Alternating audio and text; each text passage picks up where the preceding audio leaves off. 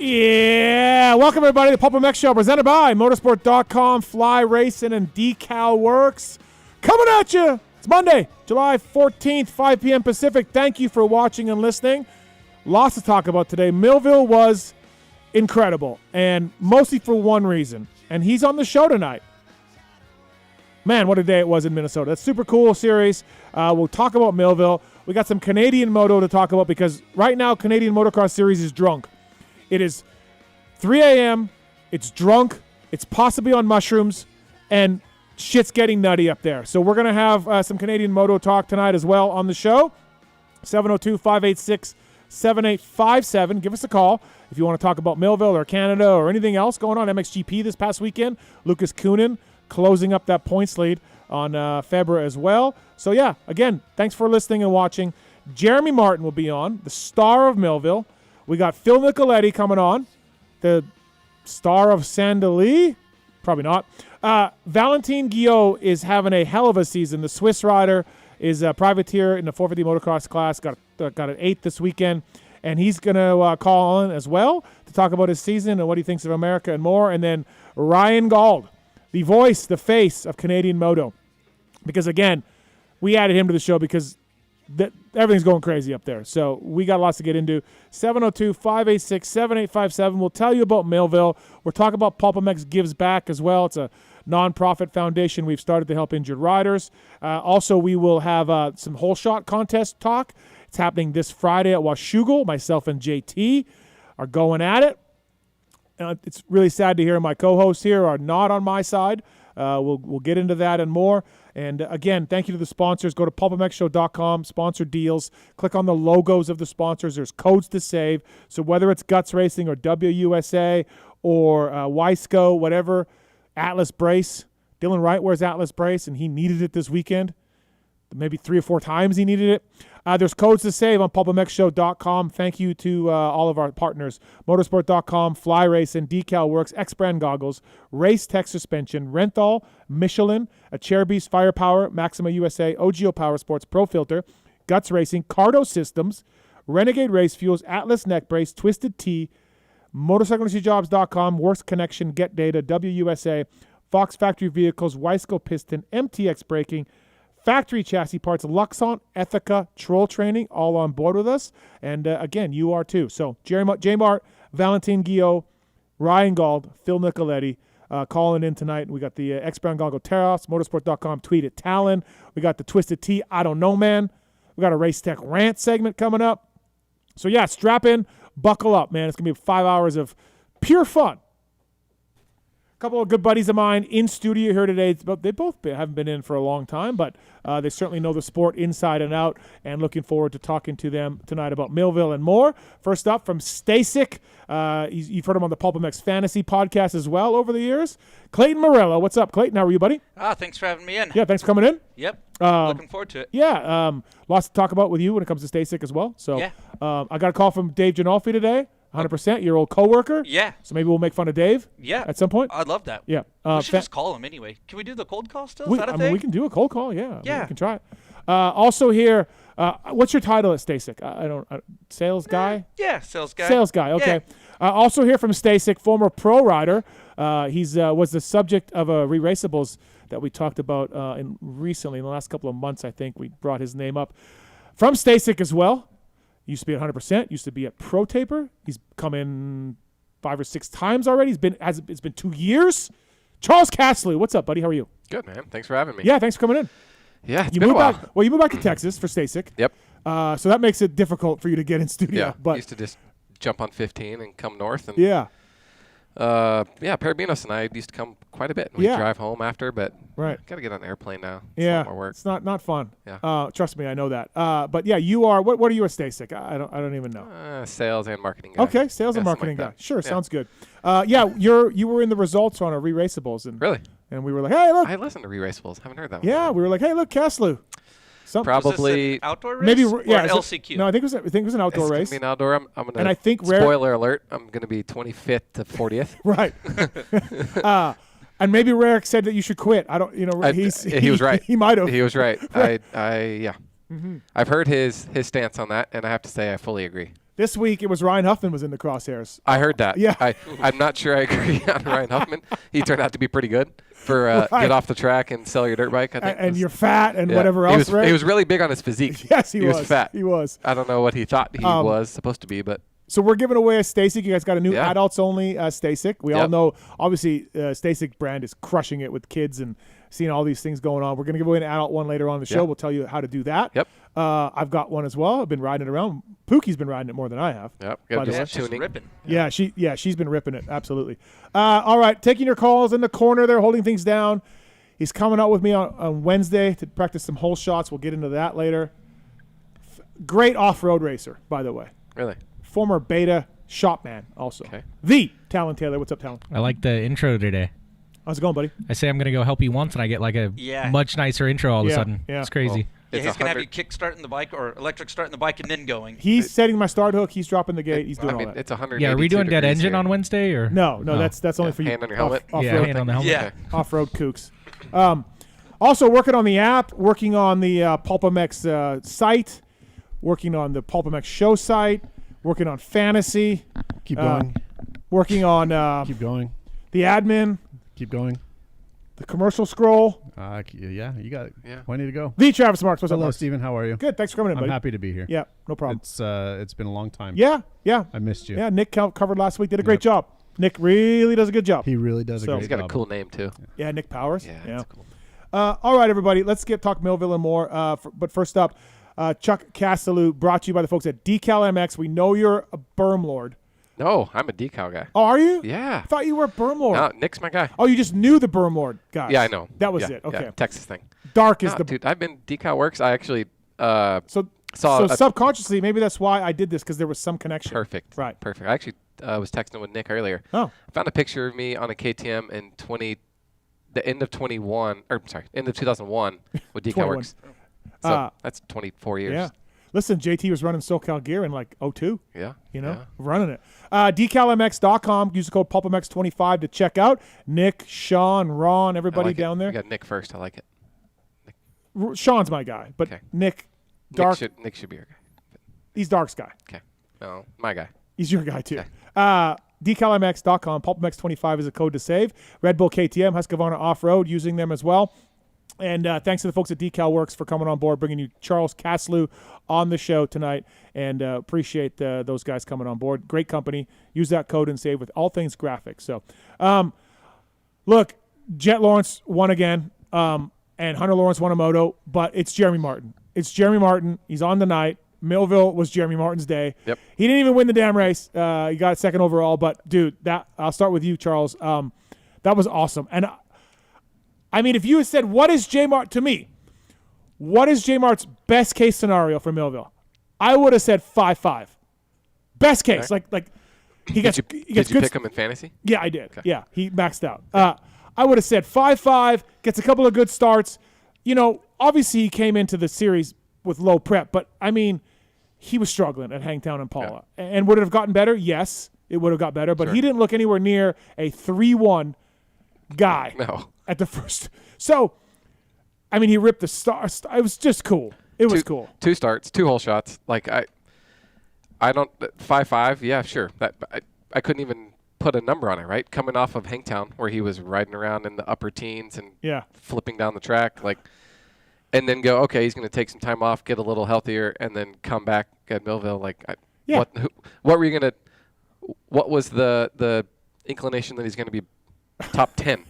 Much less winning motos. I mean, you're just like, he loves Millville. He's good there. Sure. You know, but. And I would have a whole shot, sure, maybe get a whole shot, and he leads a lap, and then he fades back to 9th or something, or 7th, whatever. But man, we were talking downstairs. I've seen a lot of cool stuff in my day, just at watching races. Ricky lapping the field and whatever. Pastrana double back flipping X Games, all these different things that have been around on motorcycles. Watching the second moto with JMR winning, I was like, I had goosebumps. Yeah, it was unbelievable. Yeah, I'm like, this is the most fairy tale of fairy tale endings that could happen. It's up there. It's yeah, totally up and there. out of nowhere too is what made it so interesting and remarkable, right? It was awesome. It was great. And like Weege brought up a good point on our review show, like, you know, obviously with Aiden Zing's passing, and we've had so many horrible things kind of happen. Jerry Robin, right? Our sport sometimes is brutal. Sometimes it just kicks you right in the balls. Yeah. And you're like, because it is dangerous. It's really dangerous to ride a motorcycle through the air and at these speeds. And then you see something like that, and you're like, okay, like, I don't know. It just gives you a little bit of – Weech brought up a good point. I hate to give the guy credit, but he gave a good point. It was just something else. Like that ride, like we're talking about, 5.5, like absolute tops. And honestly, I would have thought you're high at that. Yeah. Just because of everything we saw at Paula Hangtown. Yeah. And so I was even thinking when I was going to pick fantasy was, maybe he goes 6-7, maybe, and then he's going to go 12-13, just don't get hurt and have a good time and ride out into the sunset and be good. Yeah. I mean, even his third overall in qualifying, I'm like, big deal. One lap. One lap. He threw a heater down. Great. I mean, it's awesome, but I'm like, if you had said, hey, he's got third quickest time, he's not getting third in the moto. Right. Even after he whole shot and led for a bit, I was like, oh, that's super cool. Great. Put that on the board. Whole shot. That was really cool memory. He's going to let these guys go because he doesn't want to crash and get hurt. Yeah. He's going to just slot in somewhere back behind the Triumph guys and call it good. But and then, dude, like Shimoda's rib brake goes out. Shimoda passes him in Moto 2. Yep. His rib brake goes out. He hung in there after he passed him, too. He did. Like, he was close. Then Deegs is closing. And you're like, okay, here it comes. And then he lays down some heaters. J-Mart does. Yep. Deegs is sore and banged up and just goes, take it. Which is, I wouldn't have saw that coming 5 laps into the race. I'm like, oh, Deegs isn't going to let him have this. He's going to go get it. He doesn't crush care his about soul. Right. Exactly. Right. Exactly. But, dude, I give it to him. He laid it down and left it all out there. Yeah, it's remarkable, man. And I look, Mookie's win in Tampa was on this level. Right. I think that those are the two coolest things that we've seen this year. Forgot about that. I mean, we still got SMX coming up. We got rest of the Nationals, but it's going to be hard to beat those two things. But even with like Mookie's win, like he's been racing, he's in shape, he's running good. J-Mart was not doing that, right? Like if you would have told me what's going to happen, J-Mart win a moto or Mookie win a race, I would have said Mookie's going to win a race, for sure. right? Yeah, it's cool. And I know it's his home track and everything, but it was just so much more than that. Yeah. He's gotten beat there before. I know it's his fifth or sixth win there, Yeah. but Ferrandis gave him hell there one year. Like he is. Yeah, he's good there. He's not Don't get me wrong. untouchable there. No. He's not Cooper untouchable. Webb, I think, beat him in a moto. Like, they went 2-1 or 1-2. Exactly. Or He's not untouchable there. And so, did having So- home knowledge help him out? Of course. There's- But 3-1 help out? Yeah. Come on, that's a fairy tale ride. That was awesome. There's no chance Bobby Reagan's. Come on, boy. I know. Let's just keep this. Yeah, Let's keep the it's on keep my the bike list. on the truck. It's on my list of questions. Yeah. Are we going to Washougal? Automatic escalator in his contract. That's hey, by the way, sorry, you got to show up next week. It says right here. Yeah. I would love him to just ride off into the sunset, but I'm also kind of like, hell no, go in and stir some things up. I think that's it for him. But man, what a day! That's awesome. Family and friends and the air horns, and totally. I mean, it was it was so cool to see J-Mart do It that. really is gnarly how he can compartmentalize all those emotions and all that stuff. Like he was tearing up a little bit in the interview before the second moto, I think. To be able to bottle that up and go execute the start, whether he knew when it was getting dropping or not, whatever. Is this your I don't know, man? I don't know. Twisted Tea, I don't know, man? I don't know. Wow. But either way, all that aside, all joking aside, to be able to bottle up his whole lifetime and career of building up to this retirement moment and go execute the start and then execute 30 minutes plus 2 laps is it's unbelievable. It's really. so awesome. It's so cool. I mean, he got second overall. Deke still won, but what a day for J-Mart and the Star guys and the red and white bikes looked really sweet. I love that look. Thor fucked up though. Why did they put him in blue and black gear? I don't know. Anyways, Call somebody. I don't think Thor knew that they were doing red and white. Maybe I have no idea. What a day though. That was awesome to see. And J-Mart's calling in, and we'll put him and Phil on the line at the same time as well. So I know Phil was pretty emotional about it in some group text as well. So, Hunter Lawrence wins a moto, becomes only the third guy to win a moto. Eli, of course, Jet and Hunter. Hunter wins that moto. Jet makes a mistake again first lap, and can't get all the way back up. He did it at Redbud, but I mean Hunter Lawrence, Clayton. Yeah, great. He rode super good, and I know they went over it religiously on the broadcast, but his bike looked good, and he was fast. Yeah. He was just fast. It's got to feel good for Hunter. His record's phenomenal in 450 motocross, but the wins aren't really there, right? No overalls, and then he's got I think he won a moto last year, maybe 2, but yeah. You know what it kind of reminds me of is Justin Cooper in the 250 class, 250 motocross. He was always on the podium, always up front, just wasn't getting wins along the way. Yep. And Hunter, I know it probably sucks to some extent that it's his little brother beating him, but dude, he's crushing everybody else. He's killing it. Like, so one of my questions I have, and we'll talk about Jed a little bit, but Sexton comes back. He's in a good mood. He seems okay with what's going on. He's not, and he's kind of suicide watch or whatever, but dude, he got beat by 40 seconds in the second moto. Yeah. Yeah, that's a lot. That's a lot. And honestly, I expected him to come back and just beat. Honestly, I thought he was going to get second. I mean, if you told me he ran with Hunter but got close to Hunter, I'd be like, okay, cool. Yeah, but just get dropped. It's Do you think? So we're clearly seeing Hunter break away here the last few weeks, right? Mm-hmm. Chase jumps in. We'll give him. Washugo's a good track for him. Maybe this weekend he does a little better. Do you think though, after the break or even this weekend, does Chase get better enough? Not to beat Jet. I'm not going there. I'm saying to beat Hunter and or race with Hunter. Not, does he make those kind of gains? Because right now, to me, he's far off. Yeah. But I think he gets better. Right. We have the break after Washugo, and I guess it's all going to come down to how much he really cares to get better on a KTM. Right. Like he's a racer. He wants to win. He doesn't want to ride around in third place, 40 seconds down. But how much is he willing to lay it on the line and try to get the bike better and get himself better with knowing he's exiting KTM? To me, great point. But whether it's Eli or Prado, and we'll get to them, champions are champions. And I always feel like you have that chip that you're like, hey, I'm a bad dude. I've won titles.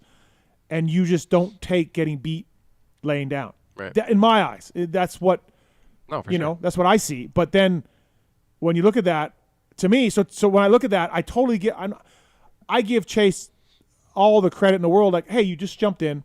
Yeah, it's going to take a bit. But if I don't see we're at Ironman after the break, the first race. If I don't see him, if he's getting beat by 40 seconds at Ironman, like, dude. Yeah, I think he gets better. Yeah. I think he does. I mean. Better enough to beat Hunter, or just he's going to close that gap down? Well, I close the gap. I think, just race with Hunter. And if you get beat, you get beat, but race with him, right? We're not even seeing that. Yeah. We're far off. Yeah. I guess I would like to see him start in front of them. Yeah. And see where that goes. Yeah. I think he felt when Jet went around him and NAP 101. Yeah. Oh, it was an awesome pass. Dude. That was, I about fell off the couch. Yeah. And what about Jet going right by Eli? I mean, up the hill. You go, AP kind of screwed him a bit. He had to go outside on there, but dude, Jet just greased that inside. Like, he just saw the opportunity and just pounced so quick on it. Yeah. Again, I'm not trying to shit on Chase here because I give him the benefit of the doubt. He just got back. But, and it's hard. Yeah. Dude, if you had told me, listen, Hunter Lawrence and Jet are going to beat him by 40 seconds, I'd be like, what? Yeah. Did he fall? Yeah. Like, huh? Like, or did he get a bad start? But, like, this one, he's up there. Close enough, anyway. Yeah, but his panic button for me is deeper in the drawer than some other guys. Oh, yeah. No, I agree. I agree. But just, I think the world of Sexton as an outdoor guy or anywhere. Same. And I'm just like, wait, he can't be sitting there being like, I'm leaving KTM. Like, You wouldn't think so. I wouldn't think because he could have just mailed it in for the rest of the year then. Or come back at SMX. Come back at SMX. Sure. Yeah. No, I agree with that. 702-586-7857. Give us a call.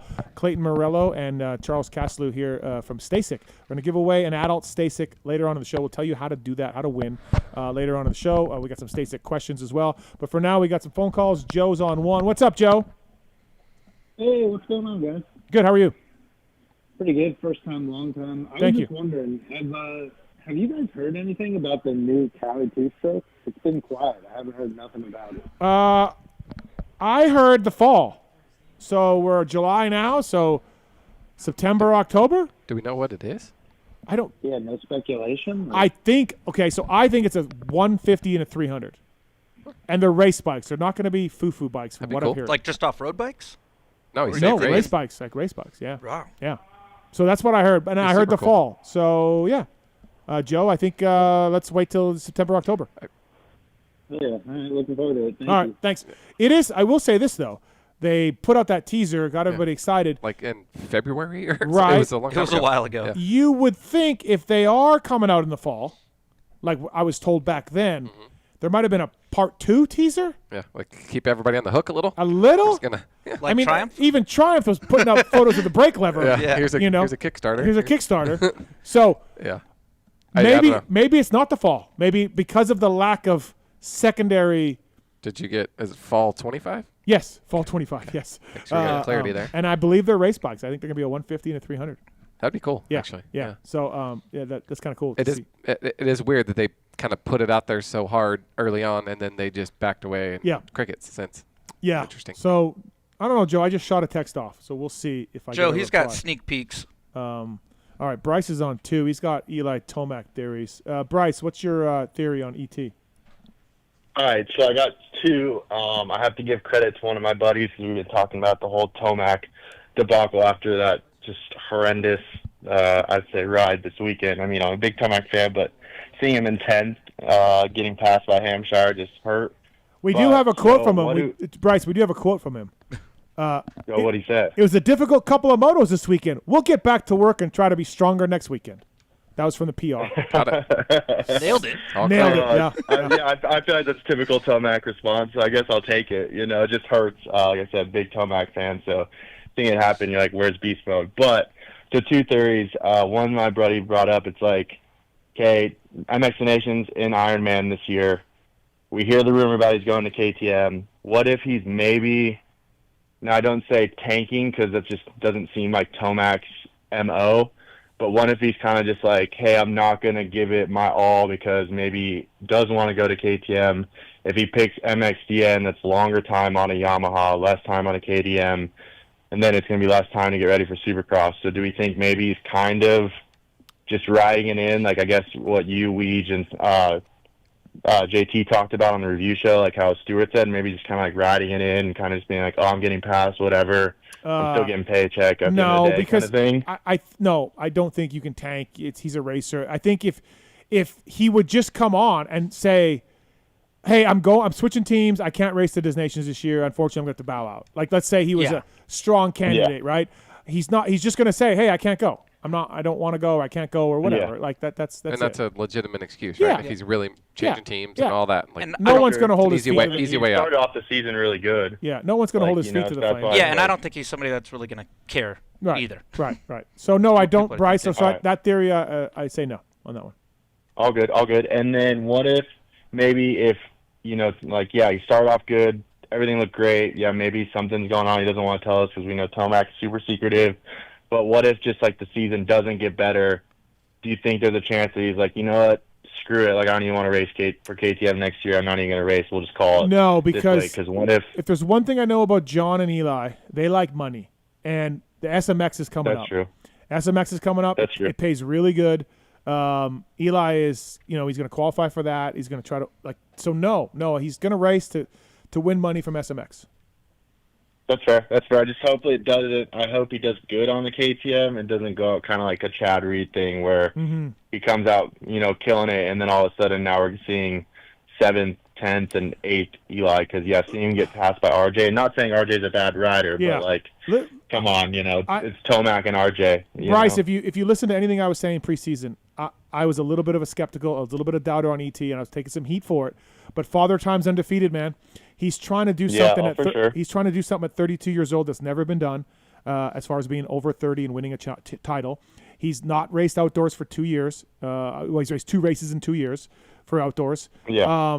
It's hard. It's hard work. He's going against a phenom. He's going against Hunter now. Honestly, what we've been seeing to me is kind of what I thought we'd see. Some great races and some races where you scratch your head. Now, did I think any races would be as bad as Millville? No, I don't. That it was not good this weekend. I don't know exactly what happened. But I just want to turn it off, honestly. Like you said, J-Mar was the highlight, and I was that's sick. And then, like me and my dad always talk about the racing, and we're just like, I was like, you watch it yet, Dad? And he's like, no. And I was like, well, you'll be excited 250, 450. You could probably just turn off. Yeah, it was. Like, I already know what it's like. It was not good. It was not good, and we'll talk about him later on in the show. But thanks, Bryce. Thanks for calling. Appreciate it. Thank you. Yeah, no problem. Thank you. Have a good night. It's definitely mystifying a little bit. We got a call about. Hey, reach behind that Twisted Tea and turn that switch on there. Here we go. Twisted. Whoa. Billy Grotto. Yeah, Billy fucking Grotto. Yeah. Twisted Tea went. So sorry, go ahead. We got J-Mark coming up, but we got a question for Stacyc from Patrick. Are we taking Stacyc questions? Sure.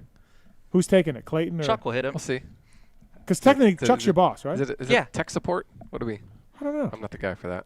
Is this tech support, Patrick, about Stacyc, or is this sales and marketing questions? It's I guess a question for my son, and buying one. Okay. So my son will be 3 in September. Yep. He's got one of the balance bikes, the balance bikes. The smallest one you guys have, are they like the speeds adjustable? Yes. Because sometimes he's really good, and other times I'm like, what are you doing? Yeah. They have 3 different speed modes, and truthfully, you can start them out without a battery in it or turn it off, and they can be used just like a Strider until they get comfortable with it, and then put the battery on, and you can put it in red mode, which is the slowest mode. And truthfully, man, it goes just fast enough to keep them on 2 wheels. So you can just run right next to them and keep them from falling over and pick them up when they fall. And if your kid's already doing like the Strider bike, I didn't hear what type of bike he had now or whatever, and he can kick this one around and get comfortable on it. I've been doing a couple demos with the team that we have here and teaching kids that have never even ridden a bike before and teaching them at 3 years old that are actually doing the throttle and getting all the way around. So there's three modes. So once they master the red, there's still yellow and green to get Pookie hasn't mastered 2 or 3 on the adult one yet. I heard one is good. So do you have any advice for her to master 2? No, we need to get out there and work with her a little bit. Right. Yeah, I'm gonna do some demos with her on the break. We'll work on that. Yeah. So can I avoid training wheels on a dirt bike then? If go down this road. If you, that's what I wanted to do. Yeah, training wheel. My personal feeling, training wheels do probably more harm than good, because they get so used to just leaning over onto and trusting the training wheel to keep them up. I can't make promises, but man, the case studies we have of kids at 3 years old getting on 12-inch Stacycs and then jumping on a PW in a couple years or a year down the road, dude, they have the balance developed so quick and the throttle control that you're not going to need training wheels. Awesome. Thank you, guys. Yeah. Yep. All right. Thanks, man. Appreciate it. Stacyc, Stacyc.com? Yeah, Stacyc.com. Okay. Just checking. All right. J-Mart coming up here right away here. By the way, thank you to the folks at Ethica. PulpMX 20 is the code to save at Ethica. Please check it out. They are, since the inception of the brand, Ethica and its team have been determined to live life, innovate, and work hard while staying true to the biggest asset. They offer premium brand experience, quality products. Love Ethica. I don't know if I like the underwear, the socks, or the hoodie the most, but they're all amazing. Undershirts are good too. Ethica.com, PulpMX 20, the code to save with those guys. Thank you to them for coming on board. Did you get your hoodie back? Yeah, where are we at on that? Kellen's got it. Okay. Yeah, Kellen's got it. He's going to bring it to Washougal this weekend, I hope. I'm glad. We got another Stacyc. Here we go. I'm not turning this into a fucking Stacyc hour. No, this is not Stacyc hour. Okay. This is Millville Canadian. J-Mart. This is J-Mart. Canadian hour. All right. Go ahead, Mike. Yeah, is this Stacyc Corner? Yeah, exactly. Stacyc Corner. Yeah. Stacyc Corner. Stacyc Corner. Hey, I just heard that guy with a question about having a 3-year-old and if a Stacyc's the right move or not. I have a 2-year-old who started riding his Strider right at 12 months. And then at about 18 months, we split him onto a Stacyc. I cannot preach those things enough, man. Those things are sweet. They're such a good teaching tool for a kid. And the great thing about it, like that I found, is it's electric, so the motor is completely silent. So your kid can still hear you with the helmet on. You can talk to him. Like, I have a 2-year-old kid that is standing up before he enters a corner. He sits down, the whole 9 yards. And it's just because I can communicate with him calmly.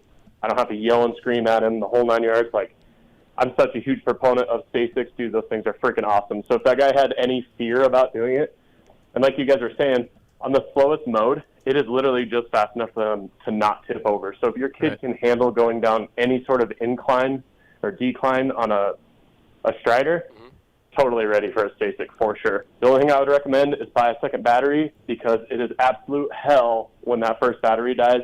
Yep. And you have to explain to them that it has to charge. But other than that, dude, just tell him. You say, hey, kid, he's got to charge. Sorry, man. Like, just tell him. You tell that to a 2-year-old. Parenting advice from Steve. Yeah, man. Listen, I tell Augie all the time. Listen, Augie, there's no more turkey. That's it. Sorry. Yeah. Yeah. Well, appreciate the call. Thank you. What was this caller's name? It was Michael. My name's Mike. Okay, Mike. I just want to remember at the end of the show for best caller of the night. Okay. Right. All right. Sounds good. Mike. Dude. Thanks, Mike. We appreciate it. Thank you, man. Thanks, Mike. Later, boys. Have a good night. All right, appreciate it. Thank you. Firepowerparts.com. Dean Wilson using Firepower Parts. PulpMX guys using Firepower Parts, chains, batteries, all of it. Loading ramps, stands. Great company. Firepowerparts.com. By the way, are you riding at all anymore? I rode. Like, No, not really. I rode about 2 months ago, maybe. Oh, yeah? Yeah, but that was the first time this year. We just rode once for 2 months ago? Yeah, it's hot. What about Riley? Is she riding? Yeah, she actually raced the other night on the pit bike with the kids. Okay. But no, not really. Man, I coach a football team. I got kid playing select baseball. I've got daughter in softball and cheerleading. Dude, there's no time to ride, really. Running a company. Yeah. Dude, yeah. I need to. I need to. It just, you pack up a family of 4. My wife rides 2. We go to the track. I unload all the bikes and all the gear bags and get everybody's bikes gassed up and tire pressure, and they go ride and they come back, and now it's my time, and I've been there for 2 hours, and it's a lot of work, man. All right. Yeah. Okay. I need to. So I'm riding more than you is what you're getting at, which is really sad. Yes. Yeah. Right. Yes. I feel like I would trade spots with JT and have a similar outcome idea, to the whole shot challenge. Okay. All right. If I'm being honest. All right, everybody. Let's welcome our first guest of the night, brought to you by OGO Power Sports. Pulp15 is the code to save with OGO, whether it's carry-on bags, backpacks, or gear bags. Please check them out, OGO Power Sports, and use the code Pulp15 to save on anything travel bag related. Great company, great guys. And this man on the line also uses OGO. And what a story it was. National champion Jeremy Martin. What's up, J Mart? How are you, buddy? Hey, PulpMX crew, what are you doing? Dude, what a day. Yeah. Give you a standing ovation in the studio. Yeah. Oh, dude, you ain't kidding, man. I had my buddy Briar come from, he owns 180 Decals. Yeah. And we vlogged it, and I was talking to Alex in the morning. He's ripping the track, and he's like, dude, Jerma, just enjoy the day. And I was like, Al, if I go 15-15, that's a win. Yeah. Yeah. Dude. You know? And then look at 3-1. Holy shit. Are we going to Washougal? Are we loading up? What are we doing? Dude, we're locked up tight, man. We're done. We take the bikes away from them. Yeah. Man, what a day. Like, it's just, I mean, I'm sure you've heard your text messages have been blowing up, media stuff. It was so cool, dude. It was amazing. Like, in your wildest dreams, did you think you could go 3-1? No, I mean, hell no, dude. Like, you know, like I was, obviously the crash at Hangtown, the results at the first 2 didn't go good. I was struggling with, like, you know, still being kind of a little bit, you know, tweaked up from Hangtown, too, to be honest. Like, my back was still kind of bothers me a little bit, and my neck. So, I had 5 days on the bike. After Southwick, I flew down, and, you know, we found some good settings. We went back to what I last won with the Star team on. And, dude, I'm not going to lie, I had a really good day on Tuesday before I flew back to Minnesota. And I was like, man, if I ride like that, there's no reason to why I shouldn't be able to at least be a top 5 guy. But we all know you got to show up on race day, right? Yeah. So Tuesday was good. Tuesday you were like, oh, yeah. Like. Yep, Tuesday was really good. I had Brad give me a couple options for start maps, and I said, Brad, my technique's not polished on the start. I need something that's going to be like I go to the line, the jitters and everything. I basically want something that I know that I just got to focus on the clutch engagement, and like it's going to be easy for me. Yep. And, you know, he probably gave me 4 or 5 different maps to try, and dude, I nailed it. And then I did starts with the boys Tuesday morning. I got almost every whole shot, and I was like, all right, I'm already in a better position now than I ever was for Paul. Nice. Yeah, that was, what a day. So Wygant says something about your old shock spring. You took off your title bike? Yeah, so we, you know, I remember like kind of trying to dig up some old settings, and I looked at I've always kind of journaled throughout my career of like, you know, settings and whatnot, and I was able to find that, or I got some help on that, and then I ran a 4.8 shock spring back in the day, which is super light, and I really liked it. And they had one at Star, but they didn't have the length that I used to run. Oh, okay. And they couldn't get it in time, and I was like, well, shoot, I ran press day, and I'm like, dude, the bike's good, but I know I can make it better. And then I talked to Will about it, and Jake, the suspension guy, and I literally went back, grabbed my tools, took the championship shock off the championship bike, texted a picture to Will, and I said, winners find ways. That's funny. I had my mechanic go do it. I went, took my shock off. Yeah. Because I was saying to Wygant when he told me that, I'm like, wait. And actually, to be honest, I just said a 4.8, but that's amazing that I actually guessed the right weight. I used a 4.8 as an example. But I said, wait, Wygant, they don't have a 4.8 spring? Like, no one has 4.8 springs? But, yeah. The wrong length. Yeah. Crazy. So, second moto, you grab the lead back from Joe, and Deeg starts catching you a little bit. And then you're just like, nope, not today, or like you put some heaters down because you got a little lower on your lap times. But do you remember thinking about like, okay, it's go time? Yeah. I remember like when Joe went off the track because he lost his rear brake, right? Yep. And then. Obviously, I was like, well, this is my opportunity, right? And then 1 lap went by, 2 lap went by, 3 lap, and I'm like, dude, I'm leading quite a bit here. We're getting deep into this race. Right. Yeah, because you had a lot of time left. Yeah. Yeah, and I'm like, and then I was like looking around, I'm like, where's second? I could see the board was kind of coming out. I'm like, someone's close. And then I saw it was Duff. And I'm like, dude, I'll bleed for this shit.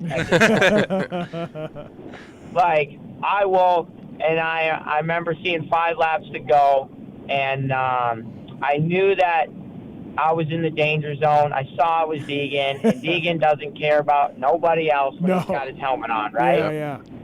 And I was like, dude, I'll go toe-to-toe. Damn. And I knew he'd put in a surge, and I obviously was able to drop my time, and I knew that if I could drop it, while I knew he was trying to sprint at me, I could maybe break him. Mm-hmm. Dude, and you only had 5 times on the bike coming in, right? And how was your fitness? If you had to respond at that point in the race with Deegan, dropping the hammer and you having to break him, like how do you have that race fitness built up? We know you're a hammerhead on a mountain bike, but how do you have that ability to dig that deep in the moto at that point? Well, I mean, I guess in a sense I kind of have a gift, but also like when you're in the hurt locker, right? Like I think of like Leadville, right? Like that's a 100-mile mountain bike race, almost at like 10,000 feet. And like I thought about it when I was racing. It's like I was in that hurt locker for 7 hours. You're like, I can do 7 laps. I can do another 12 minutes. I'm like, man, I'm hurting pretty bad. Like, I feel like I'm in hour 6, right now. But you have 5 laps. This is the end of your career, and you can say you went out winning. Just, got it. You know what I mean? Like, you just talk to yourself. Yeah, you look at it, something like Leadville, and it's so physically demanding, and like you said, you're in the hurt locker for so long. But if it goes bad, you just get past or you go backwards. And on a dirt bike, and at the 25-minute mark, if it goes bad, you're rolling up the windows on a big jump or swapping coming down a hill. Like going down a 500-foot hill. Yeah, the ability to stay locked in and just mind over matter, right? You just worked your way through it and figured it out. It's super impressive, man. Yeah, and I think, too, like that right there, being able to, like, not many people have beat Deegan, kind of. Like, obviously, I was in a better position. I got the whole shot, but he had a decent start, but not as good as me. But not many people have been able to beat him this year. Right. No. That's why we're going to Washougal, right? Yeah. Yeah. So, like, I'm interested a little bit, J-Mar. How much of this, in your eyes, like, you're a great rider. We know the season didn't go well. How much of this was, fuck, it's my last one ever. What do I got to lose? And then also, how much of it was, I love Millville. I know every bump and line around this place. I know I can do good. Like, was there a sense, because look, when you went into Paula, it's like, hey, I'm coming back. How can I do? I'm here for the whole season. Let's see how this goes and blah, blah, blah. This, in effect, had no pressure, and it was your last one ever. So there's that mental side. And then there's the mental side of, like, I love Millville. I know it all. Like, what would you say was the greater reason on why you did this? I think, if anything, I felt like I was kind of really fighting, like, the inner demons of, like, dealing with the injuries. Mm-hmm. In the beginning of the season, I've always gotten hurt the last 2 or 3 years of my career, right? So that was tough. I was on a completely different setting at Paula, and then we got to a different setting for Hangtown, but it wasn't quite what I ended up on, obviously, for Millville. And then I think I had more seat time, and I was able to just get in a better mental headspace as well, I believe, to be honest. Yeah, because I'm thinking, like, with 5 times on the bike, although it was more and better, it's not a massive difference. Yeah, it's not a massive difference from Paula. So I'm guessing, too, a little bit it was just like, fuck it, it's my last one. What can go wrong? Yeah, and I think that really had, like, that obviously helped as well. And then knowing the track, like, I mean, I've done a bazillion more laps than anyone else on that line, right? Mm-hmm. Yeah. I got a scenario. Sorry, go ahead. Yeah, go ahead. I was going to say, look, the starts help for sure. If rewind the clock, give yourself a whole shot at Paula or Hangtown, how did those go in your mind? I think I would have been in a better position, and then you're up there with those guys, and then you kind of get a better toe, right? Yeah.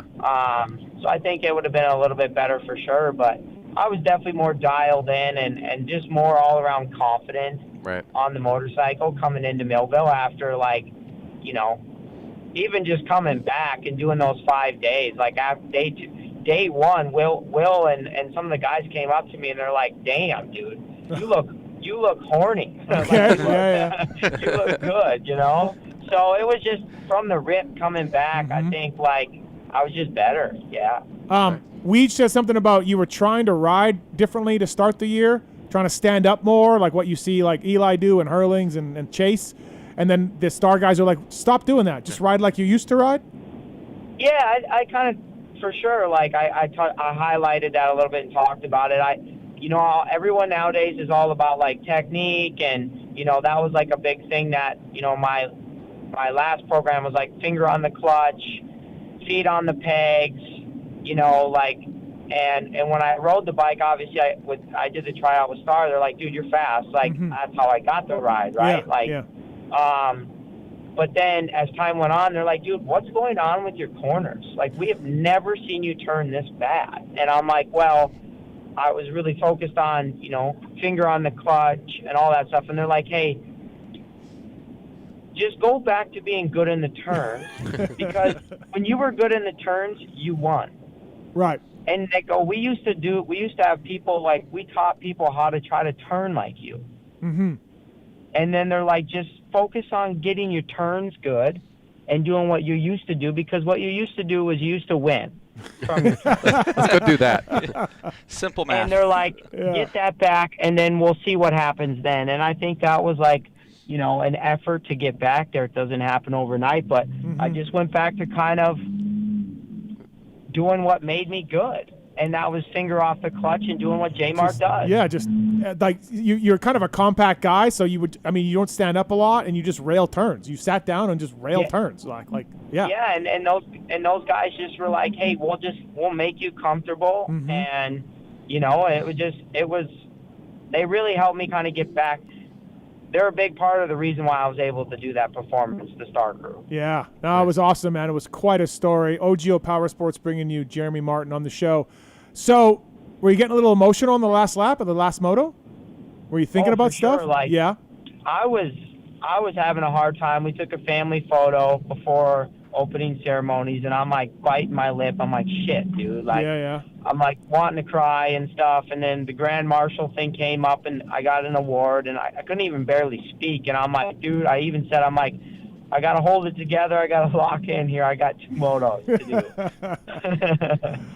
So, I was definitely in tears the last lap for sure, man. Yeah. There's no denying that. Oh, I bet. I can't even imagine. All your friends and family on a track you grew up on, and you're winning. Yes. Super cool. So after the fairy tale ending, I went back and I watched, you know, the podium again and everything, and I can't find one video without a Michelob Ultra in your hand. How was the rest of the night? Did we celebrate after? Oh yeah, dude, we got deep. You deserve it. Were you hurting more from the alcohol or the race on Monday or on Sunday? I think it was definitely both. You know, I got pretty tuned up. And then I'll say this, I got in my R8 in my yard, and I was doing donuts in the grass. Yeah, nice. Now we're talking. Dude. Well deserved. What? It was a full send. What did Bobby say? See you at Washougal. Good job. Yeah. He's like, hey, are you sure you want to be done? Yeah. And I'm like, yeah, Bob, I'm done. He's like, hey, good job. And I said, thanks for everything. And, we just we hugged it out. And, I've talked to him twice since then already. And we're just like, we're laughing. We're like, dude, how about that, Yeah, That's it was cool. it was maybe the coolest thing we've seen all year, to be honest, Jeremy. Like, just from a media fan point. Like, Malcolm's win at Tampa was awesome, and this is on another level. That I think, it's amazing. Like, I was telling these guys, I mean, I was like, man, I hope he goes like 5.5 or something. I just hope you have 2 top 10s. That's what I was thinking. Yeah. Like, and maybe a whole shot. Yeah. Just 2 top 10s. Here we go. Go out, great. And then, dude, to do that, holy shit. We got a call for you, J-Mart from Briggs. He's on line 3. Let's go. Briggs, welcome to the show. What's your question for J-Mart? So, J-Mart, hell of a career. Awesome job this past weekend. I mean, I don't think there's any words that can really describe it. You gave us a glimpse a little while back of what you're able to do in the broadcast booth, and I think that you were surprising there as well of how good you were on the TV broadcast. You're one of the dogs. Like, you're one of those guys that we know that have the grit and heart. You've worked closely with Eli. You've now had an opportunity to work close with Hayden. I guess kind of give us a peek into that. Like, what do you think of him as far as where he's at coming into his career, and what do you kind of see that doing from like your, from your technician side of having the expertise you do? Yeah, I mean, Eli's a beast, right? Like, we all call it beast mode, and then Hayden's, look what he's been able to do, and he's still a really young guy. I mean, they both have, Eli's very quiet and reserved and kind of has his own program. He sticks to himself. He doesn't really, he's got a tight crew, and Deegan's a little bit they're very good with social media, and they're pretty open and everything like that. So it's kind of cool to have. I think there's different programs and different ways that you can still win in this sport. Mm-hmm. I liked Eli wearing your shirt, by the way. That was awesome. Yeah, dude. He went and he's like, "Hey, save me a shirt," and he went down to Vice Cycle and he bought 3 T-shirts, and I was just like, "No way, that is so cool," And he wore it all day Friday, Yeah, that's awesome. Thanks, Briggs. Thanks for the call. So, actually, can I one more thing, Yeah. Jeremy? You obviously been part of the STAR program in and out for a long time, from almost the exception of its greatness of where it's at now. Can you talk a little bit about the development of that program and where it started as and to where it's at now, and just give people some insight there, because I think nobody has a better insight than you. And I'll let you guys go. Great job again, and great show, guys. Thanks, Briggs. Yeah, no, I mean, obviously, I got on the team as an amateur in 2012. I kicked ass at the Spring Nationals, and I got my first pro contract then. And the difference from 2013 to now is massive, right? Like, they were basically a satellite team at that time, and it was a carbureted. It wasn't even fuel injected. Yeah. And it was a lot smaller of an operation. It was a satellite team. And then in 2014, we got the new bike, and they were, I don't know if Yamaha was maybe a little bit kind of nervous or whatever, but remember, Purcell was like the factory 250 guy. Yep. And then, they didn't know if maybe we could get in there. And then Cooper Webb and I just all of a sudden crushed it, right? And then they got the full factory support, and they kept winning championships. And then I came back the second time. The suspension was better. The engine improved. Mm-hmm. I think the whole dynamic of the team and the resources that they had grew, right? Like, things got better. And then to come back again now, they have 2 really big shops at the Carmichael Farm or the Star facility. And, they've got a gym in there, and the technicians that they have, and the development of suspension and engines in itself is like insane. So, yeah, they'll do whatever it takes to win. They have not stopped evolving. Yeah, no, it's really cool. So J-Mart, like, you've been in studio before, talked about, trying to adjust to life after racing and how hard it is, and we saw you come back, and now it is over. What is next? I mean, you said you would do the VIP thing again in January, which is awesome. UPS, or like what is next for you, Jeremy? Bike shop. Yeah, bike shop. What's next? Yeah, well, so I was thinking about that. I mean, obviously, probably take a couple days off, and I'll probably train here again, come Wednesday. I'm probably going to go for a run. I want to do the Twin Cities Marathon in October. I'm doing the SMX VIP host gig again. I'd love to do it again next year. Yeah. We gotta dig into the family business. We gotta learn the ropes. Alex is really, really stepped up. So I'd like to get more involved with that. And I just want to be open to new opportunities. If someone wants to throw something my way, let's have a chat. Right. Yeah. You're going to be hosting VIPs in like 2 months, and you're fresh off of winning a moto. That's mind-blowing. It's pretty cool. Yeah. But it's bang for your buck at Star VIP program. I've talked to J-Mart. He likes the VIP thing. You love it, J-Mart. You think it's cool. Yeah, I think it's cool. Like, it's helped me become a more social person and kind of gotten me out of my comfort zone. And, like, I really met some amazing VIP people, and I've, like, given them a behind-the-scenes perspective and kind of get to know their story as well. And I truly enjoy it. And there's a lot of winter here in 6 months of winter, man. Yeah. I like getting out of the house. No, for sure. No, absolutely. OGO Power Sports bringing you Jeremy Martin. Before we let you go, J. Martin, let's bring on another gentleman here. He didn't quite have as successful of a weekend as you, J. Mart, but he was cheering for you. The Phil Nicoletti. What's up, Philip? Fellas, what up, two-time? What it is there, big dog? I thought I was going to have a fucking nice fairy tale day like you on Saturday yesterday, but not quite, dude. Phil, were you able to watch or you were just following live timing? No, I watched, yeah. I was going to get ready to leave, and then I'm like, fuck, maybe I'll watch it just to see Jerma do his last start, and then all of a sudden he ripped a big fat hole shot, and I'm like, well, it looks like I'm stuck here for the next 35 minutes, and then Shimoda squirreled off the track, and Jerma started leading, and I'm like, fuck, let's go. Yeah. How much were you yelling at the screen, Phil? Because I know you're moving. I was under the awning. I was screaming.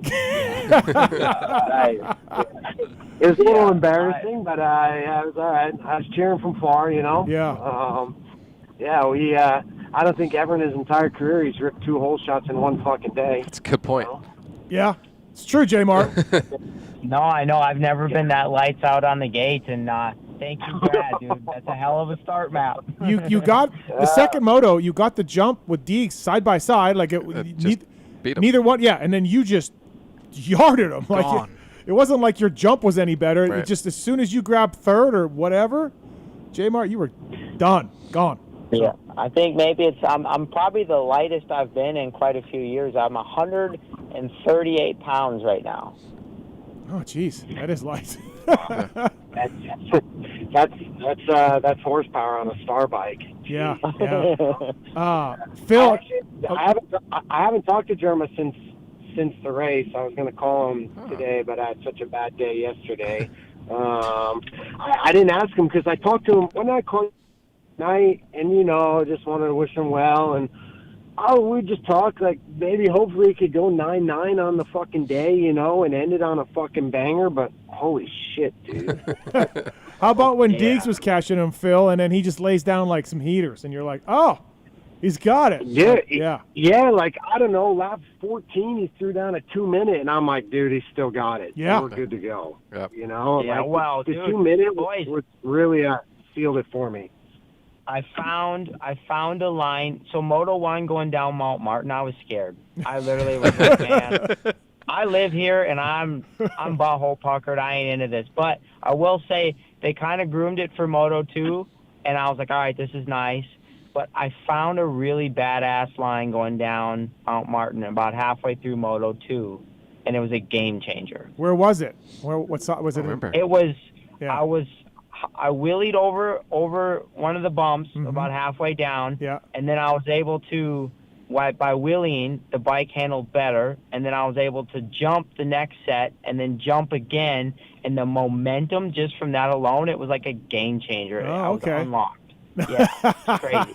Dude, I noticed going up Mount Martin, you were going way off to the right, like almost like riding on the kind of wall embankment as you were tripling up, and it was clearly you were carrying more momentum, and it was a smoother line because it kind of had kickers and ruts and whatever. But every lap I was like, oh my God, he's like riding off the side of the track. It was close. Yeah. Yeah, there were some potholes up there that were. I mean, obviously it's killing your forward momentum. So I was doing everything I could to try to keep that little Danger Boy Deegan behind me, man. I was searching every inch of that track. It worked. I go back. I was thinking when we talked before Paulo, when you got this opportunity, Jeremiah, I remember it clear as day. We talked like, could you get back to it and run that pace with Deegan and Shimoda and the top guys? Like, again, I said it before, I thought you could still be a podium guy, definitely a top 5 guy. And obviously after the first 2 rounds, everyone made fun of you, and I even got put on blast for some of the kids. You did, yep. You both got blasted hard.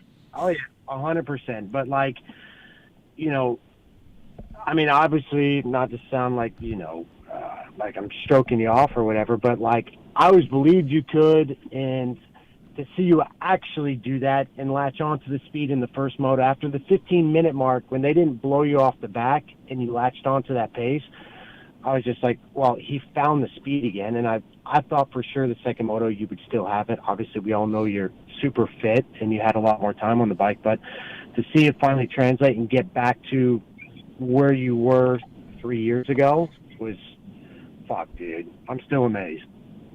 Yeah, no, I'm grateful for it too, and it's just crazy. It's a fairy tale ending for sure, and man, I couldn't even hold the tears back, and I think I made everyone else kind of get emotional. Yeah, the horns and the cheering and everything, it was nuts. It was awesome. So Phil, what should he do next? Parts counter, UPS, VIP host. What do you think, Phil? What are we doing now? Run marathons. Marathon. Yeah, he does have to check the marathon box off now, so that's for sure a must. But I don't know. Maybe most of the VIP people will know who he is because I think some of them didn't realize who he was at first. But I had some of the VIP people didn't know who he was. Yeah, I can't imagine that's going to happen. That's going to change. Yeah, the VIP is going to be lined up now. Bobby could probably get an extra $50 per guy now. Yeah. Hosted by Jeremy Martin. That's the new headline. Winner, Millville Moto 2, Yeah, here's the deal, though. Like, I've got some tough competition. Adam Ektik-Knapp is he's a host. He's a host, Like, I may not be able to have that personality, but, like, at least I can, I raced, I'm coming fresh off the track. No. Just bring the trophy. Keep it on the track. I said this, like the bar is very low for Deegs on podium stuff for just like where he gets congratulations. Like if he's just a normal human, everybody goes, "Oh, that's cool," because we know how he is and what he says. But I thought he was really cool in the broadcast towards you, J-Mart. Both motos. Very complimentary, very cool. Was he like that off the microphone too to you? Yeah, for sure. Like, I mean, he was super nice to me, and I have a ton of respect for him. Like, obviously, he's I got to train with him, and I see he's got that dog in him. Yep. And the dude wants to win, and I see it, and and I respect it. And after we finished out the second moto, I saw him. I'm headed to the press conference or whatever, and I toasted him with an ultra, and he just laughed, So it's like, it was good. It was cool to have that moment with him. The dude is he's a legend in the sport, and I was, I'm on my way out, and I can say I had a battle with him. Pretty freaking cool. I gotta say too, the track looked epic. The prep, the weather, the dirt, it looked great. I mean, maybe Mount Martin was a bit sketchy, J-Mart, but everything else looked awesome. Yeah, I thought Shane Schaefer did a really good job, and we were supposed to get a gnarly storm on Friday, and that missed us. So that was good, and the track was really, really good. You could kind of move around. There wasn't maybe quite as many ruts, but almost sometimes when it is that way, you maybe see a little bit more like maneuvering in action. And would you say that's true, Steve? Yeah, I would think so, a little bit, right? But I don't know. I thought like it was a nice touch of roughness, yet like you said, you could not get locked in, So, I thought Sand Whoops looked good too. Sand Whoops looked tough. All of it. So Millville's a great track. It's the best track on the circuit. It's awesome. Said that many times. All right, Phil, before we let J-Mark go, anything else?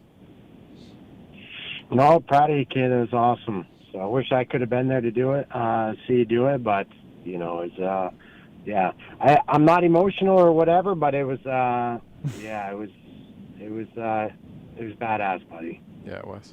All right. I appreciate that. Sounds good, J-Mark. Thanks for the time tonight, buddy. Appreciate it. Congratulations. Coolest story of the year, and we appreciate it. We'll get you back in studio maybe at some point, too, here. So. Yeah, I'd love that, boys. Keep crushing the show tonight. Keep doing what you do. Thank you, man. See you, J-Mark.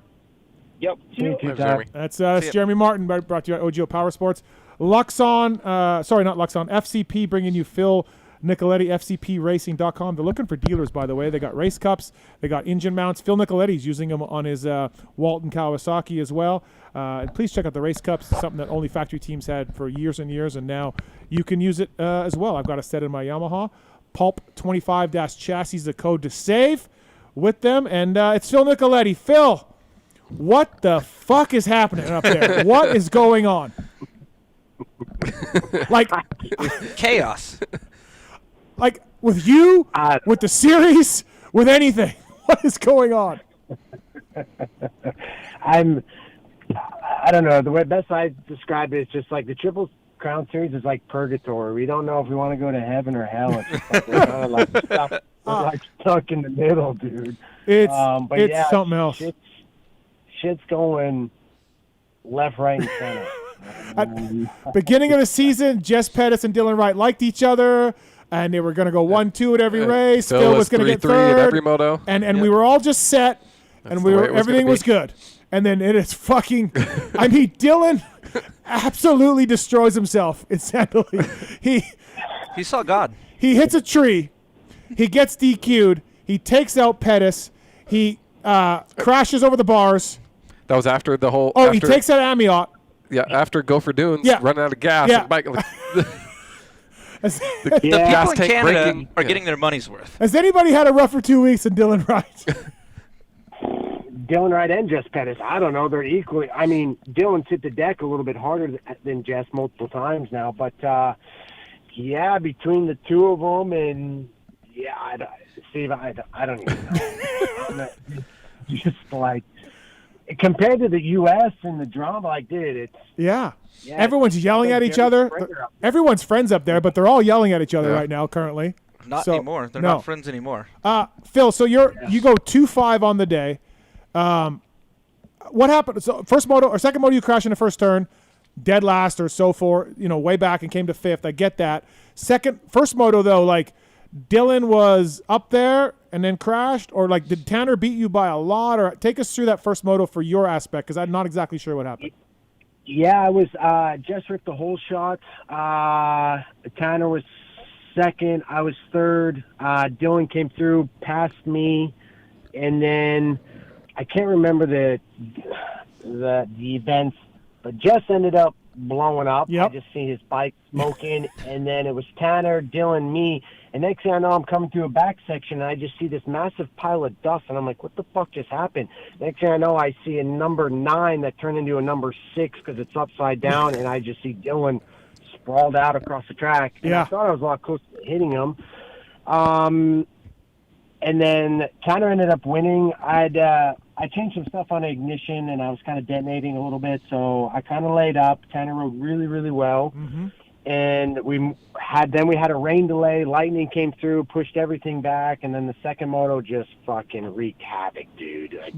I don't know. Went into the first corner. Sandley has KT's gonna hate me, but it's the worst first corner in the history of motocross. I hate that first corner. Yeah. And there's a pile up in the first or second 250 moto, pile up in the second 450 moto, and Jess was in front of me. He ended up kind of washing the front, and I tagged him, obviously completely on accident.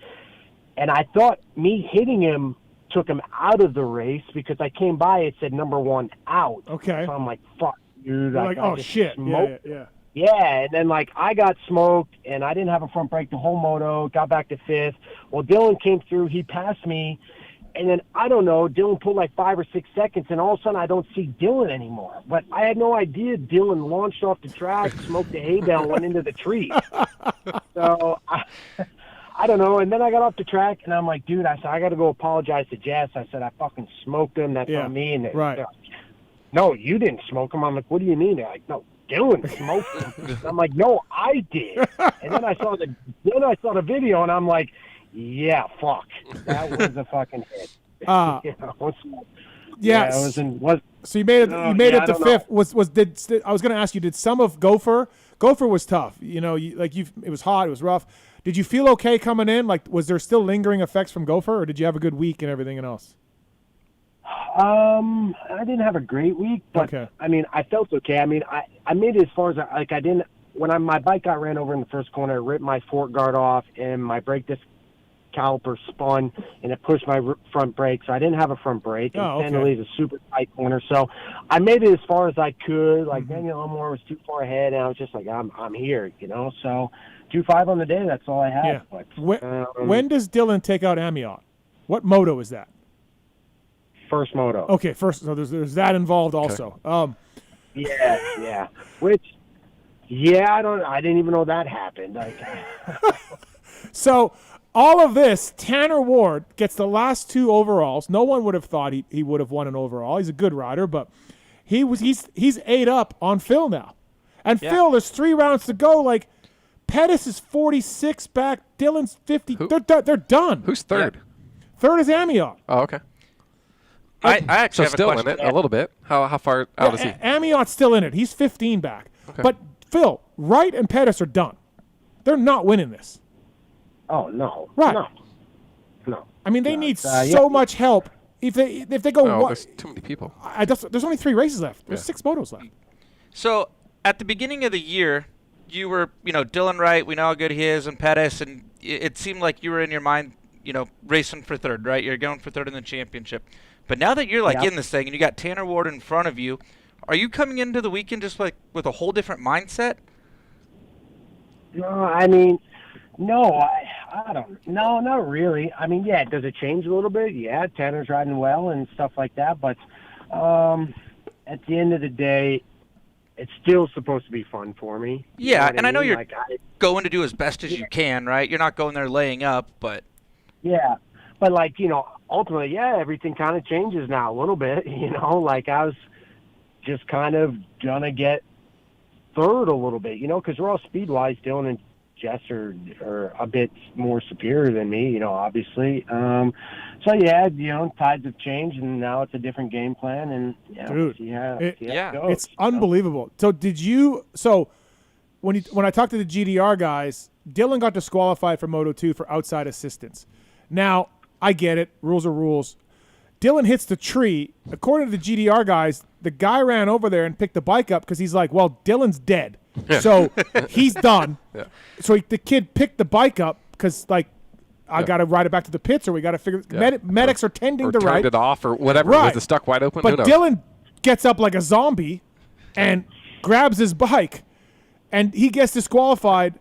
The kid didn't fix the clutch lever or something, right? No, he just picked the bike up. But I guess, Phil, rules are rules, or where do you stand on this, Phil, the disqualification? We're going to ask Gauldy later, but what are you thinking? I'm going to be Gauldy would be the one to ask, because I hear too many stories where, a ref told him he couldn't ride, but he still rode because, he was sleeping or he was concussed or whatever. Okay. You know what I mean? Yeah. And they said, no, you can't. And he got on the bike. I don't know if that's true or not, but I mean, I guess the penalty came from the outside assistance. Yeah. Not the first corner. Not the first turn. I don't know. Yeah, I don't know. I don't even know. Twisted T, I don't know, man, segment. Canadian rule implementation. Yeah, I don't know. The first corner thing to me. Yeah, where are you at with that? I don't know, man. So I had a member of Gopher Dunes tell me that's 50-50. It's 50-50 fault. Listen, I do this for a job, and if Dylan was Jess and I was Dylan, I don't know how I pull that off. I'm being honest. Right.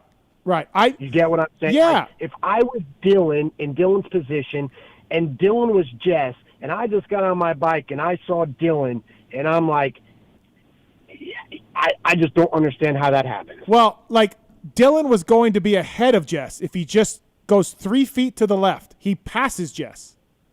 Yes, but I understand that. But at that point in time, you guys both have a DNF that day and ninth place. Like, pretty much your championship is gone. Your objective now changed completely in that first corner. Mm-hmm. You know, like Jess isn't the main object, and Dylan isn't the main object for Jess. Like, I don't know. The tides change at that point, so I don't know what that really was. I don't know either. Man. Yeah, I don't know either. But Charles, Dylan Wright had himself a hell of a weekend. Yeah, I know. But like Charles, you're a racer, okay? Well, wait, I was too, Phil. No, Phil saw you race it. Gopher. Right. Yeah, I did see you. Charles made Loretta's. Okay. If you were in Dylan's position in that first corner and Jess was in front, how do you end up just running straight into it? Do we know if he was concussed or something? Is he lingering effects? Well, the last first week? moto would have concussed him. Well, when he went over the bars. Yeah, but he. Or maybe the Gopher concussed him the week before. Maybe and 2 hits back to back. That's something. Or maybe it was Amiot. He could have got concussed then too. There's a whole reel on Gauldy's social, right, or whatever. But your point is, he was no longer the person you needed to worry about, right? Like, just get up and go is what you're trying to say. Yeah. But maybe he wasn't thinking straight at that point would be my only thought, I guess. I don't know. I mean, man, I really hope to think it wasn't intentional. Right. I really hope. But, I mean, I don't think it was. But, again, I like Dylan. And I like Jess. And I talk good about him all year. But this weekend makes me think a little weird, you know? Yeah, weren't they buddies, right? Didn't we hear that? They were riding. They were not pre-season? Friends for a long time. But then preseason they were riding. And now they became friends. Their wives are friends. They both live in Quebec. I'm thinking that's not the case now, but okay. Jess gave an interview where he was just like, I don't know what Dylan's thinking. He's an idiot. He T-boned me. Yeah. So, Ride TV app, everybody, this weekend. Canadian Moto catch the fever. Subscriptions just went up. We're in Moncton this weekend, right? Or Quebec? I think so, dude. I don't even know anything. Yeah, Moncton. Check it out on Ride TV because God knows what could happen. Yeah. Yeah, it was a very interesting weekend. 250 was just a yard sale as well. Yeah. What happened to Kilroy's second moto? I'm not sure. Maybe went down off the start or something. All right. Racine rode really well. Rempel's been riding well. So. Yep. There's dramas under the red truck, green truck, blue truck. Yeah. Okay. So I was going to ask you this, Phil. I'm going to delicately say this. Like, what happened to Walsh again? I stay in my own zone, dude. Got your own stuff to worry about. Okay, but I got my own stuff. The first moto DNF at Gopher was not the bike; it was a chain guide he got smashed into a chain guide. So, I think it was normal. And second moto he did whatever, but this moto he had 2 DNFs again. Dylan Walsh has got to be. Train is off the tracks. Yeah, the train is off the tracks. Yeah. Walsh, it's been a struggle. I mean, I think it's been. Yeah, I don't know. Like I said, I stay in my lane, Steve. I'm just trying to survive up here in purgatory myself. 8 back of Tanner Ward. And by the way, you guys didn't know this, but there was a little drama before because Phil didn't mention Tanner Ward as a preseason guy. Okay. And said he was worried about Jess and Dylan. Sure. And Tanner made a comment about I got to make him worried about me. And Phil made another comment. Yep. And here we are with Tanner Ward with 2 wins, first 2 of his career in the 450 class, and an 8-point lead on Phil. Oh, how the table has turned. Yes. I don't think it was ever like that. You know, I just said Dylan and Jess are the world class ones there. You know, which they are. Sure. You know, like I'm not like I think everyone in the world will agree with me on that. But yeah, now it's just me and Tanner. So Tanner rode good at Sand Lake. He rode good at Gopher. Like, dude, I'll give credit where credit's due. I don't, it doesn't fucking bother me. Yeah, 8 back, Phil. You can win this. You're in it. And then we got to go back next year. Yeah. No, I'm out. We're done. Phil could Tim Ferry this thing. He could really be awesome. Because I guess Jettis is Pettis is racing this weekend. I heard he was going to maybe be out with injuries, but now I checked in and he's going to race this weekend.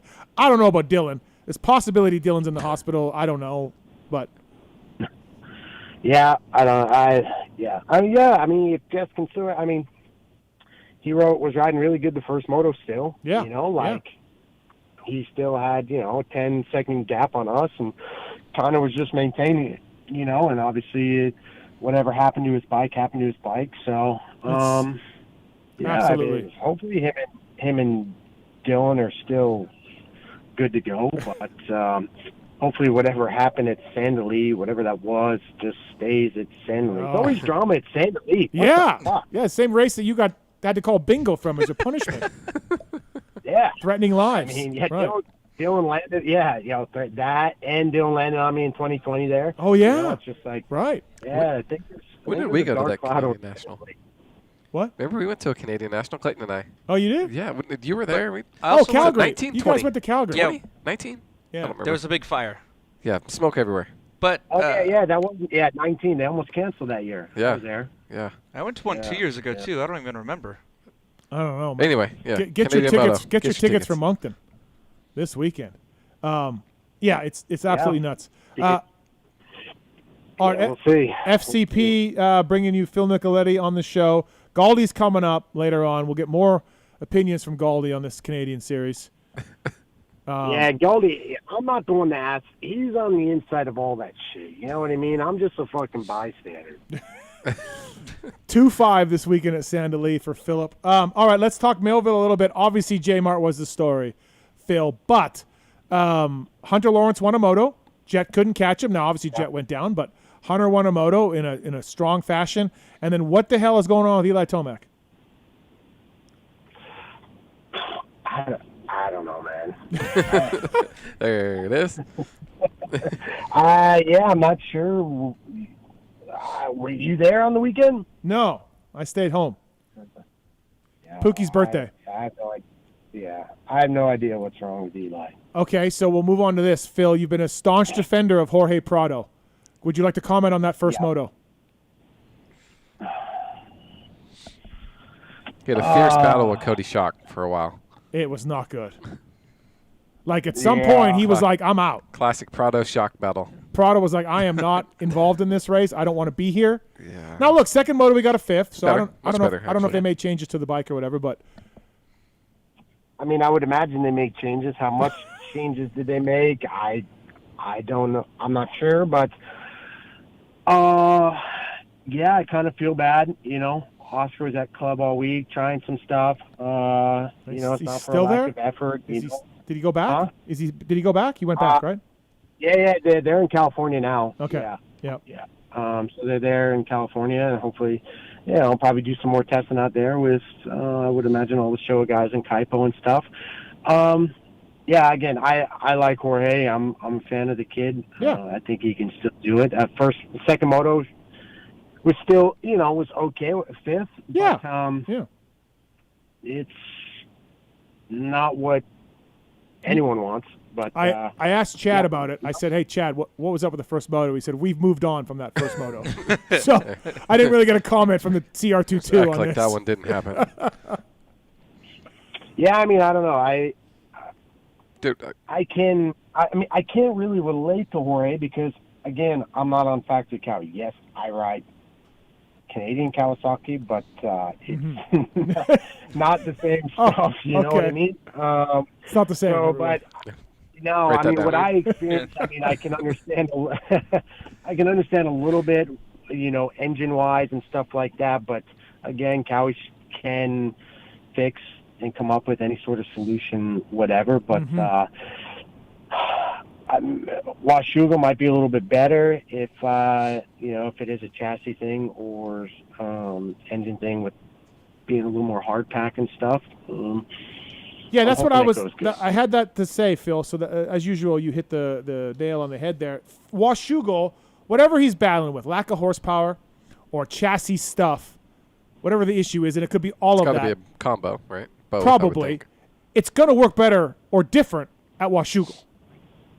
Mm-hmm. Right? Mm-hmm. Yeah, 100%. Right. You know, I mean, horsepower. And I think Cowie itself, I mean, even in Supercross, you know, that bike on hard pack slick stuff, I think works really good. I mean, Anderson at Anaheim, too, vividly, I remember how his bike was working. It was phenomenal.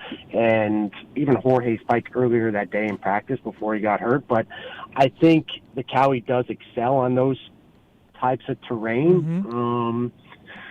So we'll see.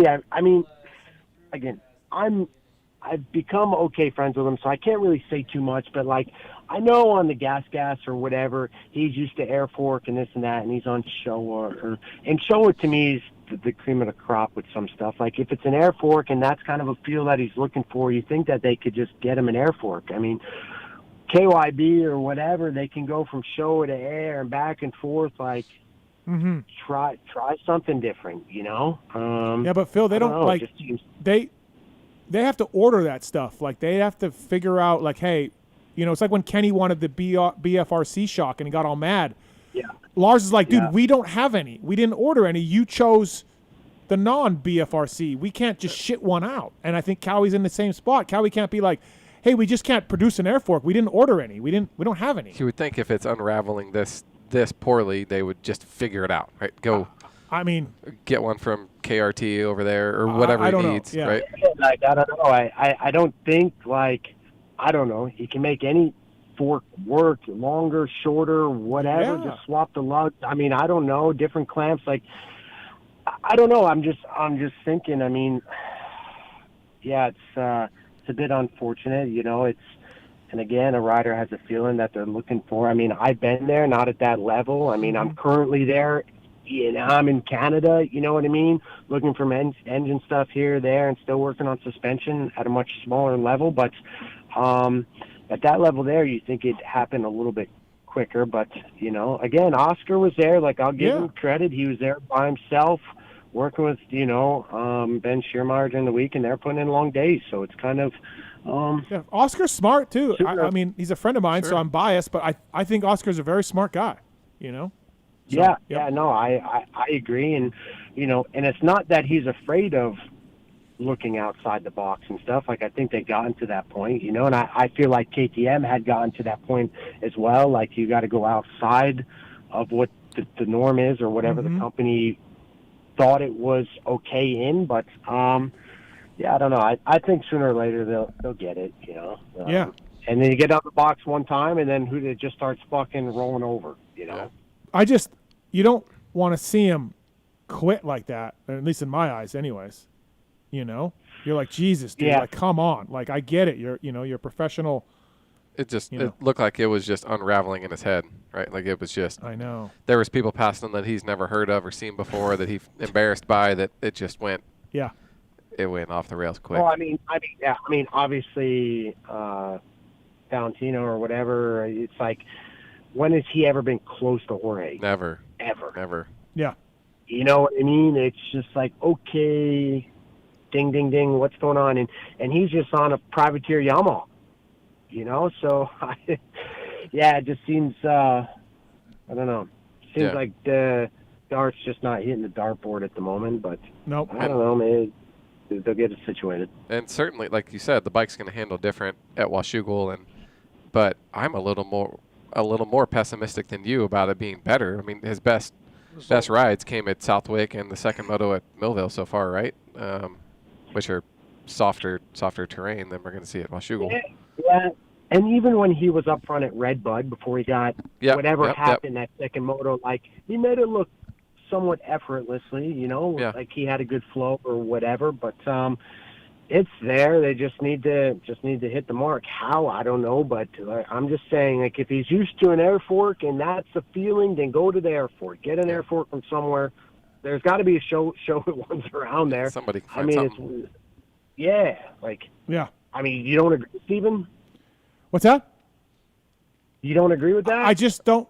I don't know. I think he's thinking more logically, like, hey, that's not what they have. They don't have a truck full of them. But I think Phil's like, Somebody get on an airplane, go to Japan. Go find build one and bring it You're here. looking at a WP air fork versus a Showa air fork. Showa hasn't run a lot of air fork stuff. We know KYB's got air fork stuff. Involved, there's a lot of politics involved. Yes, but all of that. Getting 12th isn't what he's paid to do, right? That doesn't look good for anybody. Yeah. Yeah, I don't know. We got Nash on the phone. Let's go to him. He's probably got some thoughts. Go ahead, Nash. Gentlemen, it is a delicate balance. You got a world champion that everyone knows is very, very talented and gifted, and yet at the same time, it's tenths of a percent that give each one of these guys that are gods. I mean, all of them are incredible, especially Jorge. Jorge's a dynamite, unbelievable racer. But if there's issues with the bike and he can't connect with it and he can't find that security and that confidence, it's hard. I mean, again, these guys are so gifted, so good. And I think that there would have to be some wiggle room to get their hands on something somewhere. If you've invested what you've done in that rider and you can get the confidence there, it's got to be able to be achievable. But there is bureaucracy. So yeah. It's a double-edged sword. The main reason why I was calling was, Phil, we always believed in you. Even after all the retirement parties, look at you in the catbird seat, ready to make it happen. Add another championship to your extended career, which we love. Very excited. And we all believed in you always. He's 8 back, Nash. He hasn't won any. He's 8 back, Nash. Let's calm down. Well, dude, he's gonna get on a roll, Steve. That's a. I mean, listen, I want him to win the title too. I like Tanner Ward, but I would love Phil to win this title. It'd be great for the Pulp Show. Oh my gosh, it'd be so good. It would be beautiful. And the other thing too is, I think we really need to put Phil to put some money on this incredible hole shot challenge. I think this is a phenomenal thing. Fans love it. We all love it. Well, we found out today that Clayton and Charles here are on Team JT, so we're really sad about that. Now, I'm going to go out there and I say I'm on Team Matthes. There we go. I'm not saying that. I'm saying that as a person who's enjoyed this show. Brock Tickle and Nash. Hitting the sauce early, Nash, huh? That's the team, Steve. Here's what I know. You got a former factory technician. It'll be a mind melt to that incredible Honda machine, and it'll be like osmosis, Steve. It'll be like in one of the superhero movies. You're going to get on the bike, and the bike's just going to flow into your veins, and then you're going to be able to execute the starts. I believe it. I think you're going to dial it in. Nash is the greatest mechanic? No. Nash's ideas aren't giving me a lot of confidence. I'm going to flow into the bike. Yeah, JT's a former factory rider. Factory rider? Yeah, it was factory. Husqvarna? Yes. Okay, cool, man. Five Rossi. Dude. Incredible. Castloo, the only thing good. I think would be the only thing you're going to be flowing into is into the banner, Steven, the way you started at Gopher, buddy. Do we get gate picks here? Like, do we get one on inside of each other, outside of each other? I don't know how that's working. Yeah, I don't know. Draw spoons? How are we going to do There's that? controversy going on right now because MX Sports told Wygant, hey, there's no turns. There's just a whole shot. Away. There's a whole shot line at the end of the straight. And you want to put some hay bales up there that you I don't run into know, at the but end? then JT is like, no. I want it to be the regular one, which is, you make a left. Yeah, and go then down a little. Go down a little, and then that's where the line is. So JT likes the rules. He likes rule following, and he says whole shot line must be crossed. Little controversy. And I think the rules are applauded. And I think on JT's side, the further you get from the gate to where the line is, the better for him. A turn, shifting, a little bit of braking. The longer we go, the better it looks for JT. Yeah, but it's the whole shot challenge, right? And so I think you have to go off where the whole shot line is at Washougal. And I just feel bad for JT. There's nothing to gain for him. Phil, what were you saying? All I know is I have never got so much activation off an Instagram story in my entire life from the video I posted to Steve of his start at Gopher. Yeah, it wasn't great, but what about the first moto when I whole shot? I don't know. Went missing like the Epstein files, dude. I don't know where that is. Yeah. Hey, Steve, that wasn't a factory Honda, Phil. The man wasn't on the whole shot machine. It's going to have a little more power. Phil, you were on that group text where the great Justin Brayton was giving me some tips. Yeah. It's still not. He's telling you to act like you're. JB goes, oh, yeah, keep your head over the handlebars like it's tied to the front fender. We got a lot more problems than thinking about that. That's just so you don't loop out and end up on your back. Yeah. Yeah, exactly. I think Steve's going to get real worried when he finds out how much he has to really twist the throttle and how much RPMs he has to get. Yeah. I mean, I'm sure it's a lot higher than my starts. Yeah. Hey, Steve, does it alarm you that Tim Cotter was licking his lips with a Catshire grin, like loving the promotional component, the MX Sports machine? No, they'll sell anything. Very excited. They're very excited. I'm surprised they're not trying to put me at Loretta's, and you could spend an extra $100 at Loretta's and watch you. Watch it. I love it. Phil, your money is on 100% JT. Is it a $5 bet, coffee bet, Steve? Is there anything we can entice Phil, some type of revenue stream? Well, Phil would have to bet against someone who, you, Nash. Do you want to bet Nash? Do you want to bet Nash, Phil, on this? I'll bet Phil. I'll bring him coffee at the next National Man or wherever he's at. Perfect. I'll bring him coffee. I'll take that bet. Is this a 2 out of 3? Oh, yes. Are we doing one start? 2 out of 3? No, we're doing the best out of something. Best out of 3, best out of 5, something. Do we have to rotate somebody inside, somebody outside? Sure. Yeah. Okay. We haven't. I feel like it's loose. It's loose. Yeah. Okay. I'm going to be on Hunter's bike. We have dialed that in. I'm on Hunter's bike. Okay. I do think I speak for many fans of the PulpMX show when I say, Steve, if you win, JT's life will be amazing. Oh God, yeah. You're gonna have to find a new co-host for he's race gonna, review.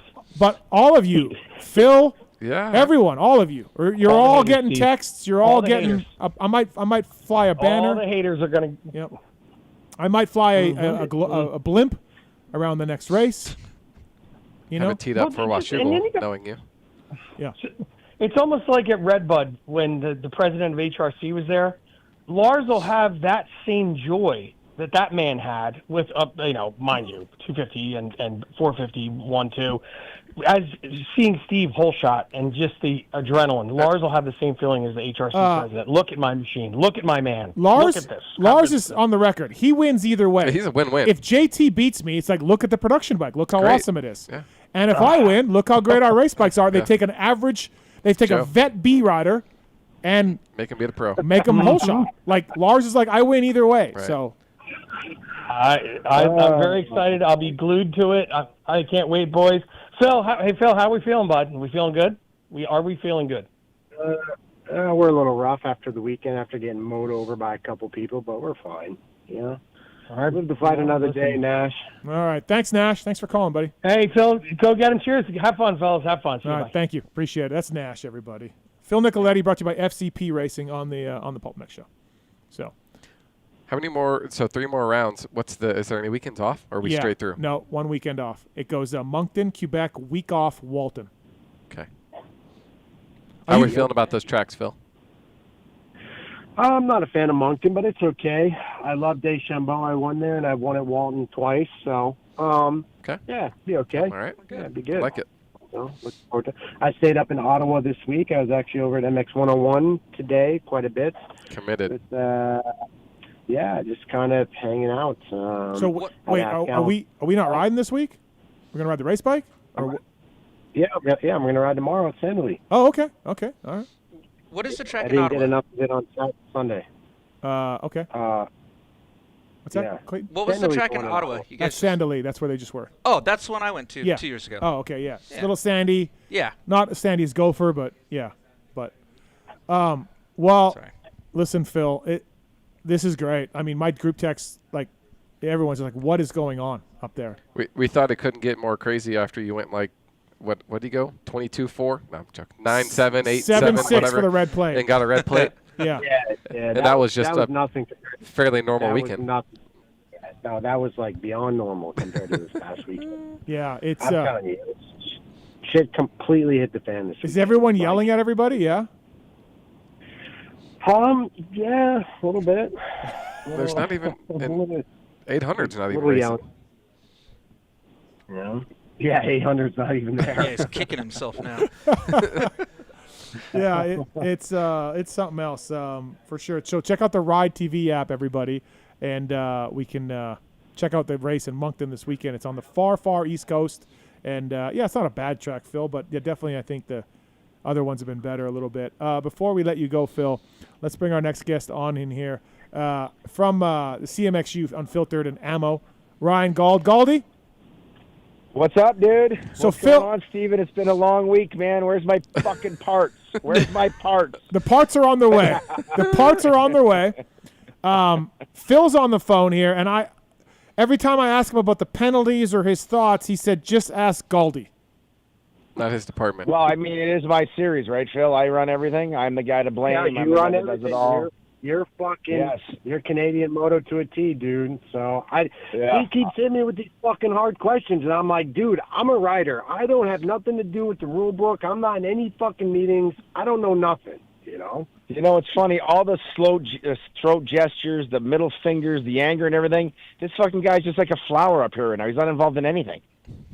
He's outside of all the garbage. All I know is if I tried to pull some of those stunts that got pulled this weekend, I would be in an Ottawa prison from Team Honda, Yamaha, even my own team would have thrown me into jail. Yeah. I would have called my friends at the border. You would have been sent home. Yeah. Yeah, but for some reason, you know, a Canadian did it to another Canadian, so just everything gets washed under the rug. But if it was a U.S. guy that did it, oh, fuck, we're in trouble. That's a good point. Yeah, that's how it goes. Point. That's how it goes. Yeah, it's Gauldy's got nothing to say, fucker. Well, you're making a good point. Yeah, you're right. I agree with you. You're right. But I will say I can't talk shit on Gauld. He did buy me dinner Saturday night with his AM money. Oh, that dude, there's a lot of that. Trust me, I was at Gopher. There's a lot of ammo money. It's the guys. I just spent some of my own money fixing my bike, man, waiting for fucking parts. Did you actually fix it? No, I didn't. It's sitting in the garage, it's just sitting in such disappointment that I lent it out again. The parts are on their way. I got the parts. I didn't even open the box. I put a label on it and sent it to you. So. Yes. I appreciate it. Really I'm waiting. replace the parts? Yeah, absolutely. Oh, fuck that. If I did that to, like, Alex, I would never fucking replace any of it. No, I got... No, well, Phil, I got the parts from Yamaha USA. So... Yeah. I didn't know. Still wouldn't. I would just like, nah, you're on your own, dude. It's your bike. A friend. Well, I might have said that if, like, another guy landed on me on his fault, but it was really 100% my fault. Like, it wasn't a racing incident at all. You know what I mean? So, yeah. 100%. Yeah, percentages. This is probably something we're going to talk about here. Percentages in what direction? Yeah. 100% all you. Right. All you. Right. So I felt like I should replace the parts. It was all on me. All right, Philip, we'll let you go. We're going to talk to Gauld about this Canadian thing. And then Philip's like 20 minutes from me right now, sitting in like a bathtub in downtown Ottawa. Yeah, just probably. Chilling. Probably. Yeah. Gauld asked me if I wanted to go on the lake today and have a couple beers. I'm like, dude, I got work to do today, dude. All I know. I did work today. Suntanned, happy dads. I went wake surfing, smashed my face. I had a bleeding nose earlier. It was fucking awesome. All I know is I got a photo today of Phil's competition helping Phil out. Like, this is the Canadian Moto. That's what it is. Right. That's what Canadian Moto is like. It's insane. Yes. But also everyone yelling at each other apparently too as well. So there was a few moments of the aggressive yelling, high-pitched voices. Yeah. Yeah. Thank you, Philip. Appreciate the time. FCP Racing. Thanks, buddy. See you, fellas. Bye. Good luck, See Phil. See ya. Good luck. All right. That's Phil Nicoletti. Gauld, have you ever seen a guy have a weekend like Dylan Wright? Have you ever seen anyone have a weekend? Couple weekends. I don't believe I have. No. I mean, maybe in some sort of comedic movie. like a Pink Panther where he falls into a sewer Anvil. or an anvil, stuff like that. Yeah, like something like that. The Wile E. Coyote type shit. Just when you think he's gonna get ahead, nope. Yeah, it was. I mean, I don't know if you watched the show or all the boys in studio. Castloo, what's up, buddy? 13 Rums, how you doing? Oh yeah, that's right. That's right. The infamous one of the greatest nights in the history of Canadian moto. The infamous Saturday night Genova dinner. Yeah, the Genova dinner. Genova dinner was great. Diggs had to pay for some of that. Actually, Genova didn't cover it all, but we had a couple dozen spiced rum and cokes. Yeah, jeez. But yeah, I don't know. This weekend, Steve, I 25 years I've been doing this announcing thing, and I've been going the track for almost 40 now, and I was fucking blown away. I was almost speechless in the TV booth. I'm just like, what is going on? There's just bombs and bikes breaking and arguments and shoving and hitting bales, hitting flaggers, and it's It's one for the books. I'm guessing that's why I'm on the show. You don't want to just talk to me about like my event at Ammo, right? No. Money and shit. So okay. I even all of that until I saw the CMX Unfiltered Instagram, I forgot about the Amiot thing, like which is really not that big of a deal. But he also was involved in that too. Just gets overshadowed. Well, so this weekend alone, there was an Elmore thing in practice. There was an Amiot thing in the first moto. There was a Lars Van Berkel thing in the second moto. Before the Pettis thing in the second moto, and then the two huge crashes, and then the melee in the pits afterward, and the winking of it's unbelievable. Like it literally is if we had like some really cool documentary type shit here, we got a Netflix show right here with one round of the series. Remember when it was Jess and Dylan were buddies and they were friends, and this was all a great rivalry? Preseason practicing. Yeah. Last freaking October, they had a Halloween party together. Yep. I have a feeling that is not going to happen this year. No. And their wives are friends. Yeah, their wives are friends. We're friends. We're friends. Yeah, I think in the were, yes. So I talked to the GDR guys today, and they told me the story of the team member who grabbed his bike just because they thought Dylan was dead because he hit a tree and a hay bale. But then like a zombie, he got up and jumped on his bike. But then Phil mentioned that the medic was like, dude, you can't ride, you were concussed. So, the penalty was for the crew member grabbing the bike, and like I get their point. Like, it was a GDR crew member? Yeah, GDR crew member. I thought it was like a flagger. No, GDR crew member. No. And he didn't mean anything by it. He just was like, Dylan's out of this one. Like, no, I know, but that whole rule, right? That remember, go back to last week. The outside assistance thing stepped in because Digger was in the mechanics area. That was sort of the warning. They got a warning, and they were on probation or whatever it was from last week. That's true. You're right. They got a warning last week for the same thing. So this led into it, and this basically is the exact same thing, but worse, because this week at the managers' meeting, they implemented one mechanic helping the rider down in the thing. And obviously in the GDR camp, they only have the 450 guy. So this mechanic was in the area or either jumped the fence going through the area, and it was McNabb's mechanic.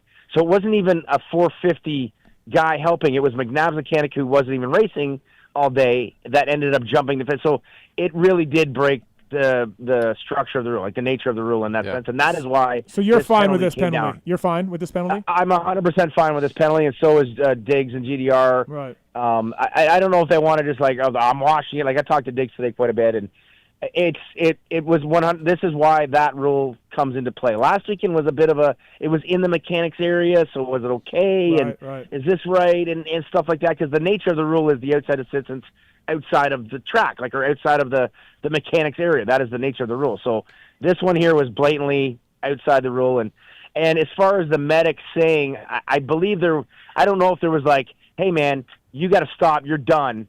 I don't know if that ever really transpired. I know my medic Ron, he's the same one that works for me at AMO. He's an absolute beauty. He's the safety above riders is always a thing, but I don't even know if he was able to get like 2 words out and Dylan even fucking heard it, or even like listened to it, or even comprehended what was going on in the moment. It was, I mean, you know, the data's sort of there. These I guess it's blackout. That's maybe a tough word, but these moments of Dylan, like he's so focused, man, and he just wants it so bad that shit just gets erased.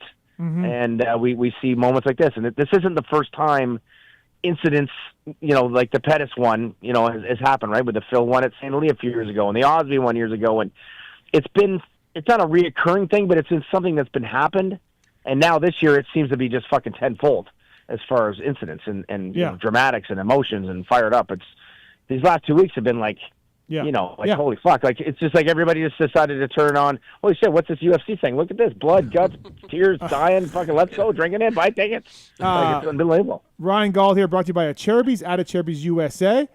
He needs a new plastic on the left side shroud after Gopher. Thanks to the folks at Acherbys for that. Acherbys is the world leader. Why, you're sending me plastic? Yeah. Oh, I didn't even know that. Wow, sweet. Yeah, nice. Pulled through the bolt when the guy landed on me. Yeah, no, the whole thing's fucked. I just wasn't sure. Yeah. We got everything covered. Okay, I wasn't sure about plastic. I knew a rad and bar mounts and bars. And I actually meant to. I meant to ask. I meant to listen to the CMXU to see how bad you trashed me. I forgot, but I didn't once actually. You know what? Okay, Last weekend I was kind of hoping you were going to do it to yourself, and it was a bit of a disappointment. Like Darkside should have been shitting on you like you shit on him, and there was none of that. I was let down last week's show for that. All right, so, sorry. Yeah. Okay. I don't know, man. Okay, so Ryan Gauld here.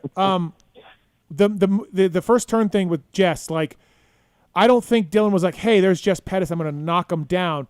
But also, like, Dylan, you got 40 feet of track, and you were going to zoom by him. Why are you going so close to his front? Oh, look what happened. Like, what? Yeah. Like, that's the blackout thing you mentioned. Yeah. Well, yeah, so there's okay. So I mentioned it, I can't remember if you were in that group text today, Steve, or nothing, but Dylan is about the most professional guy Canadian Moto has ever had, whether it's speaking about the sport, talking about like Team Canada's or putting himself out there at bike shows or kids things, all that kind of stuff. But when he puts his helmet on, so today it's sort of like, man, this guy, what a fucking great guy, such a good guy. And then you give him like, I don't know, 13 spiced rum and cokes, and it just sort of turns the switch into this sort of like, what the fuck is that guy doing? Where does that guy come from? And it's just like, when there's moments out on the track, I don't know what it is. I don't know if it's just he's so focused and so into it. I honestly don't think, in my opinion, I don't think he saw Jess. I know Noof was there and he was saying like, go, get going, let's go. And I just think he's like, fuck, I need this, I need points, I gotta go. And then boom, they fucking ran into each other. Like, I don't really think that he saw the number one or saw Jess Pettis. I think it was just ego. He wanted to get up and get going because he knew he fucked up in the first moto and he needed to go. And I truly think that's what it was. I don't believe there was like intent, but it's sure the videos do not paint that picture at all. Yeah, right? Like, no, it looks like, what are you doing? Oh my God, he just like they crash in the first turn and then he gets up and cleans out Jess. Poor Jess Pettis too, like, by the way. And you know, and I saw people today. They're like, oh, Jess looked behind him, or Dylan, he was way ahead. Why did he look back, or whatever, like kind of thing. And like, they're the last two fucking guys in the turn. Like there's three guys there. There's one guy in the middle, but like when you get up out of a first turn, you get up, you brush off your levers or, you shake your goggles and then you take another turn and then, okay, let's go, boys, turn up the wick. It was like he got on the bike and his fucking right arm just like stuck wide open. And there was just like, he shut his eyes and just like Evel Knievel'd over the falls or something kind of thing. It just is like, what? Yeah, just like you said, what the fuck was going on? But there's no intent there whatsoever. No. But anybody's going to argue different directions, and obviously it does not look good in any video. And then I hear that Kevin Tyler and Alan Brown are yelling at him, and Noof's getting yelled at, and. Yeah, it got pretty heated. There's a video. It'll probably come here soon. So Spec Moto there, Jessica was in the first turn. She videoed all this. She actually came up and asked me, should we post it? There's a bit of aggressiveness and swearing. Kevin yelled at Dylan. Noof went to Kevin to try to calm him down. Then they all calmed down. Then the race ensued. And then after the race, I guess Dylan got off the track and like rode by the MX 101 pits and had a little bit of a wink and like, what do you think of that, boys, in a sense? And Kevin, like, fucking, he blacked out, and then there was some really loud words, and, like, so I get over there. I had to get Kevin to get in a dozer to mow the track down to get my trailer out, right? The Triple Crown guys use my scoring trailer. Okay. And so I'm telling you, and with the mud, I had to get them to clear this out so my dad and my mom could take the trailer, and I go over there, and I'm like, hey, Kev, he just looks like he's kind of hanging on the MX 110. He's like, he looks like he's ready to blow, and you know him quite well, like I do, and he doesn't really get mad, right? Right. Like, he's not a very loud guy or aggressive guy. He fucking was like boiling, like it was coming out the ears, like steam out the ears, like another cartoon type thing. And I'm like, all right, everything. He's like, well, I'm not fucking happy, and I'm ready to. I want to kill somebody. I'm like really mad. And then he told me about the winking coming off the track, and I'm like, hey, man, why don't you just go get in the dozer and, like, go fix this track and kind of cool down? And then I thought to myself, Mark, he's going to get in the dozer and drive right through a semi. Kind of thing, And then, Steve, this whole other thing. Did you see the picture I posted on Twitter of the gas cans? Yeah, I saw that. So then there's who all did that. Right? Like right. I'm assuming it's just local boys. The MX 101 guys have a very passionate group of buddies around here. I think they just did that to kind of poke fun at the GDR team from last week.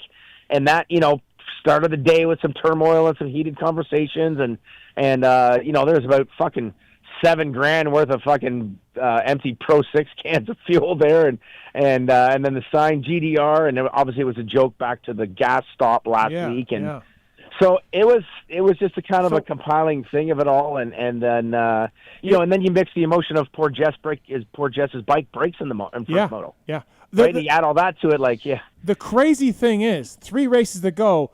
Jess Pettis and Dylan Wright, neither one of them are going to win this title. That is insane. Right. It's insane. Right. Like, yeah. Well, I mean, you can pretty much say that again right now.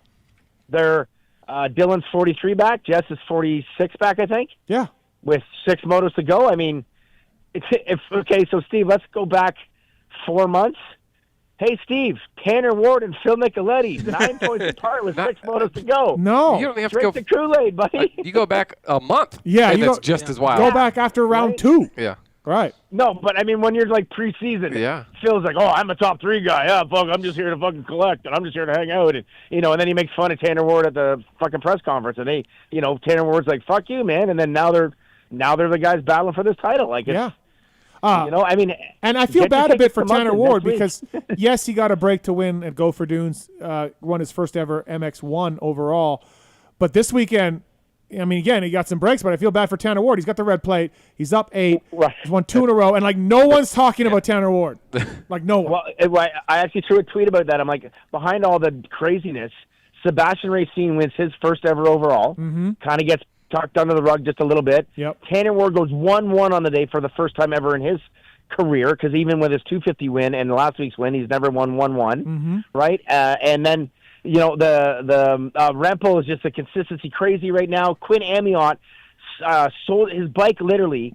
Radcap breaks lap 3 of the second moto. The bike makes it the whole time. He goes 3-3 against Steve for second overall again. Back-to-back, 1-1 for Tanner, 2-2, another second overall for Quinn. And then Preston Masiangelo, this kid is like, we've made sort of fun comments over the years on my stuff and in writing when back in Guaranteed MX of like, he doesn't like Canada, he hates Canada, he doesn't want to come, he always go to the States, he'd rather spend his money down there. He goes 5-2 on the week and gets his first ever podium overall. Yeah, sorry, bud, fuck you. There's fights and blood. Oh, that's irrelevant. In the pits. It means fuck all this thing. Sorry, bro, thanks a lot. See you next weekend, right? I don't know how Dylan gets up from last week's Moto 1 crash. I don't know how he gets up from Moto 1 crash this week to do everything else that he did, and then he hits a tree. And now Jess is racing this weekend, I heard. So I know he's banged up, but yeah. Yeah, no, he's got a broken shoulder blade. But it didn't even look like it. He goes out and does like 6 laps in practice, first practice session, then maybe 5 or 6 the next one. Right, he's about, I don't know, just under a second or just over a second behind Dylan. He looks fine. Obviously gets the start in Moto number 1, makes a pass. He's gone. It looks like, okay, boom, this is all good, and then the bike breaks. But like, as far as his body, it's in a lot of hurting, but I mean, I think he's actually really mad at himself, and it came out a little bit. I didn't actually talk to him directly, but it came out on there. He was mad that he didn't finish that second moto. I think his anger and emotions got the better of him, because he probably could have gone out there and knocked off another, 15 points off of this 46-point gap and had him down to like 30-ish now. But now he is at 46 by going DNF. The Ride TV app, everybody. Grab it. You think fucking ammo's counting money. Imagine the guys that run Ride, right? Yeah. Oh, shit, just buy it. Yeah. $5 for the month. Hey, we're done by the... Oh, no, actually, Wallen's the next month. Sorry. I was saying, you got 2 rounds by the end of this month. You only got to pay $5 for the next 2 rounds. Oh, That's like $1.25 American. It's phenomenal right now. So what do you think, Gauldy? 6 motos to go. Like, does Ward do enough to hold off Phil? Phil was much better to start the year, but again, Tanner Ward, 2 wins in overall. I mean, but Tanner is a better sand rider than hardpack stuff. We've left this. We're going to leave the sand now. So does Phil do enough to get this thing? Well, I would say if you go back to, say, 2019, Phil, the advantage is him for these next 3 tracks. But he's not that guy anymore, where Tanner Ward is now on this roll. He is gelling his stars, the whole deal. I gotta give a nod to Tanner right now. Phil has literally stayed this week because he's frustrated with bikes and he wants more power and all that kind of stuff. Or he was going back to club, right? That's the whole deal. We're going back to club, so there's a little frustration in that camp over there. So that's going to weigh a little bit. So he's going riding tomorrow, actually, with Robbie Malinowski. He's the trainer. Robbie Malinowski is his trainer now. He's sitting right beside me here. He's been working out with him. He's going to fix the bike and all the problems tomorrow. Okay. And so I don't know. I got to give the nod to Tanner. The momentum, the confidence, everything's the whole package right now just seems like it's going strong. And Tanner's really good at Moncton. He always has been. So this could be the telltale break. Like, say, Dylan and Jess show up and everything's good and they go 1-2, 2-1. We're back to normal. Tanner's a 3-3, Phil's a 4-5 or a 4-4 guy. Quinn Amiot's good here too. We could have another 6-8 point swing. That could be a tough thing to go, but yeah, I would. My percentage leans to Tanner Ward right now, which is fucking blowing my mind that I'm saying that. He's fucking so good, but I'm just like, this is crazy to think that Tanner Ward has got the red plate, priority MX, and everything like that. It's pretty cool story for sure, but like you said, it's kind of getting left in the darkness behind all the blood and tears going on right now outside of it. As mad as Hot Dog Vendor is about Jess Pettis and all that, and I get it, Racine wins his first race, as you mentioned, and Kilroy's going to win the title. Kilroy's got a great points lead. So, like, things are looking up on MX2 side for MX 101. Yeah. No, Blue Crew up there is definitely in total control. Kilroy he's a beast. I think these 3 tracks are all right in his wheelhouse, especially Moncton and Walton, more hard pack in that tacky soil where he dominated it west. So it'd be hard to take away from that one for sure on that side of Kilroy. Rempo's definitely coming on strong, the kid, but I just don't know if he needs to be like 1-1-1-1 out the rest of the year out to even have a chance. Yeah. I think he's 20 down now, 19 or 20 down. Yeah. After this one, because Kilroy went 1-8 in that second modal in the mud yesterday. Are you and Noof going to be okay on the CMXU pod? Because like obviously Noof's team manager, Well, I mean, you know that text message sometimes you get like, my health is 60% today, or my 20%. It's usually after like a bender weekend for him, right? Like a drinking time. Right. I think his emotional health is at the lowest point that he's ever been, because he doesn't like this stuff. He doesn't like conflict. No. Yeah, Noof's very sensitive. It's not right. Yes, it's not his thing. So I think he's handling it as best he can. He's probably reached out a few times for some therapy to people all day long here today, but.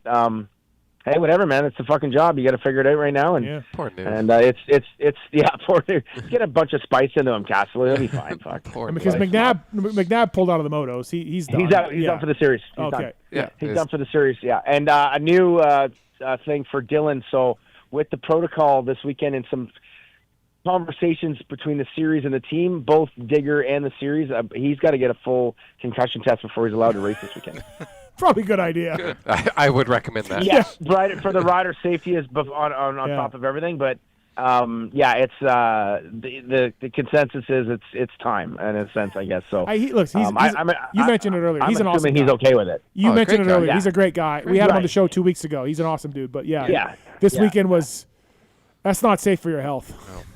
No. He's fucked, man. That guy hits the ground and like I don't know, man. He's got tough. Something different inside of him for sure. Tough. Yeah, he doesn't quit. Yeah.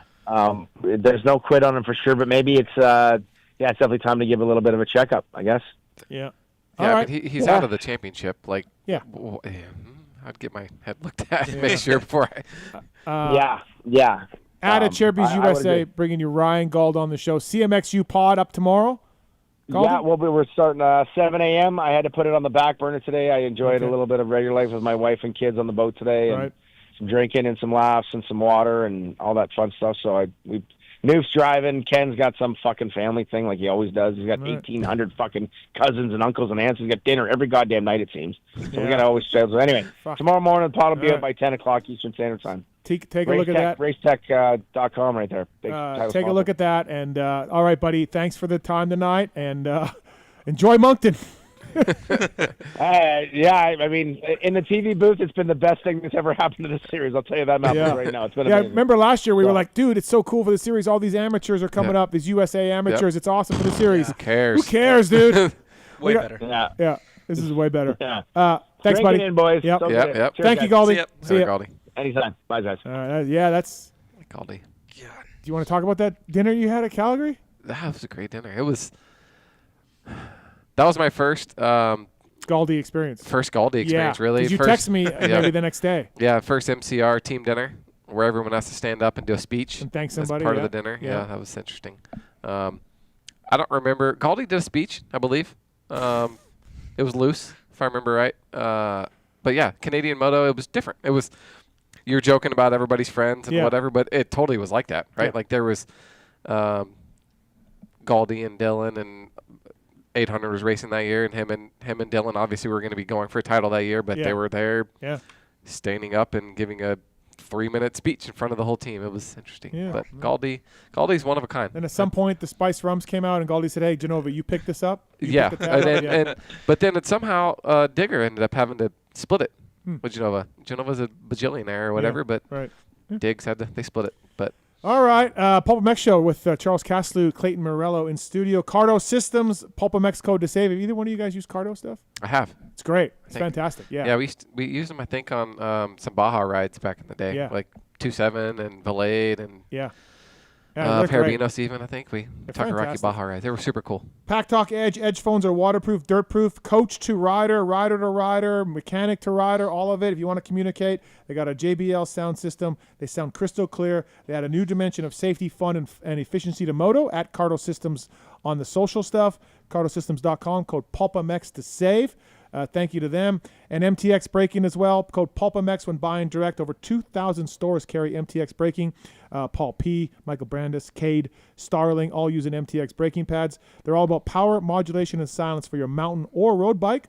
Bike brakes are way too more sensitive than change to the Nissan or Brembos on your motorcycle. Throwing an MTX Performance brake pad in your bike will give you more power and keep your brakes dead quiet. Thank you to MTX Braking. All right, we'll bring our next guest on the show here. This gentleman's been crushing it this year. 8th overall at Millville, 12th overall in the points. Full privateer, riding for the Rock River guys, kind of off to the side a little bit because he's got his own gear deal. He's from Switzerland. He's ridden the Motocross the Nations like a ton, and the guy's been a real cool addition to our series. We're stoked to have him on board. Let's give him a call. FaceTime audio, by the way, in case you're wondering.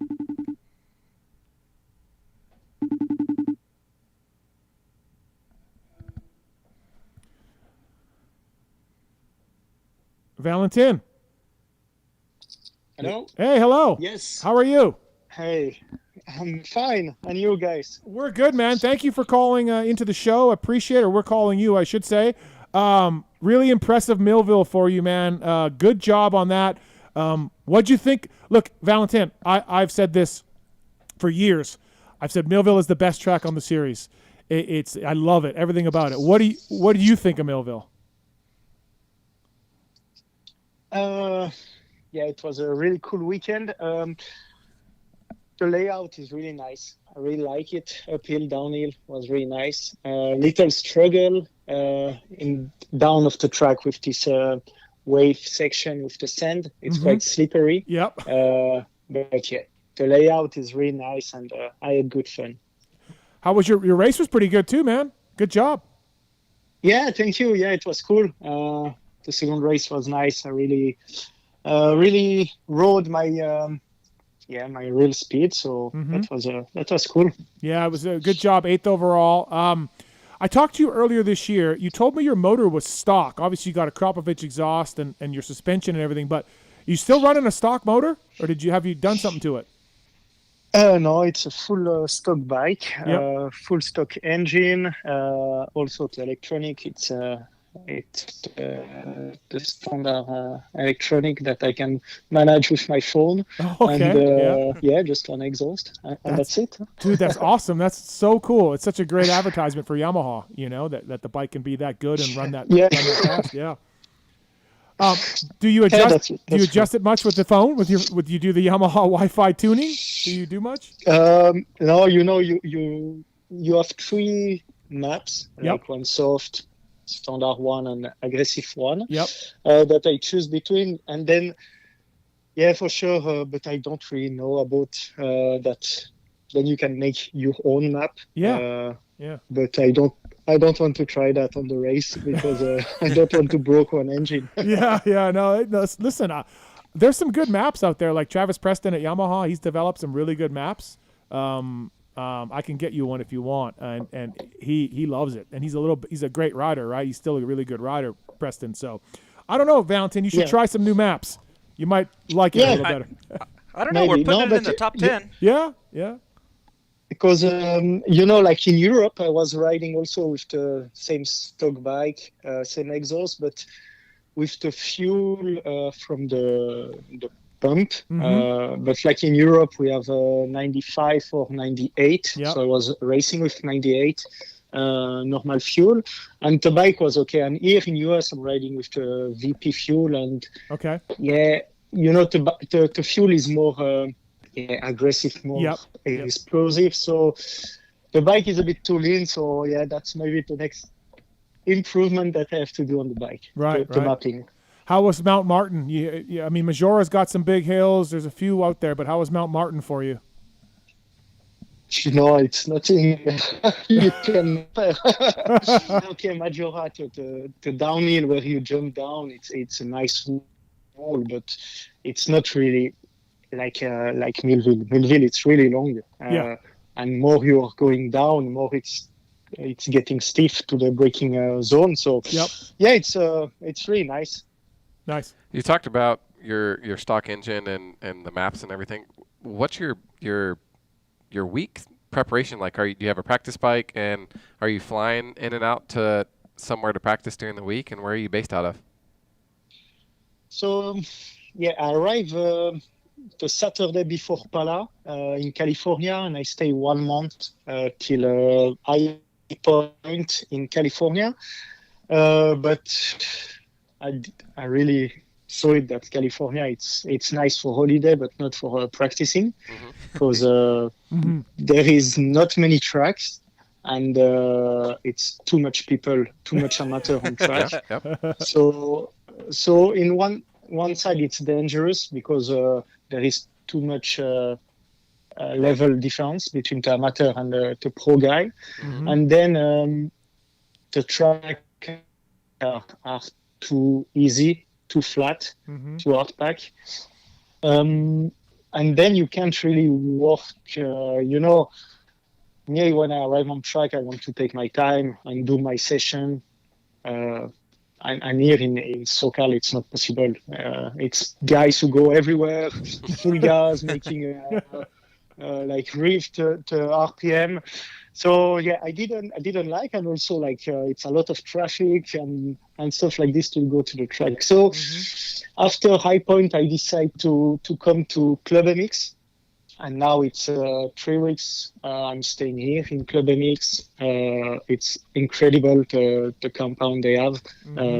This in Europe we don't have it. So I'm staying in PulpMX.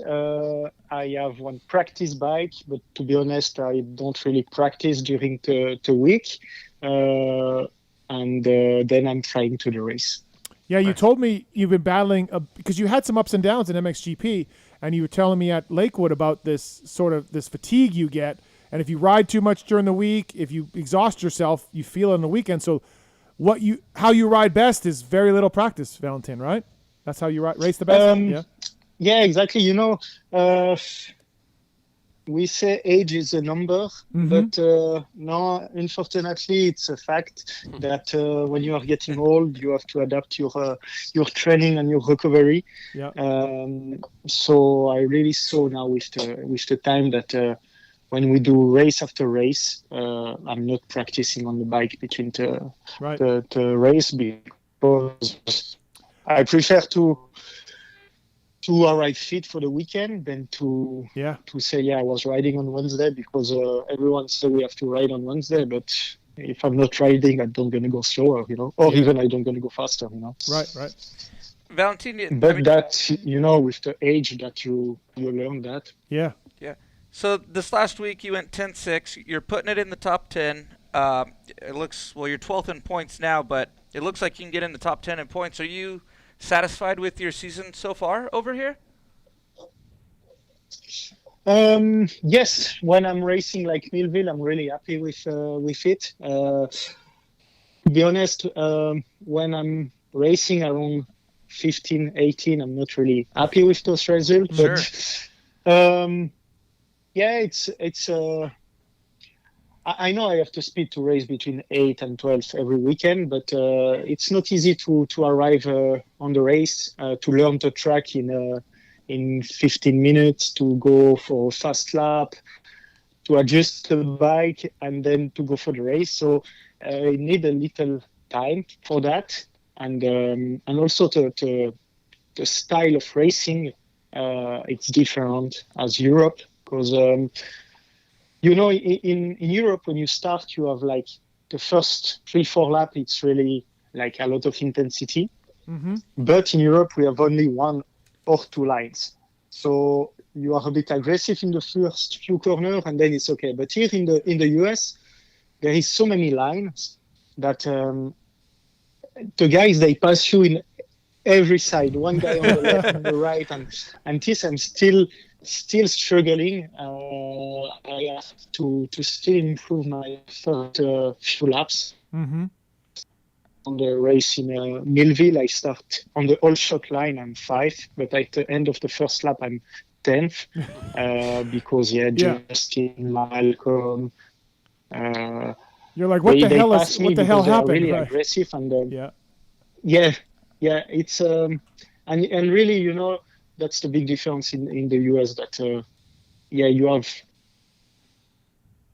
many lights in the corner who go the same time, the same speed. So if you are a bit too easy on the first, a lot of place. Sure. How's the Rock River deal working out for you? Obviously, like they have their own gear deal. You're wearing O'Neill. You're off to the side a little bit, but Rock River's giving you some help a little bit. How is that situation for you? I mean, I'm sure you'd love to get a salary on a factory team, but how's the Rock River stuff working out? So first of all, I really want to thank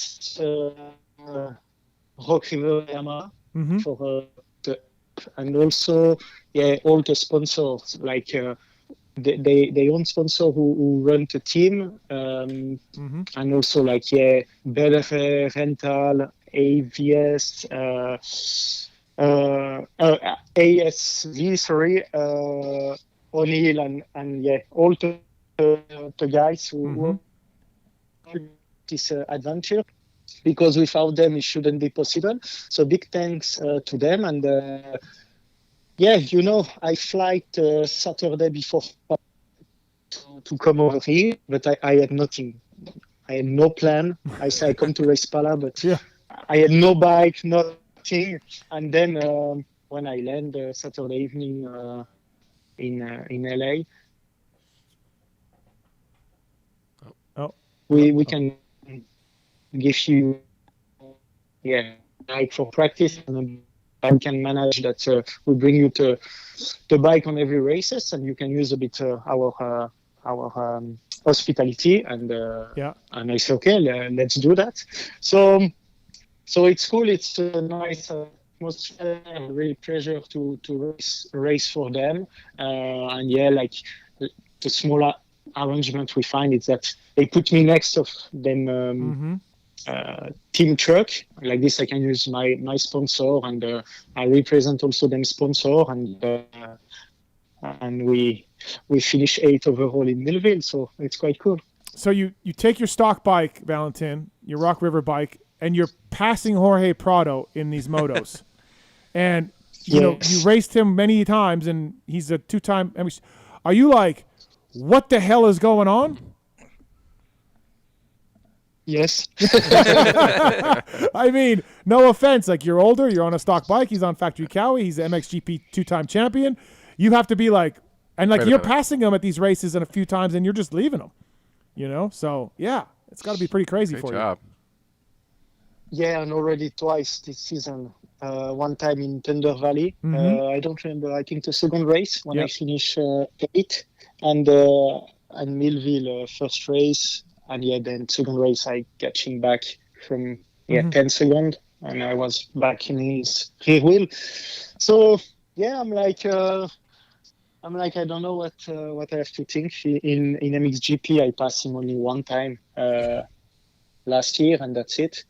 One race. So I don't know. It's awesome. No, it's really cool. And again, he's finding his way. He's figuring it out. But hey, so by the way, Valentin Guillod brought to you by LuxonMX.com. Clamps used by PulpMX guys. They use advanced engineering techniques to develop products that are unlike the rest. Pulp 2025, the code to save with Luxon MX. PulpMX using these. All orders $100 or more ship free. Valentin Guillod on the show right now, brought to you by Luxon MX. So Jason Wygant, right? The announcer guy, Valentin, right? Sorry, I didn't got it. Jason Wygant, the announcer guy? Weege? No, I don't think so. I don't know. Really? Okay, yeah. Well, Weege. It's Weege. Anyways, we were looking.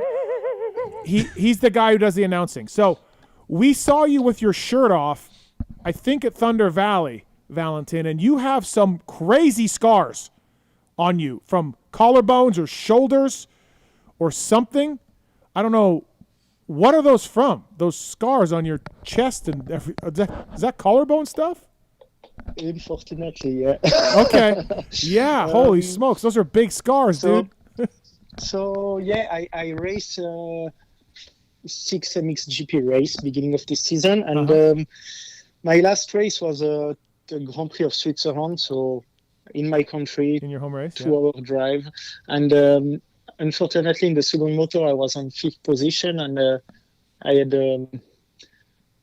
I scrubbed too hard on the jump, and unfortunately I crashed on my right collarbone, who had already a plate in it. Okay. So I broke my collarbone, and then that was the Monday. On Wednesday, I made the surgery.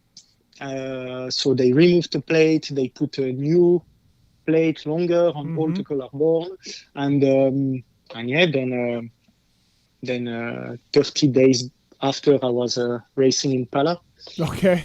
Okay. Yeah. Wow. Okay. Yeah. We were like, dude, look at those scars. They're just, they're big scars on you for sure. So yeah, it was quite fresh. Fresh scarf. You know, it was only 6 weeks. Yeah. After the surgery in Thunder Valley. Are you renting a cabin at club? By the way, are you at a cabin there? Or? I'm in a motorhome. Motorhome. Okay. All right. Yeah. What about the MXDN? Obviously, Jeremy Sewer and yourself, you've ridden for Switzerland 800 times at the Motocross the Nations. Yes. Are you in again? Is this happening again for Yes. Ironman? Yeah. Okay. Yeah. We know that the two main riders, Jeremy and myself, we're going to be in, and now the Swiss Federation, they are looking for the third rider. Is Tonus around, or what's Tonus doing? Is he around? Or? No, Arnaud is not around anymore, unfortunately. He had an injury at the Swiss Championship. He dislocated his shoulder, so he won't be in this year. But yeah, we have 3 young guys who race European Championship and MX2. Yep. So we'll see who will be with us. Yeah, no, that's awesome. SMX, you're not in right now, but you're gonna be in if you keep this up. You're gonna stay for SMX. You're gonna race that, no problems. Supercross stuff, you're good. So yeah, it's my goal to go straight to playoffs, so in top 20. I don't want to go for the last chance and stuff like this. So if I'm in top 20, I go for the 3 races SMX, and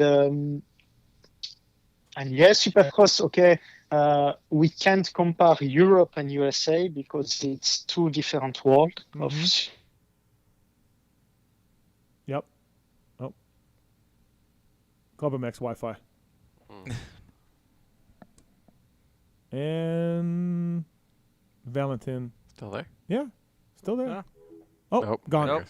Gone. He's right about the Supercross. Yeah, but I think Valentin has done Bercy before. I'm almost positive he has. So, you know, there is something to that. And SMX isn't full on, right? No, there's no walls. So it's fine. Like, yeah, it'll be okay. Yeah. I agree. If he has to go qualify in. Yes. Oh, yeah, you're back. We lost you. Did you lost me? You said you're not doing SMX if you're not in the top 20, right? And then go on. Okay, yeah. So if I'm straight in the top 20, I will go for the 3 race SMX. Yep. So that's my main goal. And then in the past I raced Supercross in Europe. Okay, it's not the same as USA. Right. It's 2 different worlds. But I won Supercross of Geneva in 2014. So okay, it's already a long time ago. I was young, wild and free. Then also I raced 450. I finished 4 overall. I raced also Paris Supercross. I finished 4 overall on 450. So I have a bit some experience, and it's why also I'm open to look for a deal next year to race the Supercross in USA. and outdoor. To be honest, I would like more to start Supercross on 250 in the US as 450. Yep. So if there is some team who are listen, some manager who are listen to this podcast, you can contact me. Yeah, listen. I've seen you. When we lost your call there, I told these guys I saw you at Bercy, Paris, a few times. Yeah, you look fine. You know, like you're good. Yeah. So it's not a problem. You can race it. You can race it well. Would that be? You mentioned you want to do 250 Supercross. Would that be your number one option next year? Would be 250 Supercross, 450 Motocross? If you can wave a magic wand and pick what you wanted to do. Yeah. So let's say if I race, if I can find a deal, the full season 250, I will do it. If I can find a deal 250 Supercross and 450 outdoor, I will do it also. So, or then if we can just find a deal for 450 outdoor, I will do that. Yeah. But you would like to stay here as opposed to going back home next year, if you could. Okay, I don't close the door to go back racing MXGP, but I really like racing here in the US. I really like the guys here are here for racing. And not to show who have the best truck or the best hospitality, and yeah, I'm like, I don't know how to explain this. On Friday in Millville, I didn't receive on time my rental handlebar. Okay. And then I was looking at few teams who's racing with rental. Yeah. And then I saw that Pro Circuit Kawasaki, they have rental, and one guy, I think Mark Sprong, have also the same as me, 997. Right. And I go to the mechanic and I say, yeah, you think it's possible? You know, I didn't receive. Then he said, oh yeah, okay, go in the truck, give me the handlebar. Yeah. And I was like, I almost crashed, you know. I was like, the guy even don't know my name. Yeah. Nothing. And he said, yeah, there is no problem. Yeah. And I can't believe it. He said, yeah, give me back in Washugan. But like in Europe, you are from the same brand. Like, let's say Yamaha. You go under the Yamaha team to ask one bottle of water, they are like, oh no, sorry, we can't give you. Really? Oh, geez. No. Yeah. It's crazy. Like I was really, I crashed on my ass. I was like, that's crazy. The guys are here for racing and to help, and so I really like this mentality. Yeah. And oh, that's awesome. And also, really, I appreciate all the American guy, and it's really cool. There's a guy at PulpMX, short guy, Daniel Blair, used to race arena cross. Go find him and say, give me a 250 shot, and they'll put you on the track and give you a tryout. Tell him I said so, and get you a tryout on a PulpMX 250 Yamaha. Okay, for let's Supercross. make this deal. Yeah, we'll do it. I hope he's listening to this show. He right will. now. Yeah, we'll make it happen. Just he'll get you a spot because they need. I think they need two guys. They need two. They have two openings for the 250 side over there, and let's get you a tryout. You know, I'm all about that. Hey, I noticed your suspension BMP. Is that something from Switzerland or France or somewhere like in Europe? Is that your guy? Yeah, it's one friend from France. Okay. He was my mechanic in the past, and now we make his company of suspension. Okay. BMS suspension. Okay. And so that was the suspension I was racing in Europe since the beginning of January when I start to practice. He made a setting in it, and then I race this suspension. I did top 5 in the moto in Argentina with it. Mm-hmm. And then I came over here and I took my suspension with me and I raced with that. So how do you get the oil changed? Nothing. No. So no oil change. Okay. No, for the moment not, since before Pala. Oh, we gotta get this oil changed, Valentin. So it's my plan. I would like to ask Yamaha Star Racing if they want to to make a service on my will, suspension. I will make a call for you. We'll get you this oil changed, okay? I promise. Because I think now the shock is like water. Yes, you're getting top 10 on. This is impressive. Yeah, it's getting more impressive as we go along. He's got the stock Wi-Fi tuning. Yep. He's got suspension. He's got oil. his buddy suspension. His buddy suspension. He's got an exhaust, and he's getting top 10. Let's get this guy some help. I'll get you help this weekend. Yeah, or whatever. I'm trying to count how many hours after shock. So I race 1 hour before Pala with it, 30 minutes in Pala press day, and then how many? It's 1 hour 30 per race. So 3, 6. Oh, we're broke up there. 8, 9. Okay. 9. Yeah. I think maybe 10, 12 hours. Just shock have. So maybe it's time to change turn. Oh wow. All right. Listen, I'm on the texting the guy from KYB right now, so I'll let you know. Okay, I'll let you know if we can get it done at Star or somewhere from KYB this weekend. Awesome. Or for definitely after the break. Okay. Well, listen, man. Thanks for the time, Valentin. Good job. Crushing it this year. Thank you. And also, you're a great interview. You're a great guy to talk to. I love talking to you after the races. You're very very funny, and it's a really cool story, man. So yeah, that's great to have you here. Yeah, thank you very much. I would like to improve a bit my English, but it's cool. I try to do my best, and yeah, if one time you want to do again to speak about other things, we can do it. And really want to thanks everyone who supports me. And if you want to go watch my Instagram, I put one link to buy some shirts to support me for my season, because I don't have any salary. I'm just running with the AMA prize money and stuff like this. So I'm a bit tight on my bank account at this moment, but let's do some racing and good results. It's great, man. It's really cool.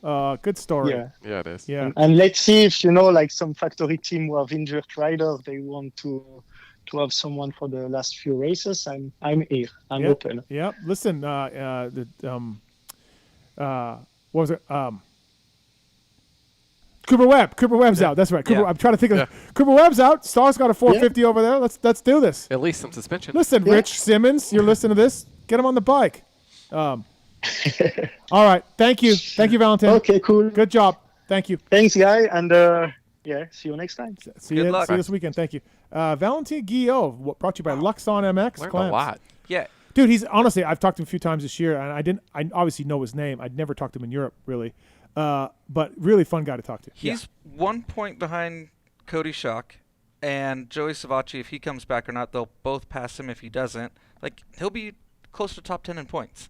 Yeah. And 12-hour-old suspension oil. We have this Joey Savacci expert in studio here. Yeah, that's what I was trying to show him. The Joey Savacci whisperer. Joey, he had some good rounds there in the middle. Yeah. He couple back-to-back. High point, he got 7th or something? 6th, I think. 5, 6. Yeah, like a good job. Like Yeah. I think Guillod's just he missed the JGR window. Like if JGR was here, he's signed up for Supercross. Oh yeah, no, he's in. He's in. He's that's right a great point. JGR Supercross next year. That is a great point. And crushing it for fantasy. I forgot to tell him thanks. Yeah, 100 points this week. Yeah, I didn't pick. But it was cool. He wants to stay here. He wants to. Yeah, I wanted to ask him that. That was.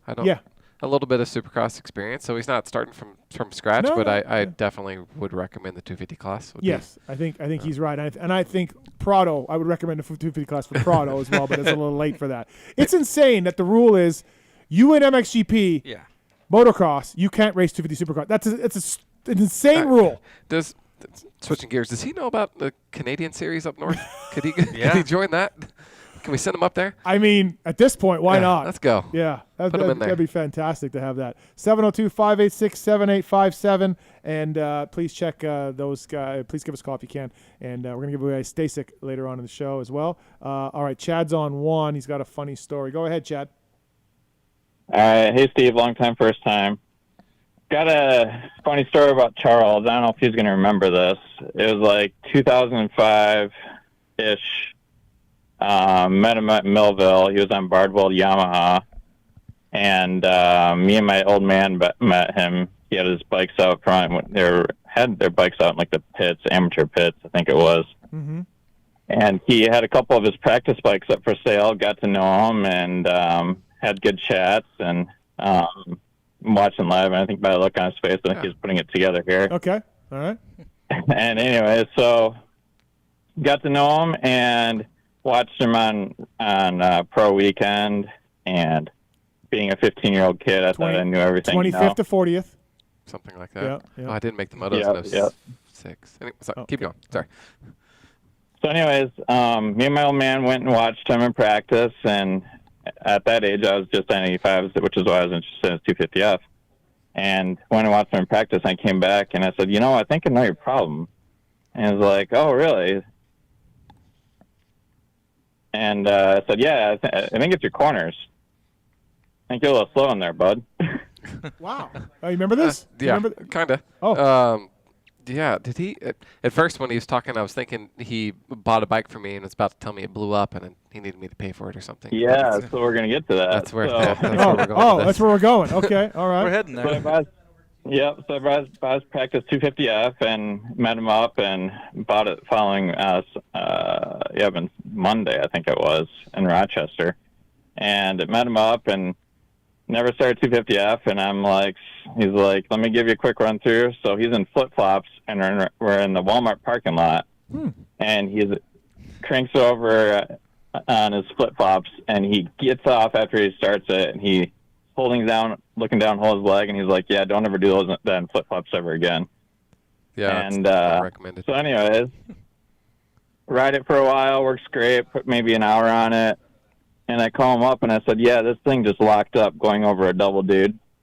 Oh, wow. And long story short, worked out because it was under a recall and we got that taken care of. But I just wanted to see if Charles remembered that. I do. I was just crossing my fingers you weren't going to ask me for money or something from 20 years ago. Lawyers on the phone. Yeah. It's kind of, No, we're good. We're good. Yeah, good to hear from you. Story. Oh, yeah, awesome. It was funny. All right. Well, we got it handled, though, without too much problem. Yep. But sold a bike out of the pits. Yeah, Castloo. At a Walmart. Dodgy seller. Thanks, man. Thanks for the call. Hope you're good. Thanks, Chad. It's funny. Yep. Thank you. Appreciate it. Last call. Story, Hansel. Last call. Tyler, what's up, buddy? Hi, how you doing tonight? Good. What's going on? Good. I have a little one, and I was wondering, what is the lowest Stacyc to what would you recommend for the lowest? He's about to turn, I don't know. He's about to turn 1, to be honest with you, but I want to really get him introduced. I grew up racing dirt bikes, and I just want to know where should I go with a Stacyc, because I really do like the throttle turn once he gets his balance down, all that stuff. The 12 E-Drive is where you want to start. That's the smallest one that Stacyc makes. And like I told the caller earlier, you can actually use it as a strider. You can just not put the battery in it and do the same thing. You're still striding and learning balance. And then once you feel like he or she's grasped the whole concept, you can put the battery on and put it in the lowest mode and kind of start from there. But you don't have to have it powered to start. So you can kind of essentially skip the strider stage and use a Stacyc for a strider as well if you want to. Okay. All right, awesome. I appreciate you. Thank you. Yeah. All right. Thanks, Tyler. Thanks for the Good call. luck. Appreciate it. Stay tuned after the commercial break. We'll talk about how we're going to give away an adult-sized Stacyc. And, much more here at the show. Charles Castloo, Clayton Murillo. Fox Factory Vehicles bringing you the 7 o'clock hour. You're home for Black Widow, Rocky Ridge, Black Ops. What are you driving for a truck right now? I have a GMC Sierra. Yeah. 1500. 1500 only. And you're in Texas. Yeah, People must look down at you. He's got a little truck there. Yeah, I'm a little guy. Yeah. Well, listen, you can get a foxfactoryvehicles.com to find your dream vehicle today. Let's do it. Maybe get a 2500 dually. That'd be great. Drive around. Yeah. Big diesel. Yeah, why not? Riley can drive it. Yeah. Parking all the the way top straight area. to the office, park outside the office, and drive it home on the freeway. Yeah, that makes sense. Backed by the original factory warranty from the OEM. Finance through your local dealership. Check out foxfactoryvehicles.com, bringing you the 7 o'clock hour here on the show. We'll go to commercial break here. We got lots more Millville talk. I want to break down Jet Lawrence a little bit. We got the I Don't Know Man, Twisted Tea I Don't Know Man segment, Race Tech Rant. We got a lot going on here. Charles Castloo, Clayton Murillo, Travis Marks, Tallon Taylor, all of us. We'll do whole shot contest talk as well. So, yeah, thanks for watching and listening. Be right back after this. He was ramming my guy, dude. It's your turn to win the ride of a lifetime during the Ultimate Ride Sweepstakes. This summer, Motorsport.com and Yamaha are teaming up to make your next ride your best ride by giving away a 2025 Yamaha YZ450F.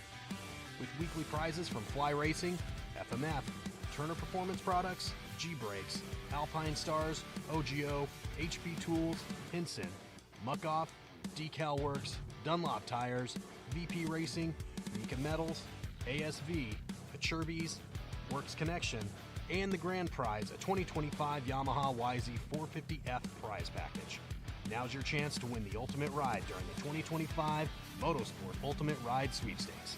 Enter weekly at motorsport.com/win.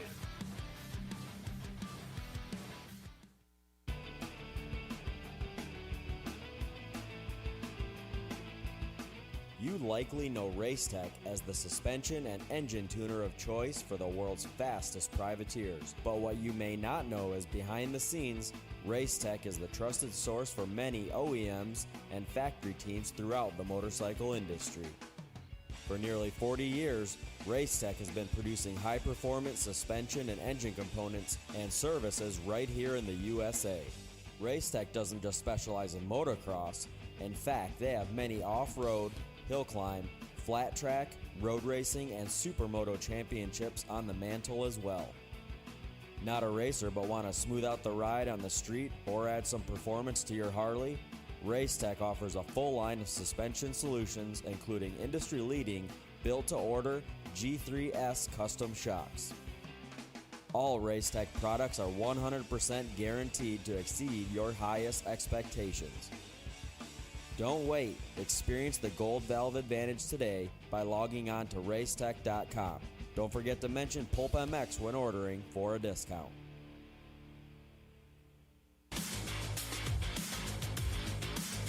Established in 1989, Eric Phipps had the idea to manufacture factory-styled products for the everyday rider. Working out of his garage, Eric quickly gained a reputation for producing quality products and having great customer service. In just a few short years, the factory team started calling looking for products as well, and as the saying goes, the rest is history.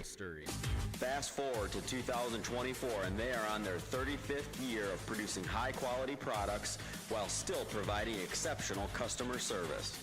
While they are no longer working out of a small garage, they are still producing the finest products available. Teams like HRC Honda, Star Racing Yamaha, HEP Suzuki, Phoenix Honda, Bar-X Suzuki, AJE Motorsports, Solitaire Yamaha, and countless privateers still rely on the same quality products that are available to you too. Products like their Pro Launch start device, radiator braces, skid plates, clutch perches, and tons more continue to be a staple in the pro pits and amateur scene as well. Check all they have to offer for your ride at worksconnection.com. Use the code PulpMX20 to save 20% off your order.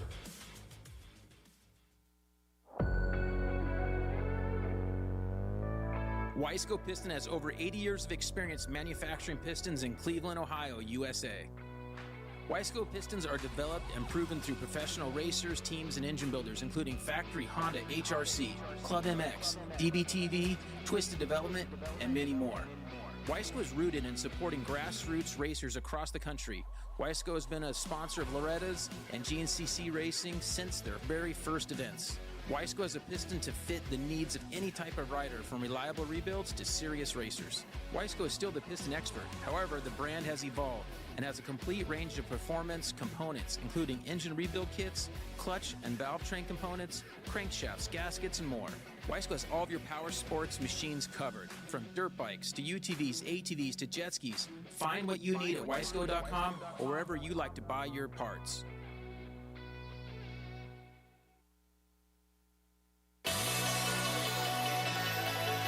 Factory Chassis Parts was founded in 2018 with one goal in mind: to offer the highest quality works level upgrades to the average rider. With the success and popularity of FCP engine mounts, we're excited to announce our latest chassis item, the FCP Race Cups. Offset steering races have been used by top motorcycle professionals to adjust the geometry on race bikes for years. Now, Factory Chassis Parts offers an impressive way for you to experience the same improvements in handling and traction by changing the rake, trail, and wheelbase of your bike. Whether you ride the track or trail, these bolt-on parts drastically improve the comfort, cornering, and experience on your motorcycle. Check out fcpracing.com to view the entire product line and learn how to improve your bike today. PulpMX 25-chassis is the code to save. Maxima Racing Oils was created for world-class racers who challenge the limits of possibility. Their demands on equipment drive us to look beyond conventional ideas and to exceed industry standards. It's in our DNA to identify problems, formulate solutions, and execute at the highest levels of competition. Case in point, the championship-winning Factory Kawasaki race team, longtime Maxima partners who extensively use Maxima throughout the bike. Maxima's USA-made products exceed JSO requirements and can be used in all motorcycle brands: Kawasaki, Honda, Yamaha, Suzuki, KTM, Husqvarna, and more. Maxima Racing Oils. Experience the difference. Visit MaximaUSA.com for more information.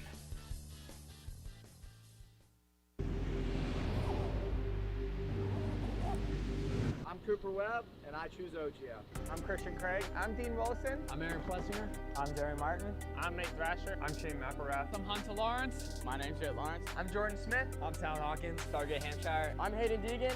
I'm Colt Nichols, and I choose OGO. And I choose OGO.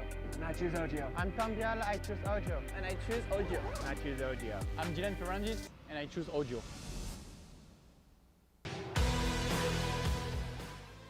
In 1990, my dad, Jamie Gregg, started Guts Racing. Guts stands for Greg's Ultra Trick Seats, because I was just a little kid that wanted a trick seat.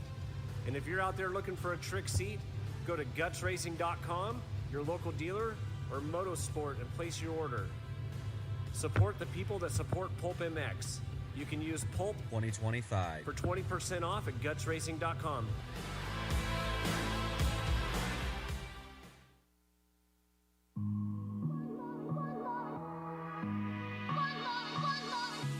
As a PulpMX show listener,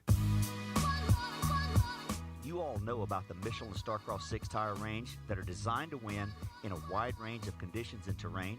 But do you know that Michelin makes tires for essentially every motorcycling and bicycling segment? In 2025, Michelin continues to expand their product offer to include the Michelin Road W GT tires for the Honda Goldwing. The Michelin Road W GT tires are designed to go the distance, are reliable in wet conditions, and provide easy handling on Honda Goldwing motorcycles. Michelin has multiple options for V-twin motorcycle riders, from the Michelin Scorcher range of Harley-Davidson original equipment tires that are co-developed and co-branded, to the Michelin Commander 3 Cruiser and touring tire lines that offer exceptional wet grip for cruiser bikes and class-leading mileage for touring bikes. For sport touring and sport bike riders, the Michelin Road 6 and Michelin Power 6 tires are the latest offers from Michelin, the inventors of radial motorcycle tires. If you're a bicycle rider who rides downhill, enduro, or cross-country mountain bikes, gravel or road bikes, BMX racing, or even city bikes for urban commuting, Michelin offers a wide range of tires to enhance your riding experience. To learn more about these and all other Michelin two-wheel products, check out MichelinMan.com, visit your local dealer or online retailer, and make sure to follow at Michelin Motorcycle and at Michelin Bicycle on Instagram. Having traction problems lately? The all-new traction boots from Atlas may be just what you need.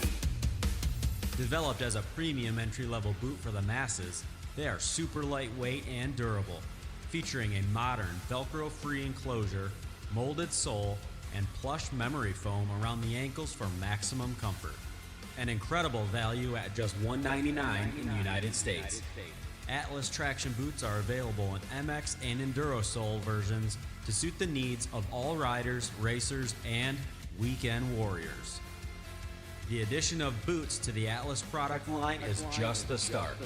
Head to social media and follow @AtlasBrace so you don't miss all the product announcements that are still to come.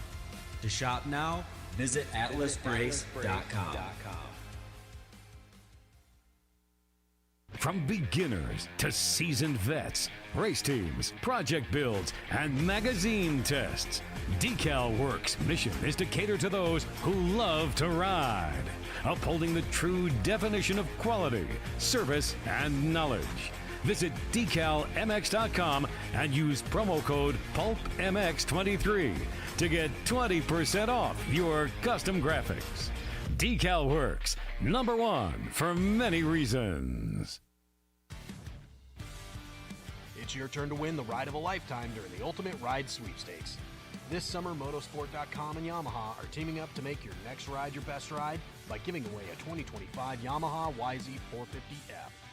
With weekly prizes from Fly Racing, FMF, Turner Performance Products, G-Brakes, Alpine Stars, OGO, HP Tools, Hinson, Muck-Off, Decal Works, Dunlop Tires, VP Racing, Mika Metals, ASV, Kacherby's, Works Connection, and the grand prize, a 2025 Yamaha YZ450F prize package. Now's your chance to win the ultimate ride during the 2025 Motorsport Ultimate Ride Sweepstakes. Enter weekly at motorsport.com/win. Maxima Racing Oils was created for world-class racers who challenge the limits of possibility. Their demands on equipment drive us to look beyond conventional ideas and to exceed industry standards. It's in our DNA to identify problems, formulate solutions, and execute at the highest levels of competition. Case in point, the championship-winning Factory Kawasaki race team, longtime Maxima partners who extensively use Maxima throughout the bike. Maxima's USA-made products exceed JSO requirements and can be used in all motorcycle brands: Kawasaki, Honda, Yamaha, Suzuki, KTM, Husqvarna, and more. Maxima Racing Oils. Experience the difference. Visit MaximaUSA.com for more information.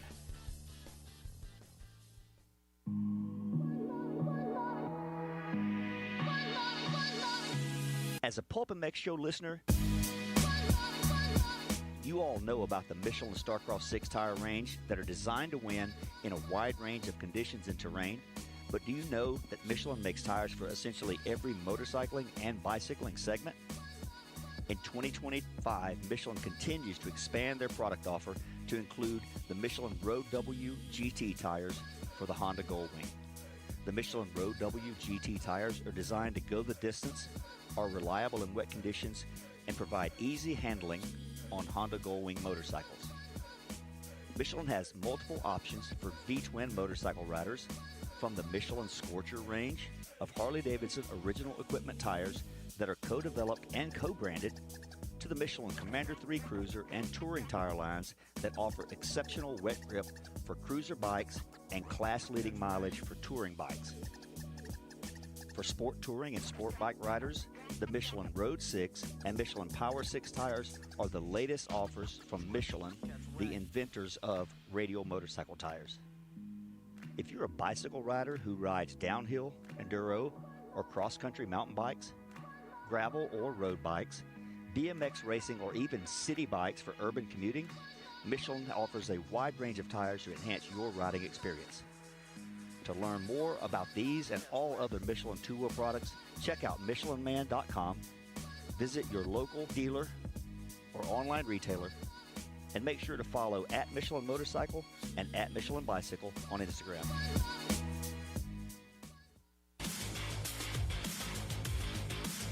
Established in 1989, Eric Phipps had the idea to manufacture factory-styled products for the everyday rider.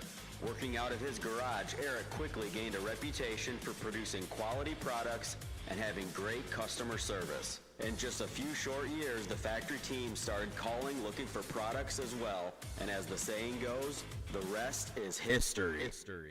Fast forward to 2024, and they are on their 35th year of producing high-quality products while still providing exceptional customer service. While they are no longer working out of a small garage, they are still producing the finest products available. Teams like HRC Honda, Star Racing Yamaha, HEP Suzuki, Phoenix Honda, BarX Suzuki, AJE Motorsports, Solitaire Yamaha, and countless privateers still rely on the same quality products that are available to you too. Products like their Pro Launch start device, radiator braces, skid plates, clutch perches, and tons more continue to be a staple in the pro pits and amateur scene as well. Check all they have to offer for your ride at WorksConnection.com. Use the code PulpMX20 to save 20% off your order.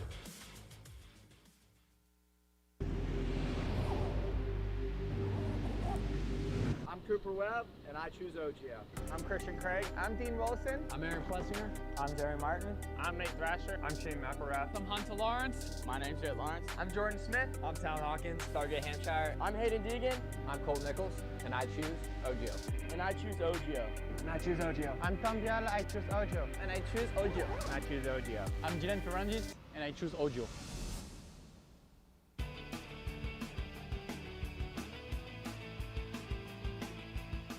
You likely know Racetech as the suspension and engine tuner of choice for the world's fastest privateers. But what you may not know is behind the scenes, Racetech is the trusted source for many OEMs and factory teams throughout the motorcycle industry. For nearly 40 years, Racetech has been producing high-performance suspension and engine components and services right here in the USA. Racetech doesn't just specialize in motocross. In fact, they have many off-road, hill climb, flat track, road racing, and supermoto championships on the mantle as well. Not a racer but want to smooth out the ride on the street or add some performance to your Harley? Racetech offers a full line of suspension solutions including industry-leading, built-to-order G3S custom shocks. All Racetech products are 100% guaranteed to exceed your highest expectations. Don't wait. Experience the Gold Valve advantage today by logging on to racetech.com. Don't forget to mention PulpMX when ordering for a discount.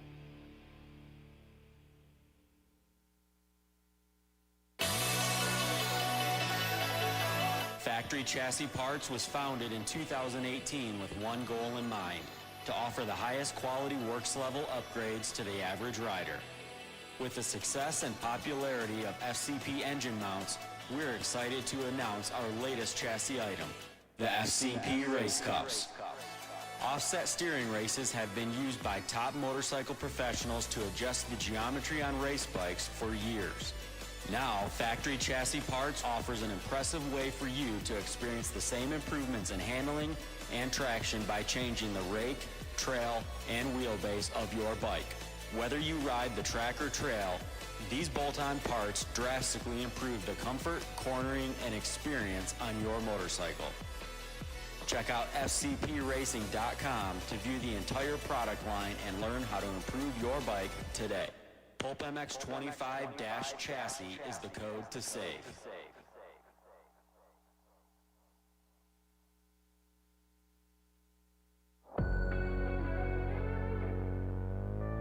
Wiseco Piston has over 80 years of experience manufacturing pistons in Cleveland, Ohio, USA. Wiseco pistons are developed and proven through professional racers, teams, and engine builders, including factory Honda HRC, Club MX, DBTV, Twisted Development, and many more. Wiseco is rooted in supporting grassroots racers across the country. Wiseco has been a sponsor of Loretta's and GNCC Racing since their very first events. Wiseco has a piston to fit the needs of any type of rider, from reliable rebuilds to serious racers. Wiseco is still the piston expert. However, the brand has evolved and has a complete range of performance components, including engine rebuild kits, clutch and valve train components, crankshafts, gaskets, and more.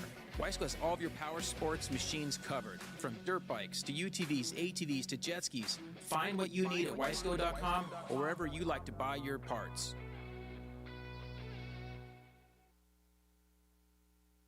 From beginners to seasoned vets, race teams, project builds, and magazine tests, Decal Works' mission is to cater to those who love to ride, upholding the true definition of quality, service, and knowledge. Visit decalmx.com and use promo code PulpMX23 to get 20% off your custom graphics. Decal Works, #1 for many reasons. In 1990, my dad, Jamie Gregg, started Guts Racing.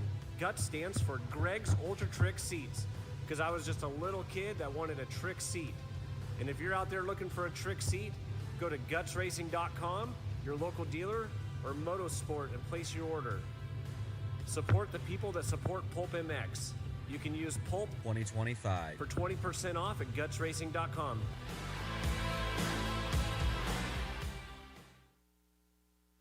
Having traction problems lately? The all-new traction boots from Atlas may be just what you need. Developed as a premium entry-level boot for the masses, they are super lightweight and durable, featuring a modern Velcro-free enclosure, molded sole, and plush memory foam around the ankles for maximum comfort. An incredible value at just $199 in the United States. Atlas traction boots are available in MX and Enduro sole versions to suit the needs of all riders, racers, and weekend warriors. The addition of boots to the Atlas product line is just the start. Head to social media and follow @AtlasBrace so you don't miss all the product announcements that are still to come. To shop now, visit atlasbrace.com. Yeah, welcome back, everybody. PulpMX Show presented by Motorsport.com, Fly Racing, and Decal Works. By the way, Fly Racing, Cooper Webb, RJ Hampshire, Justin Brayton, Chance Hymas, the Bar X guys wearing Fly as well, Ryder D wearing Fly, Cochran, all of those guys. The code PulpMX saves at flyracing.com. So whether it's the Formula helmet, off-road gear, kids gear, patrol stuff, which is their off-road line, Evo, the 2026 Fly is being released this Friday. This Friday, 2026 Fly Racing line is coming out. And so thanks to the folks at Fly Racing. Use the code to save direct from the folks at Fly. Also, good chance for me to remind you guys about PulpMX Gives Back. We're doing a 501c nonprofit. We started it earlier this year. And up for grabs right now is a brand new YZ450 from the folks at Yamaha. 70th anniversary going on right now for the Yamaha. And they're giving away a 2026 YZ450. And all the money goes to injured riders. It's just like the raffle that we had for the LCQ race. PulpMXGivesBack.com. Also on there, a raffle for Jerry Robbins' race bike and some other products available as well. So the money goes to Jerry if you want to do that raffle and win that bike, or if you want to win a new Yamaha. PulpMXGivesBack.com. We're just trying to help out some injured riders. There's a lot of guys that need support. And so, yeah, thank you, everybody, for buying the tickets and supporting PulpMX Gives Back Foundation. So the next...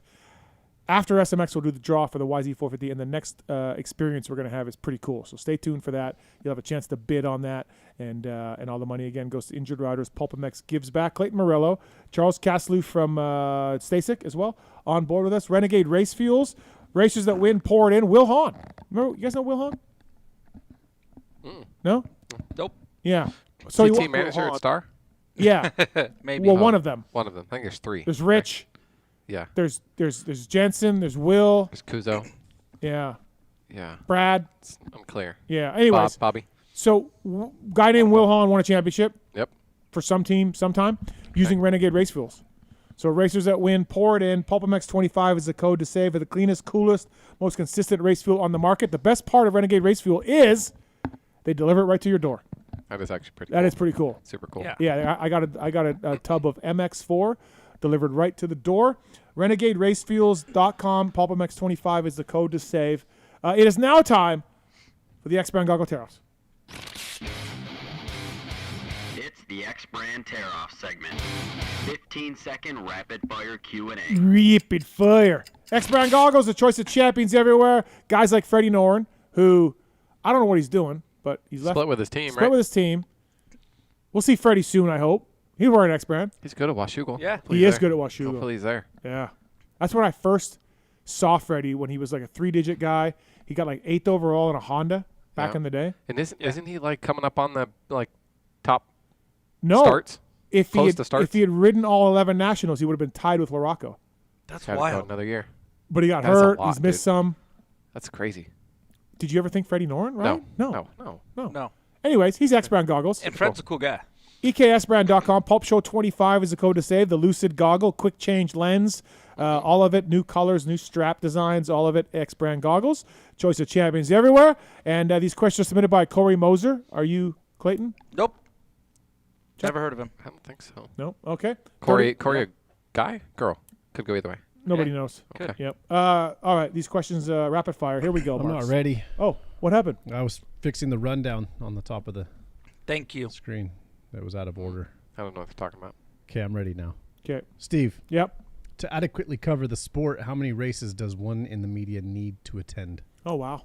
I feel like that's a direct shot at me. I just read the questions. Well, listen, I'm covering international races up in Canada. Okay. I'm covering amateur races with regionals. Paula Regional. I've seen some stretches. That's a pretty far stretch. I am covering everything and everything with motocross. Everything and everything. And so I would say I went to 15 to 17 supercrosses.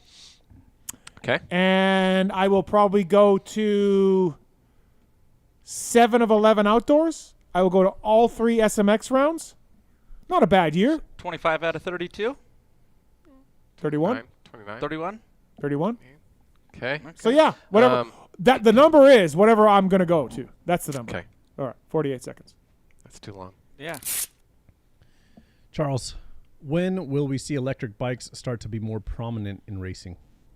Ooh. I think we're a ways out on that still. Have you ridden a Stark? I have not. Oh, I really want to. Yeah. I don't know the answer to that, but I'm going to say it's not in the next 5 or so years. It's going to be out a little bit. All right. Clayton, what is a similar feel-good story to J Mart's last ride? Wow. Malcolm Stewart comes to mind just because that's so recent. So I'll just have to say Malcolm Stewart. All right. I would put Osborne's pass on Savachi just because it was a phenomenal race. Yeah. Like, just amazing. I mean, that doesn't feel good for Savachi. No, but, I mean, J Mart's win doesn't feel good for Hayden. I'm sure he's fine. I'm sure Joey's fine. No. I mean, when I think of feel-good moments, I think of incredible inspirational races, right? And Zach's Vegas was that. I mean, yes, Joey got the short end of the deal, but Ricky's whole last, like his yeah. farewell tour was pretty damn. I mean, he won every national, Pretty right? good. And he didn't even do them all. Yeah. Yeah. He quit with the points lead, right? Yeah. Okay, well, guys, just come on in on my question. Yeah. He wanted to know my thoughts. Own your question. Doug Henry, after breaking his back, coming back and winning Butch Creek. Well, broke his back, then both arms, and then he won Butch Creek, right? Something like that. He came back from his back and won Washugal's second moto. I don't think he won the overall, but that was the first win from his Honda, from his back injury. But didn't he back, and then when he next raced at Butch Creek, didn't he break both arms or something? No, 95 broke a back, and then 97. Both arms? Both arms. And then maybe he won 98 Yeah, or something? yeah. Seth would know. Michaelissi heat race. That was pretty good. That was a good pull. All right. Mark's even like that one. He did have X-Brand goggles on. He did. When he won that. Yeah, think about what I'm doing here. Yeah, nice job, Clayton. Yeah. Never mind. Phil's 7.6 to get the red plate. Yep. That was pretty Inspirational. triumphant. Yeah. Are you kidding me? Steve. Yep. Who's another retired rider that could put in a podium ride like J Mart did? I mean, Ricky? Like now? Or like, I don't know what. I don't know, bro. Okay, yeah, I don't know. I mean, Phil has in Canada. He's retired. He had 3 parties. Yeah. J Mart's had 0. Yeah. Yeah, maybe that's a trick. I don't know. It's a good question. Charles, how do you get battery prices down on all these electric bikes and scooters, etc.? Technology has to make some advances. Or if you're a company like us or volume, you just got to get enough volume to bring them down. So volume or technology advance, one of the two. Yeah, I think it's the same for cars and the Stark bikes and maybe for the Stacyc. Like, I've been looking at, I kind of want those Silverado EV. They look badass. They're awesome EV. And they have the biggest range of an EV. You know why? Because they just jam more fucking batteries in there. Just Like heavier, bigger. Yeah, they didn't invent anything. No, just more. It's just more, Right. right? And so we got to get the weight and the solid state stuff going, I think, to make a difference in batteries. Because even the Stark, like, Kiefer rode the Alta a lot. Kiefer rode the Stark a lot. Mm-hmm. There's not many difference Kind of the between same, the battery of similar. an Alta and a Stark. Yeah. The Stark is in a way better package, but the actual battery life is about similar. Yeah. So there's nothing new there, Right. Clayton, where do the Martin Bros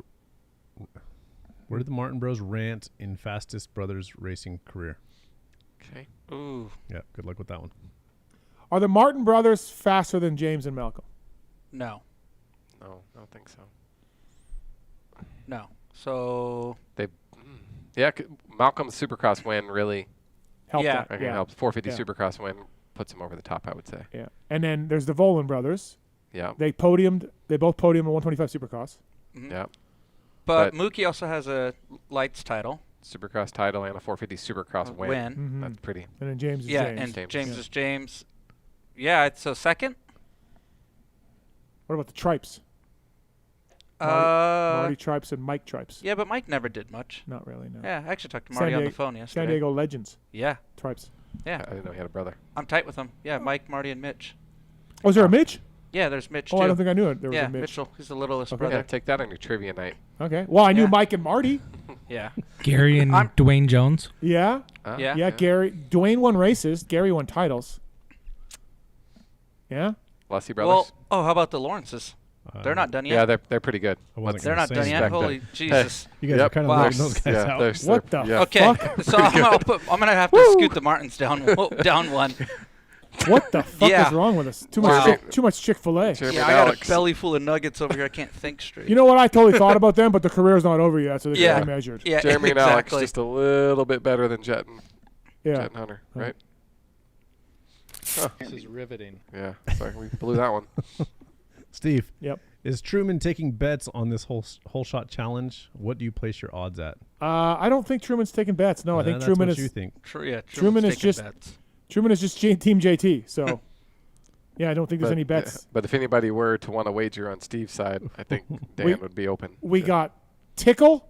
'Kay. And Nash. Okay. I hope Nash. And then there's 40 people taking JT's side. Where does Pookie stand on this? JT side. Okay. Solid support system you got there. Charles, what was your worst goggle failure when working for 100%? Oh, I never really dealt with it because I was a step removed. I'm trying to think if we had any major things with Kuzo while we were there. He probably fucked something up. Dude, no, I can't think of anything. Like before the Armega goggle with the injection lenses, like lenses popping out of frames at Unadilla when they hit by a rock, things like that happen. I would glue mine in. Yeah, Bink. yeah. No, he would too. He put this tape and stuff. Anyway, that would be it. Like a old Lexan style lens popping out would probably be. What do you miss about working at 100 and living in California and everything? Like, obviously you're from Texas, so you went back home. I did. And Stacyc's a great company, great job, and all that. And I helped make Raglan what he is today. Okay. Tell him that. But like, what do you miss? Anything? You miss anything? I miss friends, people. Yeah. Southern California. Yeah. I would say there's times when maybe being a little more involved with the racing side, but look, I do a lot. Like, there's a lot of stuff that crosses over. Like we sponsor Supercross, and I'm here at the Pulp Show, and I'm in touch enough that I don't feel like I'm removed. Okay. But yeah, there's maybe times when I'm like, not involved with the actual racing side. Like you don't like go too many races anymore, right? Yeah, and I probably could if I said, hey, I want to go to the race, but I don't have a reason really to be there. So I would say the only thing would be the people, friends in California, and then actually being a part of some success of racing, right? Like, but that's about it. All right, last one, Clayton. Does Hunter get an overall win this season, and or how many? No. Oof. I think I agree with Clayton. I know. He's riding great. Jet's good. Yeah. Jet's really good. He's a great. They're great brothers, as you guys know. Yeah, we've always said that. Yeah, somewhere behind. Maybe something like Iron Man, but it's good if Jet gets a bad start and then he just goes. Well, you mean Budds Creek? Budds Creek, sorry. That's the last one now. Yeah, sorry. I don't think I and knew then that. I don't think I knew that. Well, Iron Man is the designation, so they swapped them on Yeah. the calendar. Yeah. Huh. So yeah, if Jet gets a bad start in the last one, and Hunter Holshots is running good, I do think that Chase will get better as well. So I don't know. I just say no. I'm gonna say no. Yeah, I think I agree. Yeah. I mean, a couple weeks ago, I was asking everybody the percent buy that Jet runs a table. Now, obviously, that's not going to happen with Hunter grabbing the win, but does he could run the table the next 8 motos to go? Yeah. You know? Or for sure. Yeah, All there's the 8, rest of the 8 overalls. motos, right? Yeah. 8 motos. Yeah. Yeah, but he could also get the rest of the overalls for sure. X Brand goggles, TR segment, EKSbrand.com. Champion. Pulp Show 25 is the code to save with those guys. Thank you to X Brand. Wiseco Pistons bringing you the 8 o'clock hour. Pulp 25 is the code to save. Who didn't have the giant Wiseco sticker on their fork card? I did. I did. Wiseco.com, wherever you want to buy parts. Dirt bikes, UTVs, ATVs, the jet skis. They got Honda HRC, PulpMX, Twisted Development as well. Over 80 years of experience. 4-stroke pistons, 2-stroke pistons, cast, forged, all of it. Pulp 25 is the code to save with Wiseco. Use that code and save. They're bringing you the 8 o'clock hour here on the show.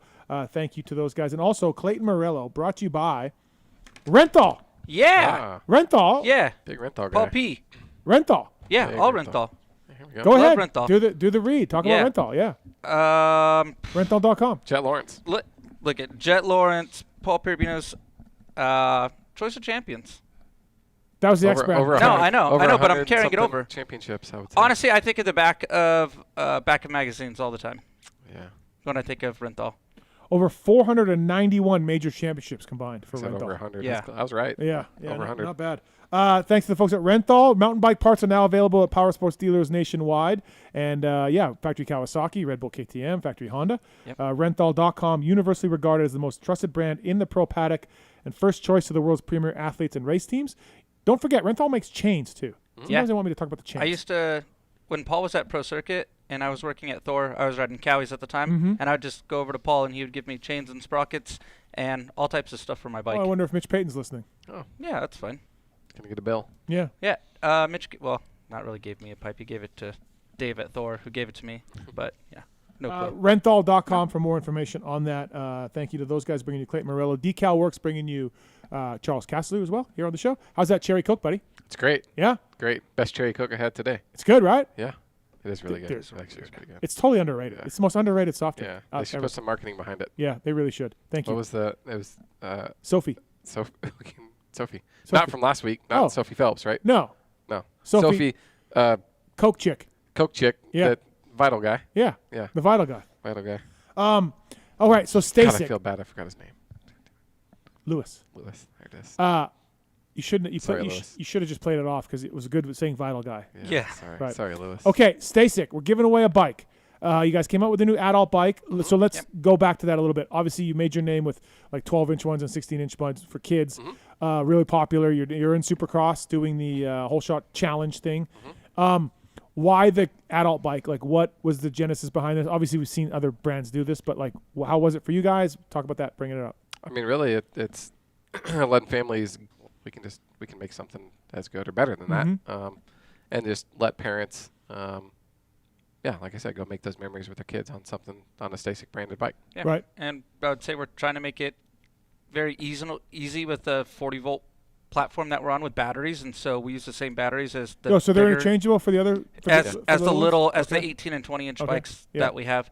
So the 12 and 16-inch bike have one battery platform, and the 18, 20, and then the adult 20 all share the same one. So you can swap them out. Like it has 2 batteries. They can run with just one. So you're riding with your kid and their battery goes dead. You can pop one of yours off and put it on there, and everybody keeps riding. So, they're pretty cool. You guys sent me one. I've been having a blast. Pookie's been riding around the neighborhood.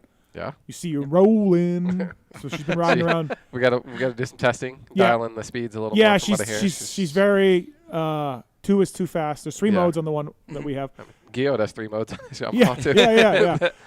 So it's a little. She likes 1. Okay, but you need a little more speed out of her. Pretty slow. You need her to bring it up a little bit. I need her to bring it up a little bit. Okay. Yeah, because I'm cruising the neighborhoods in my e-bike on my Taser, and she's got the Stacyc, and I'm beating her just straight pedaling. Yeah. And I feel like just cruising. She has a throttle.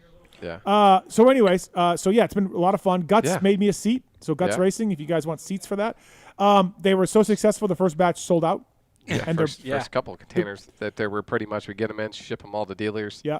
Save a few for the website, but then they go pretty quick. So the people that have been seeing them on the website, they sell out pretty fast. But we're getting a shipment hopefully by the time people start listening to the so archive they're of this, back in stock. They should be. Yeah. In the next couple days. Right. So. Yep. You have one and I don't. Oh, really? I don't have one either. Oh, My wow. wife. My wife's really upset. She doesn't have one. Yeah. So. Yeah. Yeah. Yeah. Put it together myself. Screwed up the front guard, Yeah. which Yeah. I would take umbrage that I screwed it up. But Oh, you're a factory mechanic. according to the pictures, I screwed it up. But it looks dumb the way you guys have it. So I put it. No, but like it, like your logic makes somewhat of sense, but that's not the like way it I saw the photo and I'm like, oh, I have it on backwards, and I'm like, wait, why would they have it that way? The roost guard, on the front. Okay. So it's a lot of fun. I put some better pedals on it. Okay. I put a little bit more aggressive pedals on mine. Okay. Just FYI, I don't know if it's going to catch Pookie in the shin or not. That could be another problem if it does. Yeah. But so one of the pushbacks, I put this on social media and stuff. One of the pushbacks I got was the price of it, to be honest. So can you guys talk about the price a little bit? It's $21.99. It's very much in line with other brands with comparable products in the market. Yeah. See, I didn't know that, right? Yeah. So, and if you look at look the actual the motor and the technology inside of it, it's very similar to an intense taser or something. I'm not saying it's the same, but just like we were talking about batteries a little while ago, that there's not a lot of difference in technology. Right. Those motors, there's only handful of places that make them and a few different versions of them. So the cost of the bike, it's not drastically different than a pedal assist mountain bike or something. Yeah. So it's very much in line with other similar. Okay. Yeah. No, I'm just saying, obviously, you're going to get pushback on. Look, we have kids 20-inch bikes that go up to $3,000 too. That it's not for everyone. Yeah. Right. So you get what you pay for too. Yeah. There's quality. Yeah. There's direct-to-consumer brands, especially in the EV space. There's a lot of direct-to-consumer brands that don't. They don't have to cut dealers in, so there's no dealer margin. Yeah. They also don't have customer service here. If you have a problem, good luck. You're not going to sell. They don't stock parts and have all these different things. Where a company like Stacyc, our primary sales channel is through power sports dealers, and we have replacement parts and customer service based in Texas that you call and talk to somebody. Right. I have a little bit of a rant around that actually later, but okay. So it's different, right? We have it's a legit brand versus some of the Chinese knockoff stuff that doesn't. Yeah, the DMs I was getting about the price though. It falls in line with your competitors. Totally. Yeah. Totally. Okay. So I didn't know that. I'm just like, I don't know, man. I don't like to ever talk about other competitors, but like Super 73 or something like that. Like go to their website and look at their comparable bikes. Yeah. It's the same. Yeah. We're in the ballpark. That's pretty cool. I can't wait to my first race, like a dirt bike race. I'm gonna bring that as my totally. pit vehicle. Yeah. Super easy. Ride around. Jump on it, take off, kickstand down, lean it up, sign up or whatever. Yeah. And then also Pookie needed something from the store a little while ago, and I could have took my truck. Okay. I could have took my truck. We went grocery getter. Yeah. Like a basket. We take a backpack. What did we do? No, I brought a hoodie because I could stuff it in. It wasn't anything big, so I took it to the Circle K. Okay. Green Valley Ranch, Circle K over here. Yeah. Just rode it like I belonged on the roads. Yeah. Check me out. I don't know if I can totally condone that. Okay. Probably not. Yeah. Sorry, Stacyc. But it's a Class 2 e-bike, so it's legitimate. Yeah. All the legislation, regulation around the different classifications of e-bike. It's a true Class 2 bike. Right. As in terms of motor size and speed and all those good things. So while we're joking about riding on the road, it isn't. There's bikes in the market that if you were to get pulled over or stopped by someone that really knows the rules, you'd be in trouble compared to ours, which is a true Class 2 e-bike. So. Right. So I will just use that line then, officer? Yeah, but Class 2. Officer, hopefully you know your electric vehicle terminology and sizes really well, but it would be. Yeah, no, it's a lot of fun. So we're giving one away. Thanks to you guys for coming out here to promote this thing and everything else. Obviously, everybody knows the Stacyc name. I think most people listening know the Stacyc name, right? Yeah. They're so popular. So how are we doing this? What are we going to do? We made a landing page, stacyc.co/PulpMX. Not .com. .co. .co. /PulpMX. Stacyc.co/PulpMX. Go there and fill out your information. It's just name. It's on the YouTube marks, right? You're putting it up? Yes. Okay. On the tube. Put it on the line. Yep, out on the line. Go fill your name out and your email address, phone number. Sign up, and we're gonna pick a winner next Monday, so that Steve can announce it on next Monday's show. Okay. and then we'll get one shipped out to you. Awesome. Cool. Yeah. Open to anybody in the U.S. or Canada. And let's be honest, you're collecting emails. That's Sure. what you're doing. Absolutely. But yeah. Just so I mean, you're going to get Stacyc emails. Yeah. It's not like we're going Right. to spam you with something. It's not you're not going to get like Iran terrorist threats. Correct. It's just going to be Stacyc. That is factual. Right. It'll just be Stacyc merch. Yes. It's not going to be anything weird. Totally. So we're going to give one away. These things are $2,000. And PulpMX show people are eligible, obviously, stacyc.co/PulpMX. There it is. Enter your email, and we're going to give one away. So really cool. Thanks, guys. Yeah, no problem. Yeah, appreciate that. I'm stoked to do it. And I think the last time we did this was pretty popular as well. So we gave I think a 20-inch kids bike last time, and we had a really good, a good group of people that signed up. So Charles, you're the marketing sales guy, manager, right? Yes. Clayton's boss. Yes. So something like that. Supercross, the Supercross engagement. We've seen obviously pro riders' kids do this. Yep. How's that going? How's that working with Feld and everything else? Like, it's been working well? Or? It's good. We do Stacyc Live, which is a weekly segment in the broadcast where people submit videos and we pick one and it plays on the TV broadcast. And then at a few rounds we do a whole shot challenge, similar to you and JT. Yeah, down on the floor. Yeah. and it's sort of became just we only need 10 or 12 kids, and once you start stacking up, when Roxon says his kid wants to do it and AP says his kid wants to do it, you start, next thing you know, there's not really any more spaces for other people, but it's super cool because those guys are coming to us and saying like, hey, how do I get my kid into that? Hey, that'd be cool if my kid can do that. And then they post on social. It's great and for Stacyc, and 100% organic. We're not paying or having, they just want their kid to go race and do something cool. So those are going good. We actually mixed it up and did some 16-inch races this year instead of 12-inch. But are you going back next year? Do you know, or is that? Don't know yet. Yeah, okay. I would hope so. Yeah, I would think so. But we actually just started talking internally about Stacyc Live and what we can do different. Because we've been doing the same thing for a few years now, and there's nothing wrong with it. It's not broken. No. Just trying to always get better and find more ways to engage with Stacyc consumers. Maybe get J-Law or something, or Hanny. Yeah, they're not exactly the target demographic. Okay. All right. We got that is one thing interesting at Stacyc, right? It's kids-centric products. So while I joke about it, that is something like an extra layer compared to other brands I've worked out. Like, you really got to think about through the lens of parents, and you're dealing with kids. You got to be careful with the people you align with and the people you share things with on social and things like that. So So Rags sold to Harley and became a bajillionaire at some point, right? Harley Davidson bought Stacyc. Something like that, yeah. Good for Rags. Yes. I'm still pissed about him, about the salary he was making at KTM, but that's another story for another day. Do you think maybe he was bringing more to the table or no? No, not at that time he wasn't. Okay. I went to a raise. I went to Selvaraj. Okay. He was running KTM, and I said, hey, man, if I'm coming back next year, I got to make more money. Okay. Year one, I think I made $35K. Okay. I think Rags did too. Okay. So the next year, I'm like, Selvaraj, I need more money. Like, can I get a raise? I don't know, like whatever. Yeah. And he said, nope, we are tapped out. Can't do it. That is all the money that mechanics can get. And I'm like, okay, well, that sucks. But, hopefully Kelly Smith does really well and bonuses me out or something. I don't know. So one day we had these little cubicles in our race shop. That was where the mail went, in these little cubicles. And one day Rags' paycheck was in my slot, like Matthes slot. Yep. And I opened it because I was like, it's in my slot. And he was making like $10K more. Oh. He was still just a mechanic. Yeah. He wasn't like the R&D guy yet or anything else. Yeah. And I went to Selvaraj. I said, hey, man, like you said, Rags and I are doing the same job. And Selvaraj loved Rags because, whatever. They're just buddies. Yep. I'm like, you said I was topped out. Now, if you don't want to give me the raise, that's cool, but you lied to me. Okay. Like, just. How'd that go? Not good. I hated the dude ever since. Okay. Hate's probably a strong word. Yeah. Didn't like him. Yeah. Also, Selvaraj was the same type of guy. He would stay at a better hotel than us.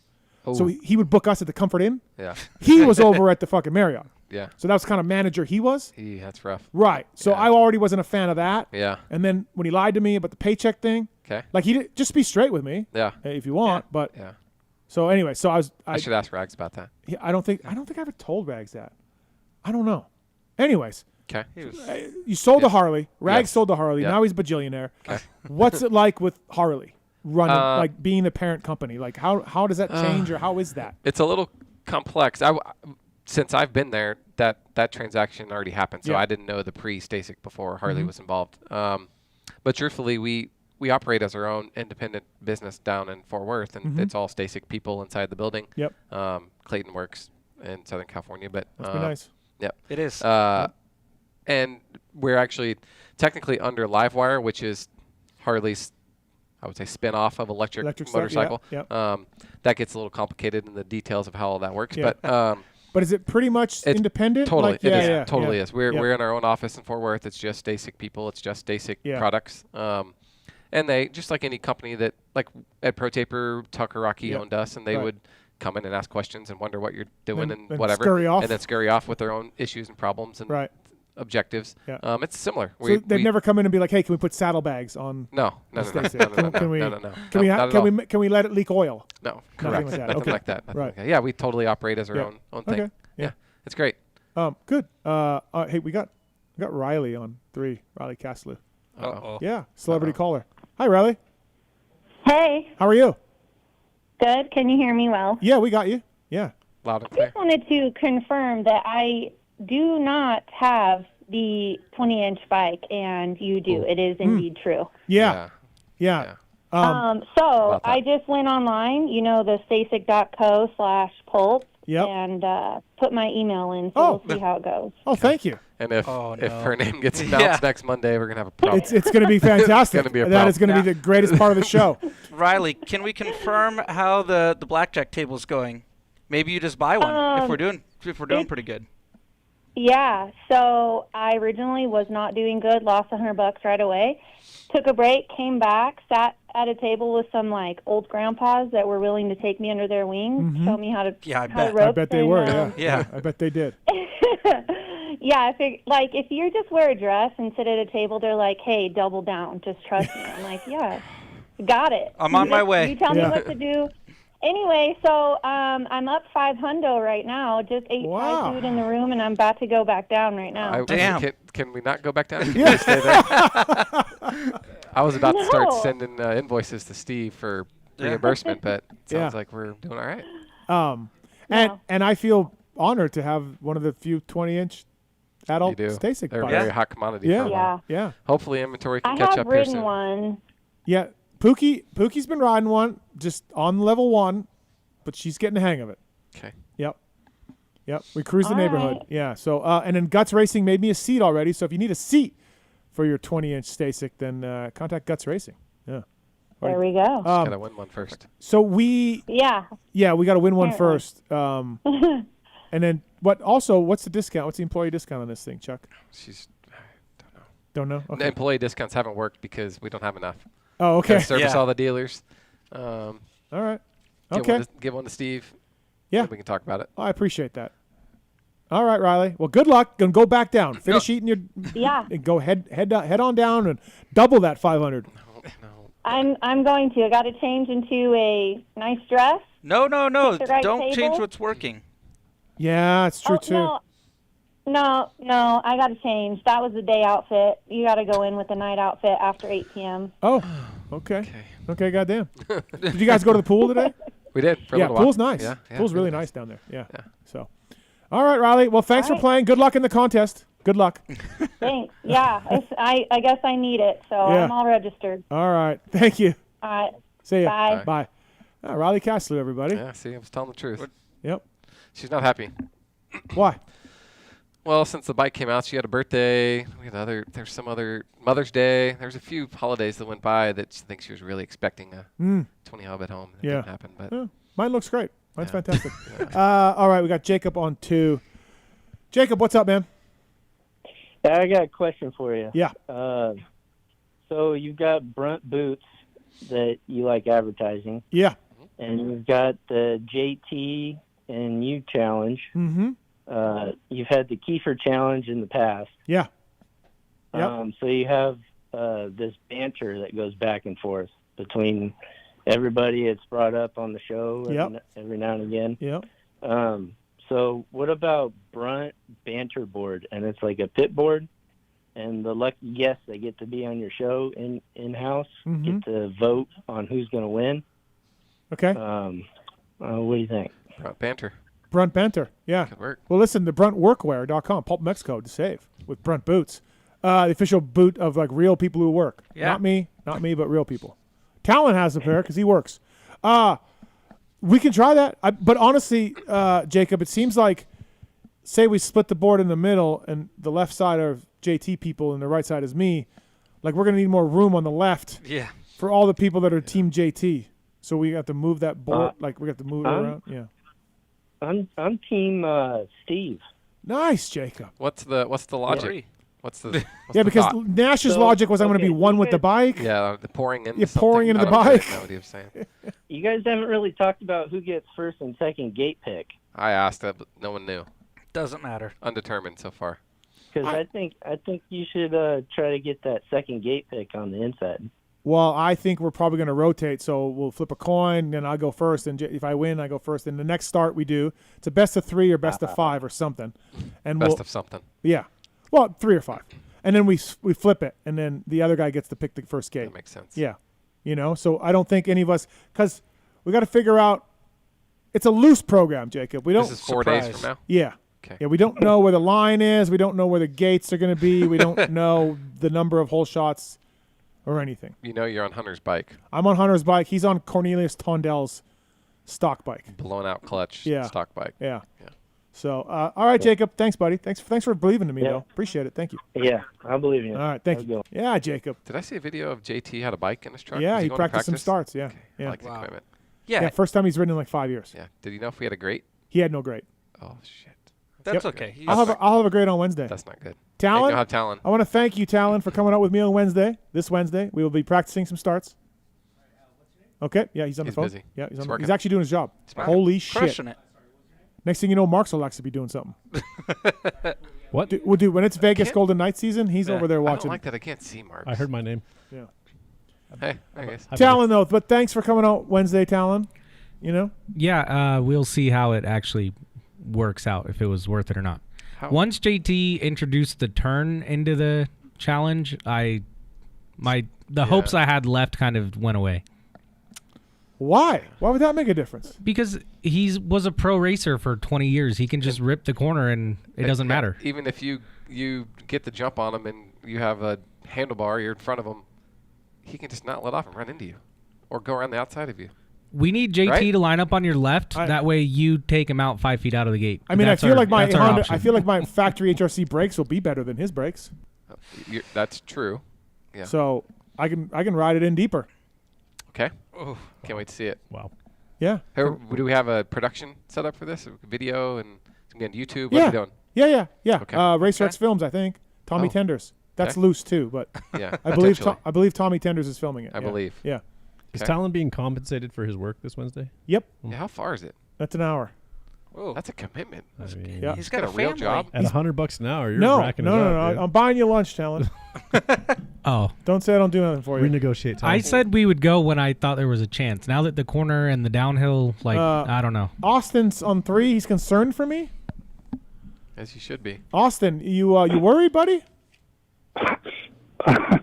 I mean, my only concern for you is that, and I haven't heard this point made yet. Okay. And it's with everybody's talking about the bikes and the button and the turn and all that crap. But my biggest takeaway on this is the Washougal Start Straight Prep is known to be hard packed, right? Yeah.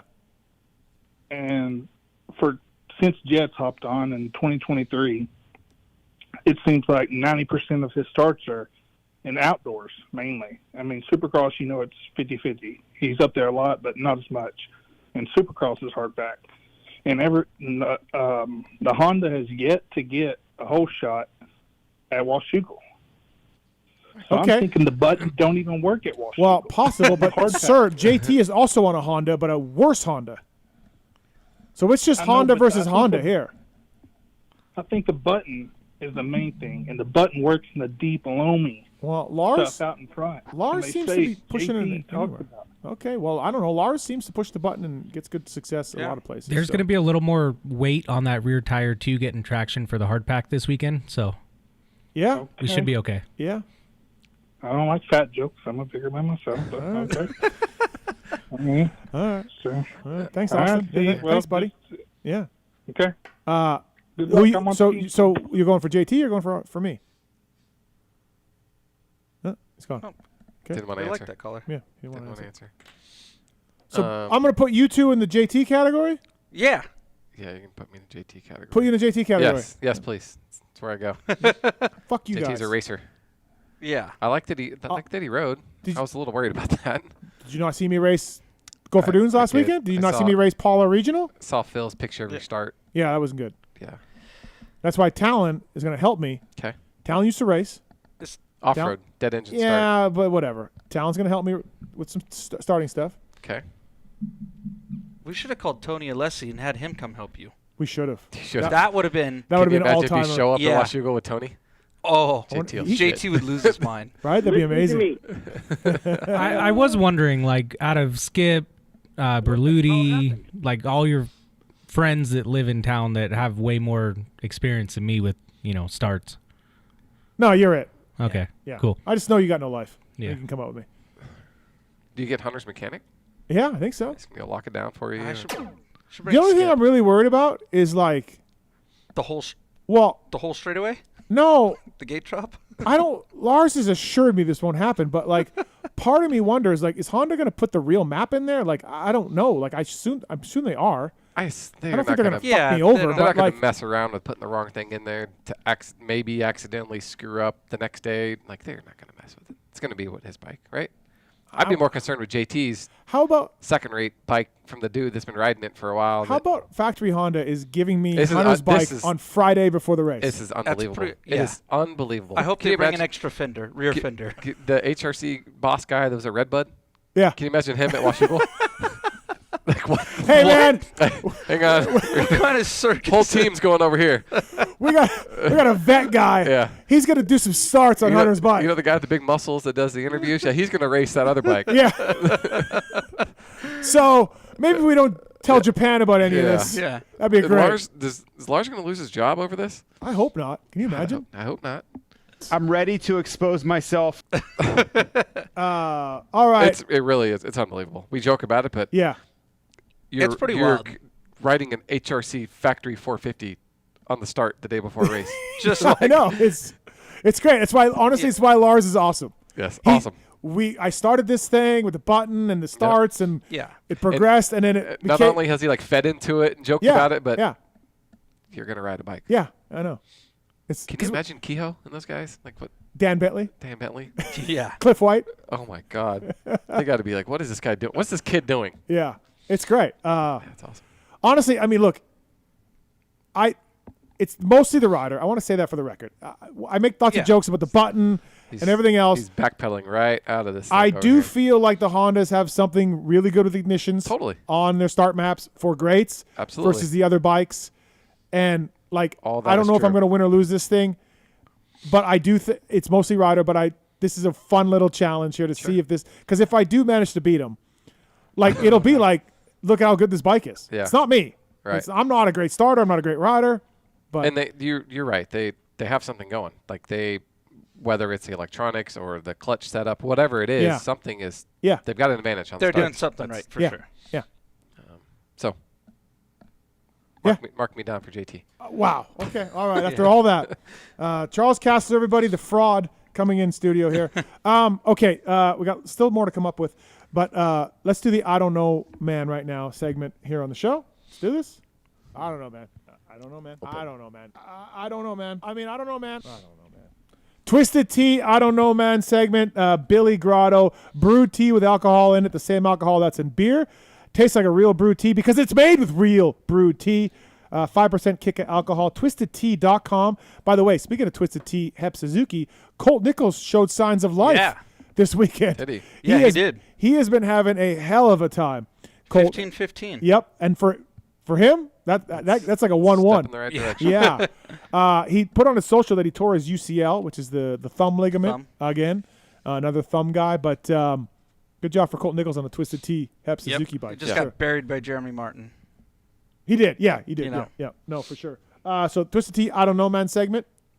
Gentlemen, do you guys have one? I can start. Okay. Yeah. My I Don't Know, man, is Tomac. We talked about it a little bit, but what's going on? What is he doing? I don't know, man. I don't know, man. Weech's theory from early in the year, maybe early Supercross. I think it's coming around. His theory was that those elite level guys. No, he didn't. He didn't subscribe to that theory. No, but he backpedaled it on Tomac, but he had yeah. that early in the year, and then he's like, well, I'm not going to say that about Tomac. But What's the theory? His theory is that the elite level guys don't lose their eliteness. They just lose the ability to do it consistently. Mm-hmm. They still have the speed. When everything works and aligns, they can still go win races. The problem speed was is gone this weekend. Yeah, but maybe his rear end was too high. Yeah, there is that. Did we check that? Or he was pounding stakes, fence stakes in. Maybe. Here's a couple of things that we talked about in the review show. And I don't know which one exactly. Twisted Tea, I don't know, man segment. But so the year that is last year at Cowie, when he had the double DNFs at Loretta's, he was out of the championship. If you go look at his results, and I can pull them up right now, he caught fire at the end of the year. But after that double DNF, when he knew things were over, dude, he kind of mailed it in. Really? So I don't remember that. I mean, I remember the double DNF, but so you say he mailed it in for a few races and then went back hard? Hold on, sir. I think yeah. Okay. And look, he had those weirdo races at Cowie that we all sort of forget about, and there was weekends that were like this where he would go 6-9 or whatever, and no one would really know what the hell happened, and then he would come back the next week and win. The problem is he just hasn't. Do you think we've seen those since he's been on a Yamaha? Like not as much, I don't think. But I would say he still has that. It wasn't his last year. It was 2020. It wasn't his last year at Cowie. But he goes 16th at Loretta Lynn's 2, right? Then he goes 1 at Ironman, but then 6, 5, 5 the next 3 races, then 3-1 to end the year. Like 6, 5, 5, just whatever, you know? Yeah. So there's one theory. Like he realized with the Redbud thing, he's out of this thing. He's racing against Jet, and now he's like, I don't have it. I'm not going to win this title. Where's my motivation? That's one theory. Okay. Second theory, he's older. He's raced 2 nationals in 2 years until coming into this one. Yeah. He was riding outdoors for a long time, not a long time, but a semi-longer time. He had a jump start. Got a jump start on everybody. So Paula. Hangtown look really good. Nobody's in outdoor mode yet. Yep. Week off. Okay. Everybody gets into outdoor mode. Hunter, Jed, everybody else. Chase comes back, and now his advantage isn't there anymore. So those are 2 theories. I'm not saying I subscribe to either one for sure, but there's makes sense there. I don't know, man. Yeah, I don't know. That's exactly why. 'Cause I don't know what to think. I don't know which theory I even am leaning towards. This weekend, he's really good at Washougal. Crushes it there. God, he's good everywhere. He is. But Washougal's a good track for him. So this weekend is huge. Huge. Yeah. Okay. We'll revisit. Yeah. And I if you told me he goes 3-2, I'd be like, oh, okay. Yeah. You told me he went 5-7. Okay. Yeah. I mean, it was 6-9 this week. And he qualified 9th. Yeah, he didn't qualify well either. Yeah. Yeah. Did he? He didn't even fall the second moto, right? No. Yikes. Yeah, I don't know, man. Yeah. Yikes. When Jet went by him, like you were like, oh, okay. Like Jet, Jet stayed lower, would look more aggressive than him. But what about Malcolm Stewart? Oh yeah, no, I know. Yeah. And it's just people you don't think that should be passing him. No. Guillod with the 12-hour shock oil on a stock motor. On a stock motor. Yeah. All right, Twisted Tea. I don't know, man. That's a good one. Chuck, what's yours? Mine, we're kind of beating a dead horse, but it was Canadian Moto. Oh, that was gonna be mine. It was. I don't know, man. That was mine. I don't know what's happening. Right. I really don't know what's happening. Phil, I thought last week was the pinnacle. Dylan should be dead. We should be having memorial races for Dylan Wright. Correct. The crash was insane. And I thought last weekend was the pinnacle of weird. I don't know. That was weird. Yeah. Phil went 6, 7, 8, 5, whatever the hell it was. 7-6. 7-6 and left with a red plate. Yep.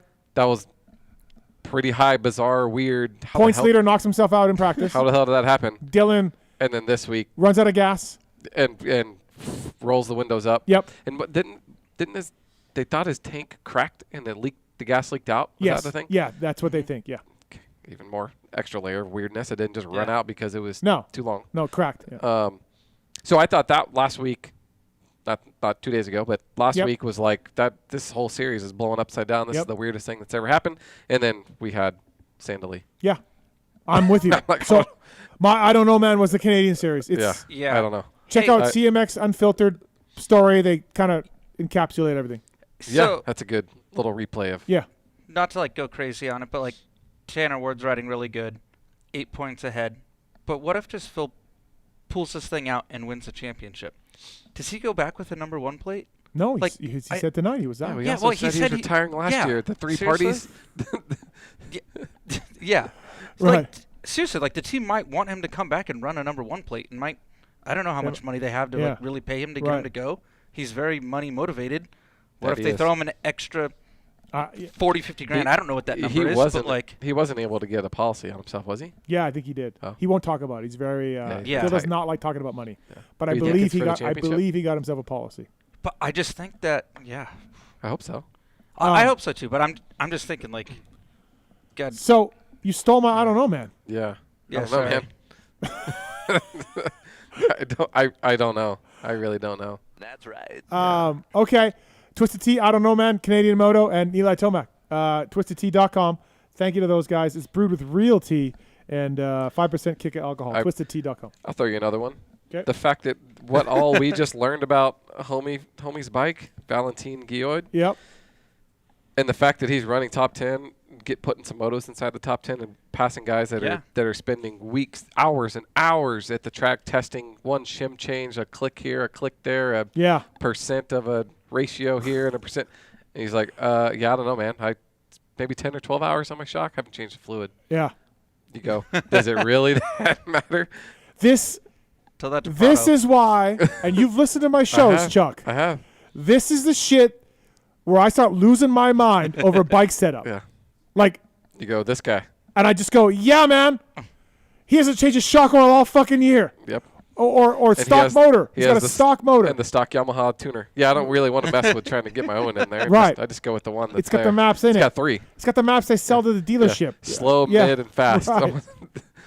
So, you know. So does the bike matter that much? So when Prado was going on about bike setup, like on a factory Cowie, I'm like, come on, man. Yeah, we're talking degrees. This dude just passed you on a stock motor with 25-hour suspension oil. Yeah. The guy that's never beat you. Yeah, so I don't know, man. Is the bike really that big of a deal? Thank you. I don't Thank know. you, man. And here I am as a racer that I'm usually firmly planted on the side of. Thank you. Yeah. The racer. Yeah. I don't know, man. Yeah, I'm with you, and that's why I don't want to hear this. I don't want to hear this bullshit about bike setup. Like, it is important. There are things that matter, and it does make a difference. I'm not saying it doesn't. It's irrelevant, but it is it's a mental 15% of the equation. If these guys were mentally stronger or could get the window right, a 15%, you know. Yeah, and like you've said too, like Jorge has led them. We're not talking about Prado right now, but he's led them in that direction, right? Like he's the one that said this is good or bad, or I want more of this, more of that. He's the one who rode the Cowie before his deal and said, "I love this bike." And even at I promise, since the day he was able to ride a Kawasaki in the public and he officially was riding them, I promise you, since that day he hasn't been saying, "I need X," whatever that is. Yeah. He's had to have at some point. There's no way they've been working since September 2nd. No. Or 1st. To today and still can't figure out how to make it go At faster some point, they're like, "Hey, man, how you doing? I'm good. Yeah. I love this bike," or whatever. I'm good. Yeah. Yeah. Don't know. It's all lost in translation. That's why it is hard. I've said this before as a media guy to cover this sport. It is really hard because, like in MotoGP, if you don't have the car or the tires, hey, man, you're just not running that good, or Ducatis are so strong in that series. You're just like, well, look, that bike is awesome. And it's like a factory Honda in the 80s.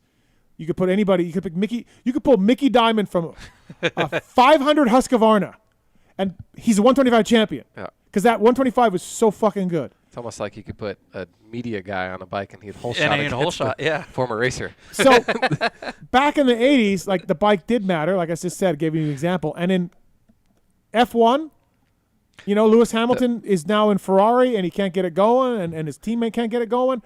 So those sports are a lot easier to cover. In our sport, you're like, yeah, man, the guy with the stock motor on the 25-hour suspension fluid just beats you. Yeah. Maybe it's not the machine. And one of the things that we don't talk about a lot is it's the variables in our sport. There's so many variables where in MotoGP or F1 or NASCAR. Like the track doesn't change. It's very consistent, and if you hit the same spot doing the same speed, what happens? Something different or whatever. In our track or our sport, by the time you come around to that spot again, the track's changed. If you hit the same bump doing the same thing, you're going to have a different result. So that's part of it can be perfect on one side of the track and awful on the other side, and the rider comes back only thinking awful and forgets about the good part. Yeah. And like you'll never get a bike to work perfectly. It can't. It's impossible. Everywhere. You just can't. It's impossible. It's impossible. So it's all about, Ricky had that goofball setup that was going to destroy him in the whoops every time. And he told the Honda guys, I'll fucking deal with the whoops, but man, I can rail the turns. Yeah. I can rail this turn in Mach 4, and I'll deal with the whoops, because he knew you can't set up a bike to work good everywhere, And so sometimes as a media guy, again, I do think bike setup is important. I've seen it. I've been up to test where we rolled out 2 Yamahas with the only thing different were engine hangers, and every rider rode one bike. Sorry, I think there was only 2 guys. I think there was only Chad and Vilman. But they rode one bike, rode the other bike, and they both got off and said the exact same thing about the other bike. They didn't like it. It did this and this, and it was the same bike that had both the engine hangers were modified. So I've seen it. We didn't tell them. They didn't know. I've seen it. So it does make a difference. I get it. But not as much as we play out in 2025. Right. No way. And so Prado and JT and all these other kooks can pound sand. It doesn't make that big of a difference. Pound sand. What? Prado's a kook. No, I'm just we got it. Just blaming the bike. Blaming the bike. It's a small part of it. But most of the part is the rider. So don't give me this. It really comes down to the riders. If they think it's better or worse, it's better or worse. It doesn't really matter what it actually was or wasn't. No, I mean, Bones has stories of taking a shock off, spraying it with contact cleaner, cleaning it all up, not even opening it, and the rider saying, Purcell. Great. This is great. This is amazing. And Purcell and Bones just going, cool, man. I never touched a thing. Bones has those stories. I've heard them. So that's a huge part of it. But why can't the riders, why are they so mentally fragile? Fragile little flowers. Yeah, why are the, and like Chad was a nut job about changing things, but at the end of the day, that dude was so mentally strong, Yeah. And I've seen it over and over. So why do we have this generation of racers that aren't mentally strong enough to know, like, hey, it's me. It's not the bike. I think they just don't want to admit when it's them. Yeah. They just go, they blame it on something else until they can get their shit together and do better. And hasn't Dazzy said that a little bit about Jet of like, hey, we're only going to get the bike so good and you're going to need to cover for the rest. He said that, right? And then, and he's also I don't know said. how true that is. No, he said it a few times. And then also, like, you can ride, Jet's so good he can ride through the imperfections of the bike too, right? Hunter can't. So, so bike setup's important. I get it, but it's not what it is now, man. I thought, speaking of that, I thought Jeremy Martin's bike didn't look very good this week. Like watching on TV, like especially the sweeper coming around before Catapult, his bike was when he was off the gas and weight on the front end, it was super twitchy and sketchy when he got off the back. Yeah, actually, the right-hander out of the sand whoops. Mm-hmm. Yeah. I saw that there. Yeah. Yep. Anyway, and he obviously overcame it and was fine with it. But I saw it was pretty. It looked like he was beating the hell out of him at times. Yeah. Anyway, who's panicking's maybe a strong word. More Chase Sexton watching Prado or KTM looking at Eli? Dude, that's a great question. I would think your KTM with the amount they're probably going to pay Tomac. They're looking at him being like, we hope this is just a like a thing where you're out of it and you're. I mean, look, Southwick he got third. Yeah. But it was a scary third because he couldn't do anything. Yeah. He got passed by Hunter, second moto, and dropped. And first moto, he could only work his way up to that group and then kind of sat there. So although he got a third overall at Southwick, good job. It wasn't as good on paper as it was if you were there. Yeah, but I still expect him to even be better there. Of course, yeah. So Hunter Lawrence, you would never think would catch him, pass him, and drop him at Southwick, a place where he's so good. So, yeah. Well, now, hold on. What? My Racetech rant, racetech.com. Going right into it. Well, it was going to be. Now it's the suspension stuff and the riders. That's my Racetech rant. Like, all of this talk, we're just getting onto it. Like, I know behind the scenes Prado's telling people it's the bike and not him. I know that. I also know that he looks damn tired. And it looks to me like he quit that first moto. Quit. And so dude, you got Oscar grinding at PulpMX, not even being home for 2 weeks, like Phil said, right? He's been out there by himself. And you're going to quit in Moto 1? Even if the bike isn't great and it's not where he needs it to be, okay, you're going to quit on your team? In the moto? Dude, these guys have been probably, do you know how many meetings Dan Fahey and Oscar have probably had with everybody, Kaipo, everybody, to try to Everybody figure says out. it's not from lack of trying. Right. And they're trying to figure this out, and then you got your rider throwing the anchor out in Moto 1? Dude. Yeah, it was a tough look. It's not good. Yeah. Now, his fifth in Moto 2 was better, but fine. You're not paying him for fifths. No, well, that's fine, whatever. But at least you're trying. Yeah. First moto, dude, he gave up. He looked like he gave up. I agree. And then so that's Racetech Rant, racetech.com. Tell them you listen to Pulp. Get your deal, get your suspension service and everything. Maybe Prado needs to go to Racetech. I don't know. Maybe J-Mark could have got a shock spring. Maybe J-Mark could have got a 4.8 4.8 shock spring with the right length. But it's the second rant I had, the real rant I had, was about PRs in this sport, and just some of the teams care, some of the teams don't care. Yeah. We haven't seen a Yamaha rider at the scrum all year long. Outside of Mosman, sorry. Mosman's been there. Yeah, I feel J. like Coop, Mosman just kind of does. Cooper Webb, Eli Tomac, I read the quote earlier. That's probably made up. Yes. They never talked to Eli. He's the biggest name in the series, maybe tied with Jet. Sure. And there's no interview. There's no anything. He doesn't show up. He doesn't have to show his face. He doesn't talk about it.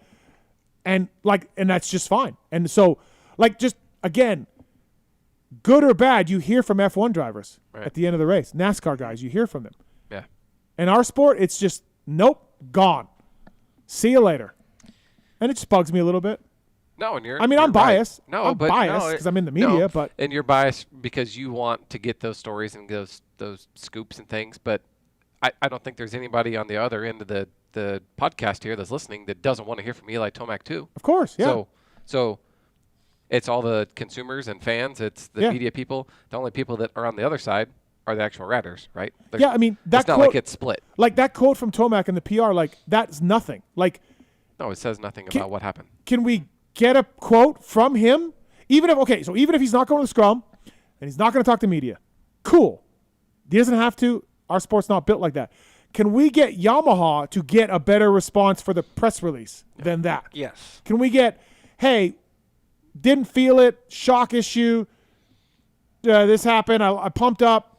Whatever. Anyway. Rear end is high. Rear end is high. I chased a bull all week long. Something. Instead, we get nothing. We get manufactured BS quotes, and it sucks. And again, I'm biased. I get it. But like you said, the fans, everyone, what happened to Eli? And we got nothing. Do you put that more on Star Yamaha team for not making him go, or on MX Sports Feld for not making? I would say they share equal amount of blame. Yeah, blame pie would be split. Yeah, the blame pie would be split. PR needs to be hey, we need Eli something from you for the press release, something real. Either you're going there or you're giving us 5 sentences or a video here that we. You're giving us 1 minute because you can get a lot of words in 1 minute. We need 1 minute for you to explain. Or you're going to the scrum. Yeah, or you're going to scrum, but he'll take the 1 minute all day. Right. But it's something. We just need something to tell the fans what happened. And I get it. You're pissed. You're not happy. But I feel like he might not know what happened. Guess what? This is part of the job. You get paid millions of dollars. It's part of the job. I'm totally agree on that side. That's part of it. And so I blame Yamaha. I blame Star. I blame the MX Sports, Feld, and Supercross for not making these guys more accountable. Last year or the year before, Barsha and Mookie in Supercross didn't do one post-race scrum all year. Factory riders, name riders, and I would tell Supercross. I would tell Sean from Supercross. And he would he's just I don't know what to do. I got an idea. Press day. They all want to do press day, right? Nobody wants to fly in early and do it. This is an old idea. But they do press great. day. Yeah. Sir, how about if you do press day, you have to do the scrum? Absolutely. That's been brought up. You want to ride the track on Friday. You have to do no problem. the scrum. you're sticking around after the race. Now, if you get hurt, cool. Sure. No problem. You don't need to stick out. But like medical, need a note. Yeah, we need a note. Doctor's note. No, Charles, that's been brought up before. I've heard it, but I like that. And all of us in the media go, yep, great idea. Nothing happens. Because nothing happens. It's such an easy. It's a trade-off, right? Yeah. It's not. It's something they want to do. Yeah. And okay, you got to. That's for you're going to gain a little bit of track knowledge and all that stuff. Yep. You have to give a little to the media on. I had a meeting with Kawasaki. They said, yeah, we'll be better. Why don't we set up like a meeting with Dan Fahey or like a donuts and coffee morning thing where you guys can grill him a little bit? We'll have some of the riders there. And we said, great idea. Nothing happened. As you take donuts? I had a meeting with Yamaha, and I said, hey, man, like, why don't we do something where Justin Cooper, no matter what, again, unless he's hurt, is available at Tampa, and Cooper Webb, no matter what, the next week in Jersey, he's available, and the next week, no matter what, Eli Tomac's available. And then we know. Just have a schedule. We will have Cooper after this race, Webb after this. And they said, yep, good idea. Nothing happened. Like, we're trying. We're trying to get some better access to these riders after races. And no one gives a fuck. No one helps us. And I love, look, I'm wearing a Yamaha shirt. I'm a Yamaha ambassador. Love those guys. They're the worst. They're the worst because it's Star. It's not a Yamaha team. Yeah. It's Star. So you got to work through Star layers. You got to work through Yamaha layers. And you got to work through Cooper Webb and Eli Tomac not really caring that much. Right? So I thought all of those ideas, the press day idea, the coffee with Cowie deal, the guaranteed, like, so if Yamaha says, hey, Tomac's going to be available after Tampa, after Detroit, we won't even try to talk to him. Yeah. We won't. You're going to get him next week. We know we got him next week. So I thought that was a great idea. And you can tell that. Have time to prepare and think about what you want to talk about. And even if he gets first or sixth, he will be at Detroit or whatever race I said. And so we thought that was a great idea. And so it's brutal, like just brutal. And then so that year that Barsha and Malcolm, they were having shitty years. They weren't making the podium, so they weren't doing the press conferences. No one talked to them all year long. Yeah. Because they would just come back from the race, grab their gear, and get the fuck out of there. Yeah. And like, how are you an ambassador for Husqvarna or for Gas? And I'm just picking them out. They're both good guys, and they've come on this show. And I'm not trying to come down on them. So don't radio me. And look, their like, teams are letting them out of these. Yes. Things. Yeah. You're a representative to sell Gas or Husqvarna. We need you talking. Once in a while. Yeah. Not every week. Yeah. And I mean, like, none of these ideas by us are like, hey, we need them every single week. Yep. We are like literally saying like, please. Just give us something. Something. And like, people care. Like, go to Supercross. Look at Malcolm Stewart's line. Dude, for of course autographs. they care. Yeah. Like, people care. People want to hear it. Yeah. No, people really do care. And like a lot of these riders sell merch. So you would think they would want to talk to their fans about what happened. Because they have fans that buy their merch or buy their stuff. Like, I don't know, man. Yeah. Race Tech Rant, and I don't know. So my original rant was going to be on the PR, but then it switched to the right setup. But so get it all at once. Yeah. All right. You got Race Tech Rant? I don't really have much. Chuck, you have one? Mine was customer service. Oh. And hell yeah. People having patience. Look, somebody has a problem with their Stacyc or their whatever, your water bottle, your Renthal grip, your whatever. And I have no problems with Renthal. Now we're going to go into and if you look, if you call a place or you send an email on a Sunday and you don't hear anything, you don't blow up their social media on Sunday night and then call again and email on Monday morning and then freak out. Have you seen this? Totally. You've seen this. Totally. And it's not just Stacyc. When I was at 100% or I was at Pro Taper, people have no patience. Yeah. Now, if somebody has bad customer service and they're not getting back to you after a day or two or three, understandable. Fair. But if you call and leave a voicemail and then you immediately hang up and you fire over an email and then you immediately go to your Facebook and you Facebook message and then you immediately go to a Facebook forum and say, these assholes won't answer the phone. And you're like, it's been 7 minutes. Has this literally happened? Yes, absolutely. Really? Yeah. And look, is Stacyc perfect? Was 100% perfect? Was Pro Taper perfect? No, but you have to understand that places aren't open on the weekends. Places are closed on holidays. People take lunch breaks. Like it isn't a company like Stacyc or 100% isn't a staff of hundreds of people sitting in a big building with just telephones with the beep and go off. Like people get up and go to the bathroom. Their phone rings. Guess what? Now they're going to get back and someone else calls in it. So then it takes 15 or 30 or an hour and a half before they get to that voicemail Yeah. to then call you back. And then they do some research to figure out what the problem might be. And then and people just have zero patience and no, unrealistic expectations. Partially, I think Amazon is doing this. Okay. Like they're influencing the way they want to order something and they want it there this afternoon. Yeah. And if they have a problem. How does Amazon do that, by the way? I don't understand. I don't know. How does Amazon do that? And I order like razor blades. You want it today or do you want it tomorrow? They're at my house at 4:00. Yeah. For free. Yeah. It doesn't make any sense. I don't know. By the way, and speaking of PulpMX Fantasy, we'll have emails, Marks, on Monday being like, "Where's my jersey? Hey, I won." Oh, jeez. Right? Yeah, totally. I'm having a nice night. I don't want to do this. Okay, right now. all right. But yes, you're right. It's which is fine. Like they can ask and say, "Hey, I don't know the protocol," and we do get those. I'm excited. I won. Here's my address. Exactly, and we do get those. It's but the we ones get the where other it's ones. like, "Hey, I won."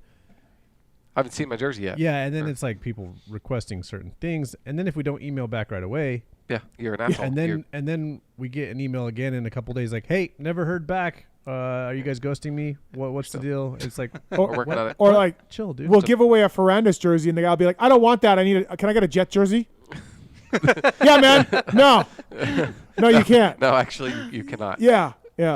We've had that, right, Marks? Yeah. Oh yeah, plenty. Yeah. All the people I've had to sent bikes to from Stacyc to winners of Pulp Fantasy have actually been pretty cool. Have they? Knock on Yeah. wood. It's been good. worked out all It'll right. be like, hey, I usually will say we're giving away a whatever. I don't even remember this year, but this bike, if you want a different size, just let me know. Yeah. And most of the time, they just come back totally realistic with, oh, cool. Yeah. No problem. I'll take this one. It is one of those scenarios where it's hard to remember the good ones. Yeah. Because the bad ones are so bad that they overshadow the good ones. But the majority of people, yes, I would say fall into the good category. Yeah.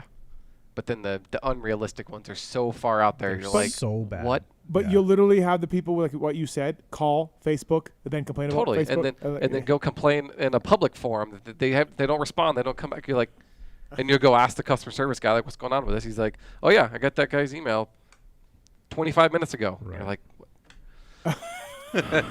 that's the state of everything right now. I feel like. Again, nobody's perfect. People get busy. Companies don't have things going on. Company lunch for Thanksgiving or whatever. Yeah. But people just have to have more realistic expectations. Look, Amazon is a multi-billion-dollar, maybe more, company that has hundreds of thousands of people working there, like a company like Stacyc or PulpMX Fantasy. Like, people are just trying to keep up and do their thing. So look, if you don't hear anything in a day or two, understandable. Call back, email again, whatever. But if it's been minutes or hours, Race Tech just Rant. wait. Just take your time. Yeah. I Everything's love gonna it. be okay. I like this one. Yeah. Yeah. Feeds right into Mark's too in Pulp Fantasy. It's gotten pretty bad. How come? Like, what's funny is when I complain about people getting up at the front of an airplane and running to the front as soon as you stop. I had one of those when I landed. Yeah, or when you complain about customer service people. I always feel like my friends that are in studio or these two kooks or whatever. Oh, that's not very nice. We don't do that. Like we all like we're all just reasonable people. Yeah. Who are the idiots? I don't. So who are the idiots of the world? I was thinking like, oh, I don't have a good Race Tech Rant, and then I've traveled from Milwaukee to San Diego to here today. Yeah. And then you guys did airport rants yesterday, and so I wasn't going to do it. Last week. Yep. Sorry. And then I just see all the people with no common sense at the airport, and I'm just like, oh, I just lost it. Maybe I'm a little tired or whatever.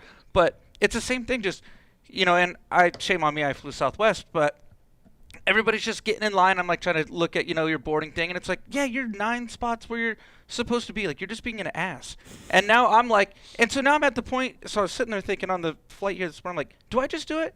Do I just say screw everybody else? Let's go stand in the A1 to 10 section, your B37. And just screw them. And then the flight here this afternoon, it was completely full. Every 3 minutes they're saying, please check your baggage, please do your luggage, blah blah blah blah blah. Well, the guy on the row in front of me, he just was like, nope, threw both of his bags right up top, and Karen, and like, cool. So not only did you not check one, I wouldn't do it either, but then you just decide like, no, I'm gonna put my backpack up here too. Yeah. And like, he wasn't a big guy or anything like that. Like, actually, a pretty small dude. And I'm People just like, don't care, man. Man, you just didn't. People don't care. Yeah. Yeah, so now I feel like I could go on and on about people, especially after doing demos for 4 days at an event. I can't believe Chuck would make you do that. No, I volunteer. No, Stacyc is so good to me. I just volunteer to do whatever I can. Oh wow, must be race time. It's very similar to the communication I heard downstairs between the employees here at PulpMX. Yeah, see how it's done, boys? It's very very cohesive workplace we have Listen, here. Nothing goes wrong ever. Everything. This man drives a Raptor. He does. Okay, that's how drives well a you Raptor. pay. Yeah, that's how well we treat our employees here. Benefits, packages.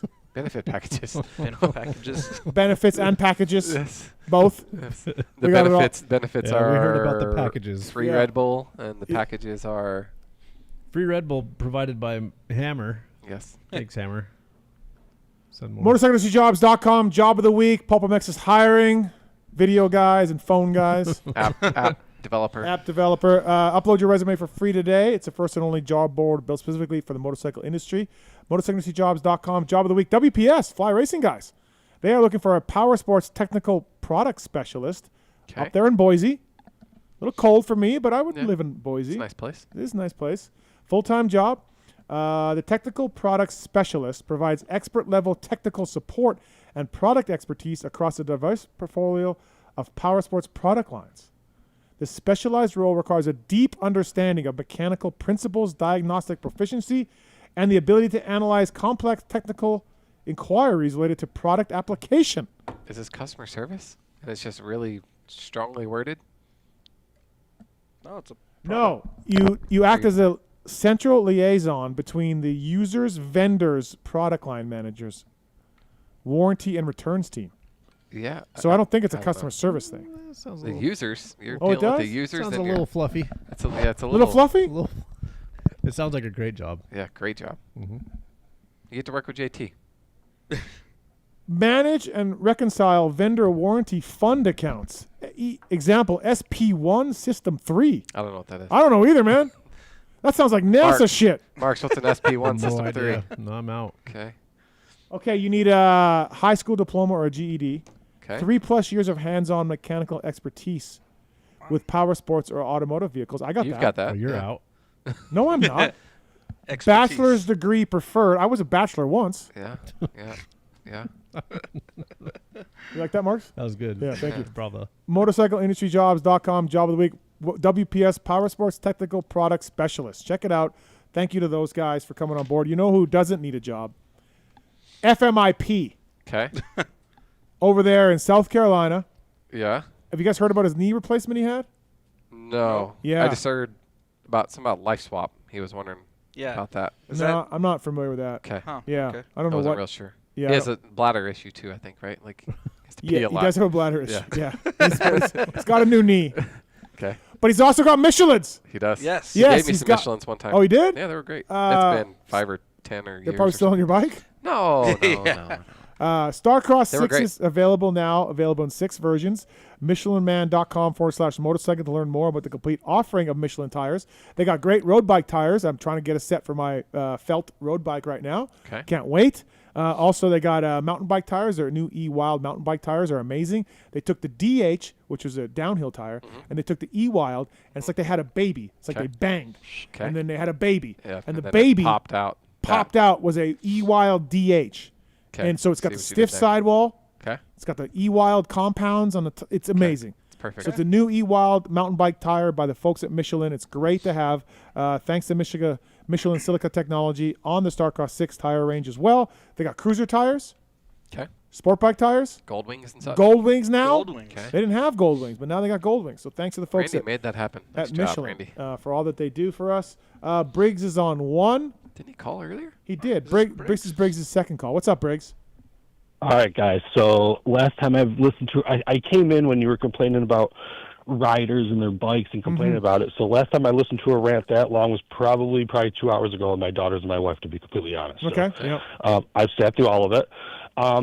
So I want to start with saying we are mass-producing idiots as far as the customer service stuff. Yeah. And we just, if you can dodge idiots, you can dodge balls. Like, we just have to remember that. What about about the idiots that watch a video on an airport waiting area on full blast at 6 in the morning? Yeah. Like, honestly, I would vote if Trump. I don't like Trump, but if Trump said, if you play your video, you will go to jail without AirPods. If you play your video disturbing everyone else's silence in an airport lounge or a whatever doctor's office or anything else, you will go to jail. I would vote for Donald Trump. Wow, that's strong. Yeah, I really would, because those people can fuck off. Yeah. Yeah. Fuck off. Fuck right off. Yeah. I hate those people. Like, bro, we don't need to hear your phone call or your video. Yeah, fuck off. Okay, sorry, Briggs. That's another rant I had. No, it's fine. 30 years ago, we could have told people to fuck off and have been like, oh, okay, I'm sorry. Yeah. But no, that just doesn't happen. I actually told the guy, I said to the guy, hey, can you turn that down? And he actually was like, oh, I'm sorry. Like, he was like he didn't know what was happening. stunned. Just taken back. Didn't understand. He was stunned. Wow. But he was polite and said sorry and turned it down. Yeah. But you're like, you just weren't with us? So like, is that everybody?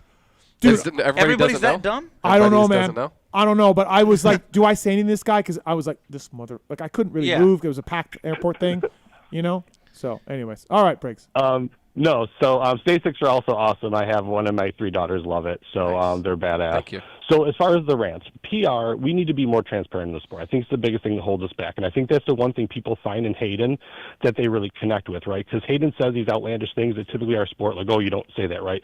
And I think that's the danger boy in him. That's not the Hayden in him, right? Like, I do think we have to look at it a little bit like that and appreciate that he's shown a side, although you may not agree with it, whatever, like, he's given a glimpse of a side of the sport that we haven't seen, and people love that, right? Like, I think the Tomac thing and all the things we know with, like, that stuff should all be open. We should be talking about it. We should be talking about those kind of details that in our sport has been intimate conversations, right? They'll talk about other guys' wives and stuff more easily than they'll talk about, hey, something everybody knows in the pits that, you know, whatever.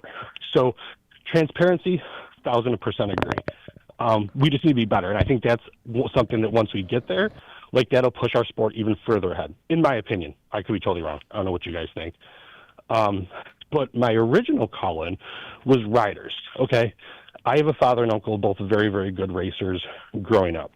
One, very, very technical, but can I be very, very specific? I mean, they have, you guys know this, like, riders have jigs for where their levers need to go. If their levers are a half of whatever off, like, these guys melt out.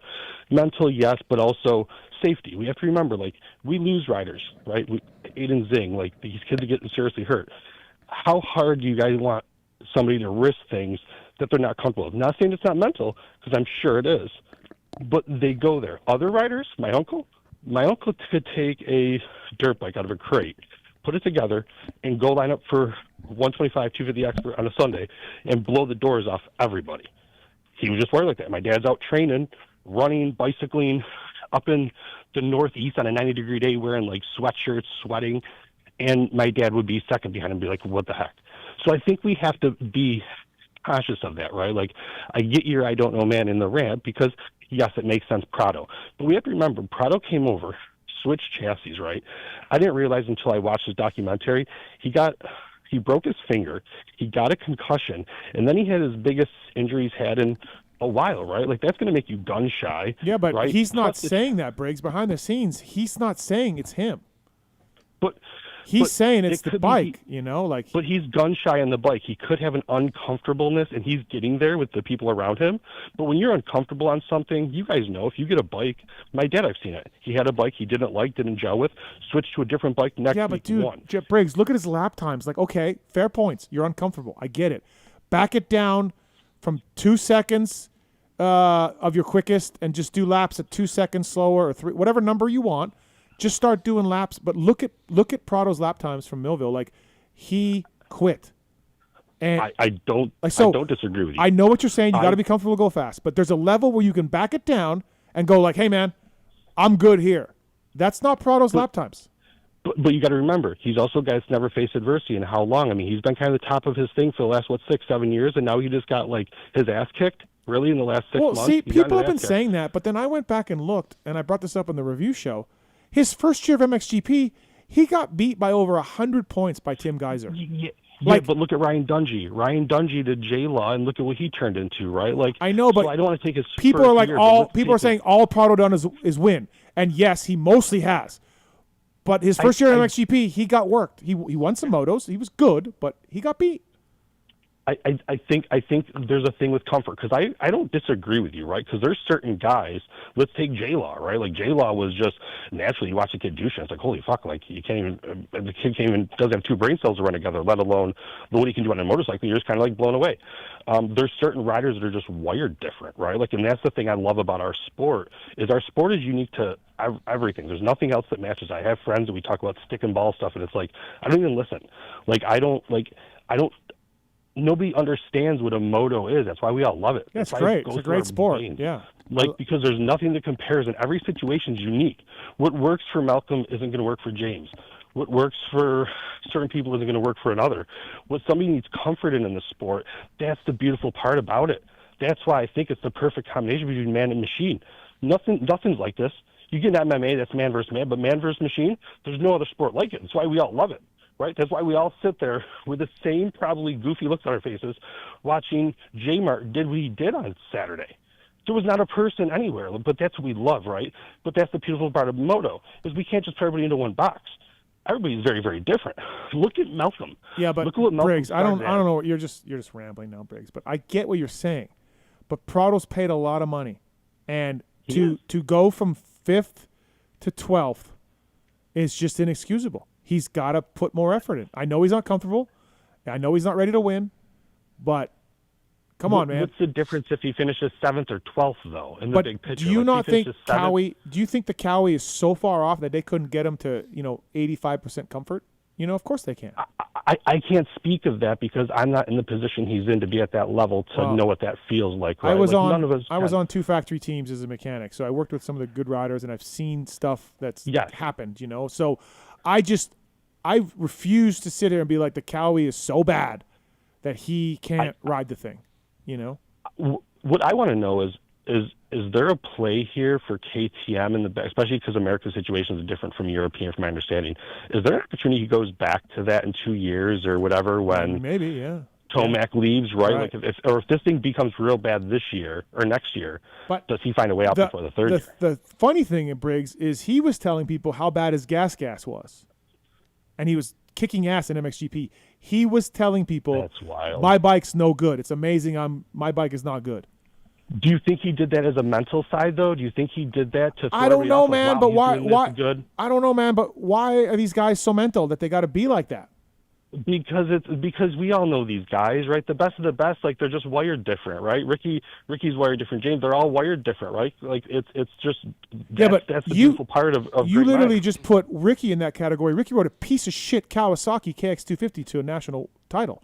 He hated that thing. He hated that thing. Ricky was a special breed of person. Yeah, but you just said they're all like that. Ricky wasn't like that. Ricky was not like that. Ricky had a different mental. Ricky had a mental mindness that as long as he knew he fucking put more work than everybody else and he was going to decimate him, Ricky didn't care. But you were talking about Prado and said that they're all like that. Ricky, James. Well, but if Ricky couldn't do something, if there was something there that was stopping Ricky overcame all of the objections, right? Like Ricky made his weaknesses his strengths. Mud. Ricky sucked in the mud. He became one of the best mud riders potentially. Yeah, I know. I agree with this, but why are you even talking about Prado and Ricky in the same sentence? Like we've seen, it's so different.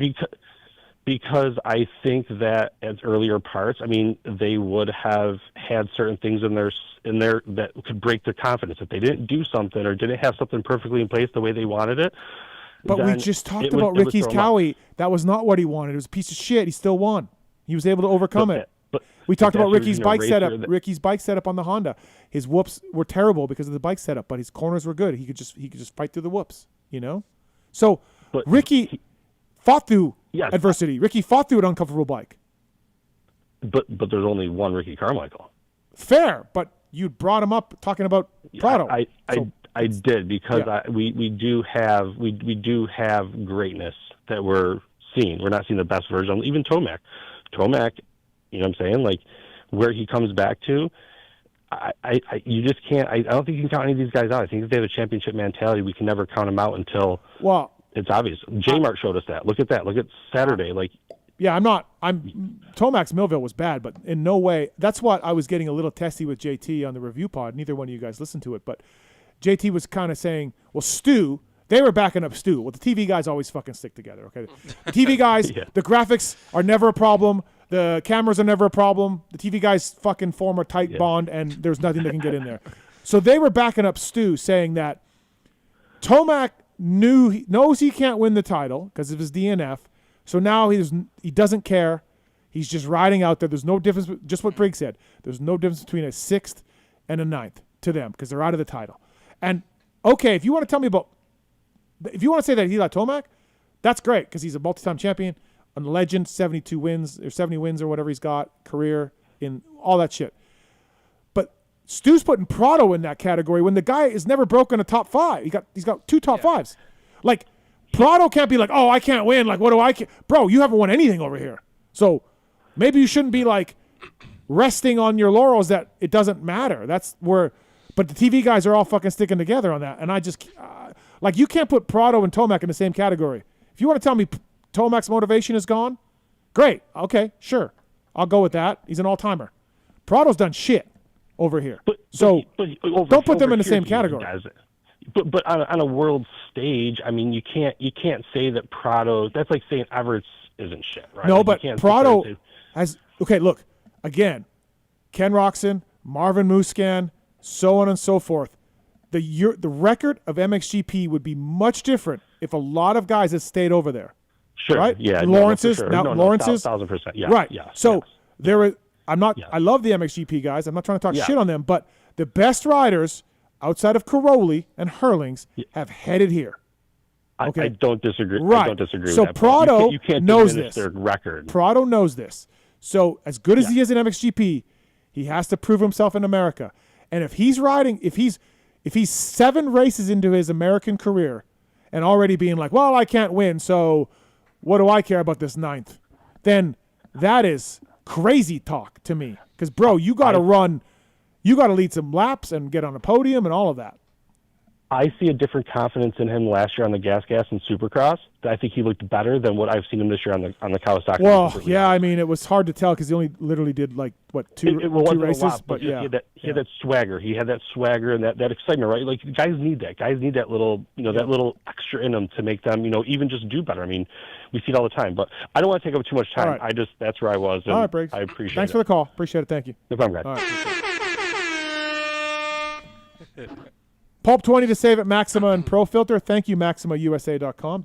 Were you guys caring about that? You look like you were both zoned out. No, I was listening. I just didn't have anything. We were kind of going around. Yeah, I felt like Briggs was going around. Yeah. I mean, I think I understood where he was going, but we weren't really. I don't think, going back to what Stu was saying, like JT and Weege are, again, TV guys sticking together. You can't put Tomac and Prado in the same category. No. That's what I was trying to say in the review pod. Listen to the review pod tomorrow on your way home and tell me what you think. But if you want to tell me Tomac's doing that because his title's gone, sure. He can do that. He's an all-timer. I'll listen. But were they saying also Prado has a 3-year deal, so he's out of the championship? So no, they were saying Prado was like, I'm not comfortable on the bike. I can't win. Therefore, I don't care. So whether I stay in 5th or I fade back to 12th, it's the same. Yeah, and I'm saying, like, dude, you've done nothing to prove. You've got no rope. You got to build here. You've got to build. Exactly. And so.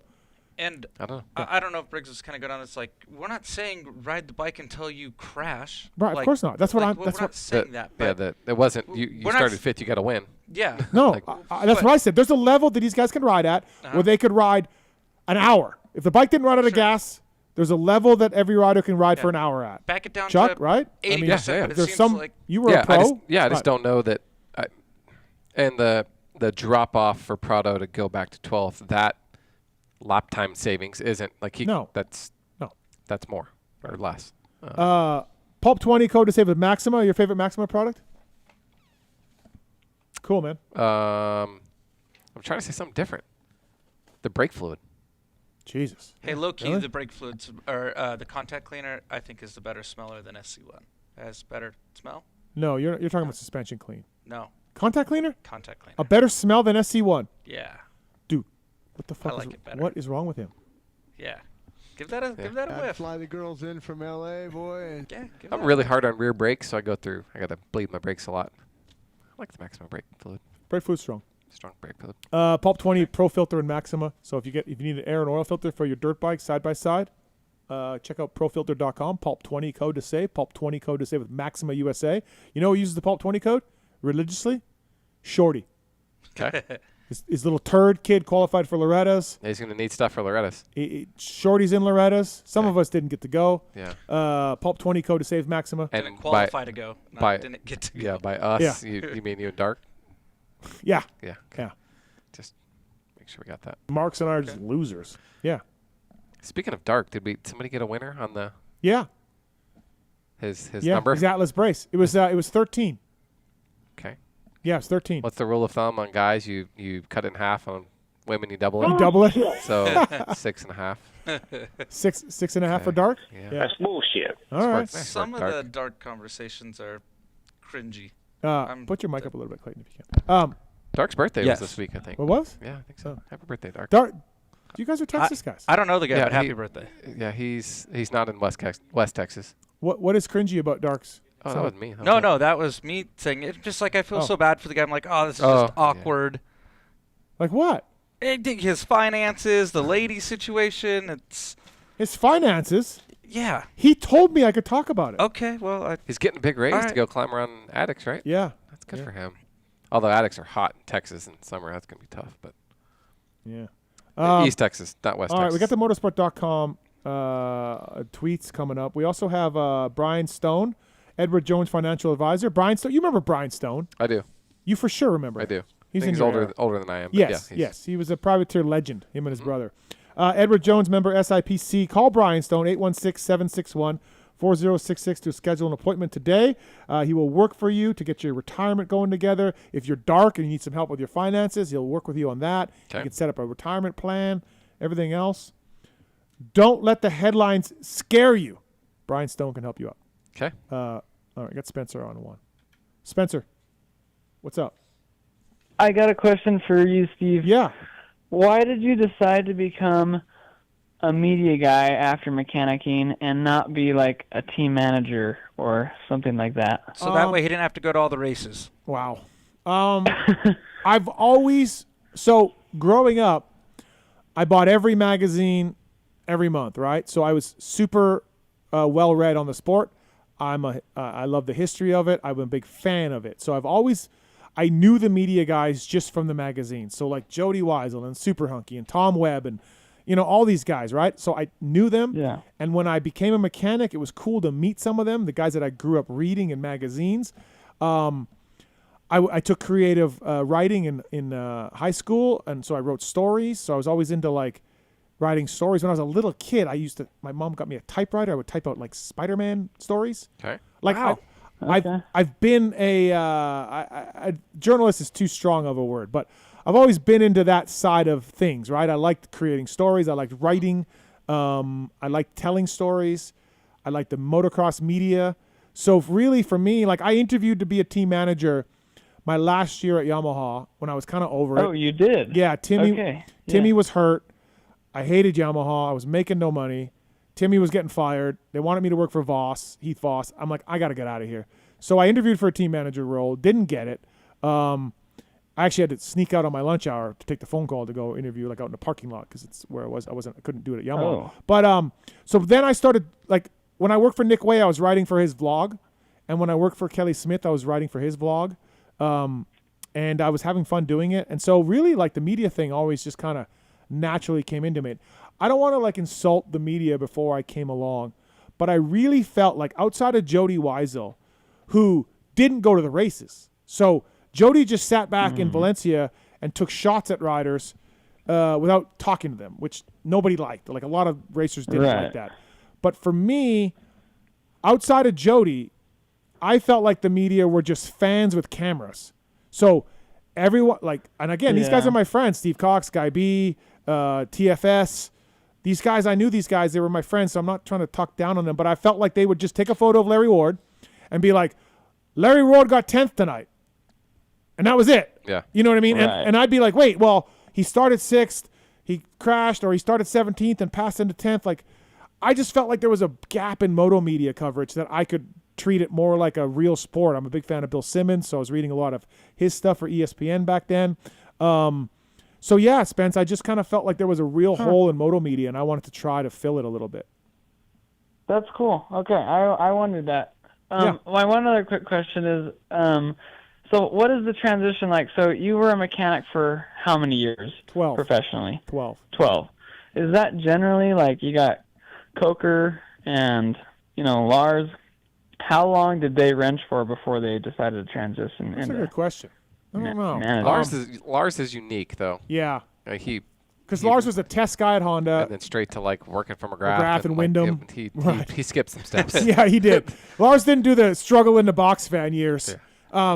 Dan Worley, too. I used to be pissed at Dan Worley because he came straight from Canada to working with Ron. Okay. And I'd be like, what the fuck, Worley? You Like, can't win. Right. No, But Coker was a mechanic for a while. Yeah, a long time. I don't know how long, but a long time. But then there's guys like Berluti and Goose and Leroy that were mechanics for 20 years and never moved up from there and didn't care to move up from there, And I just I couldn't believe that. Like, dude, after a while, Spencer, I could build a fucking YZ450 motor like with my eyes closed. Like, it was so fucking boring. Do you know what? You could take every bolt of a YZ450. On a box. Shake it around. Yeah, throw them in a cardboard box, shake them up. I knew where every bolt went.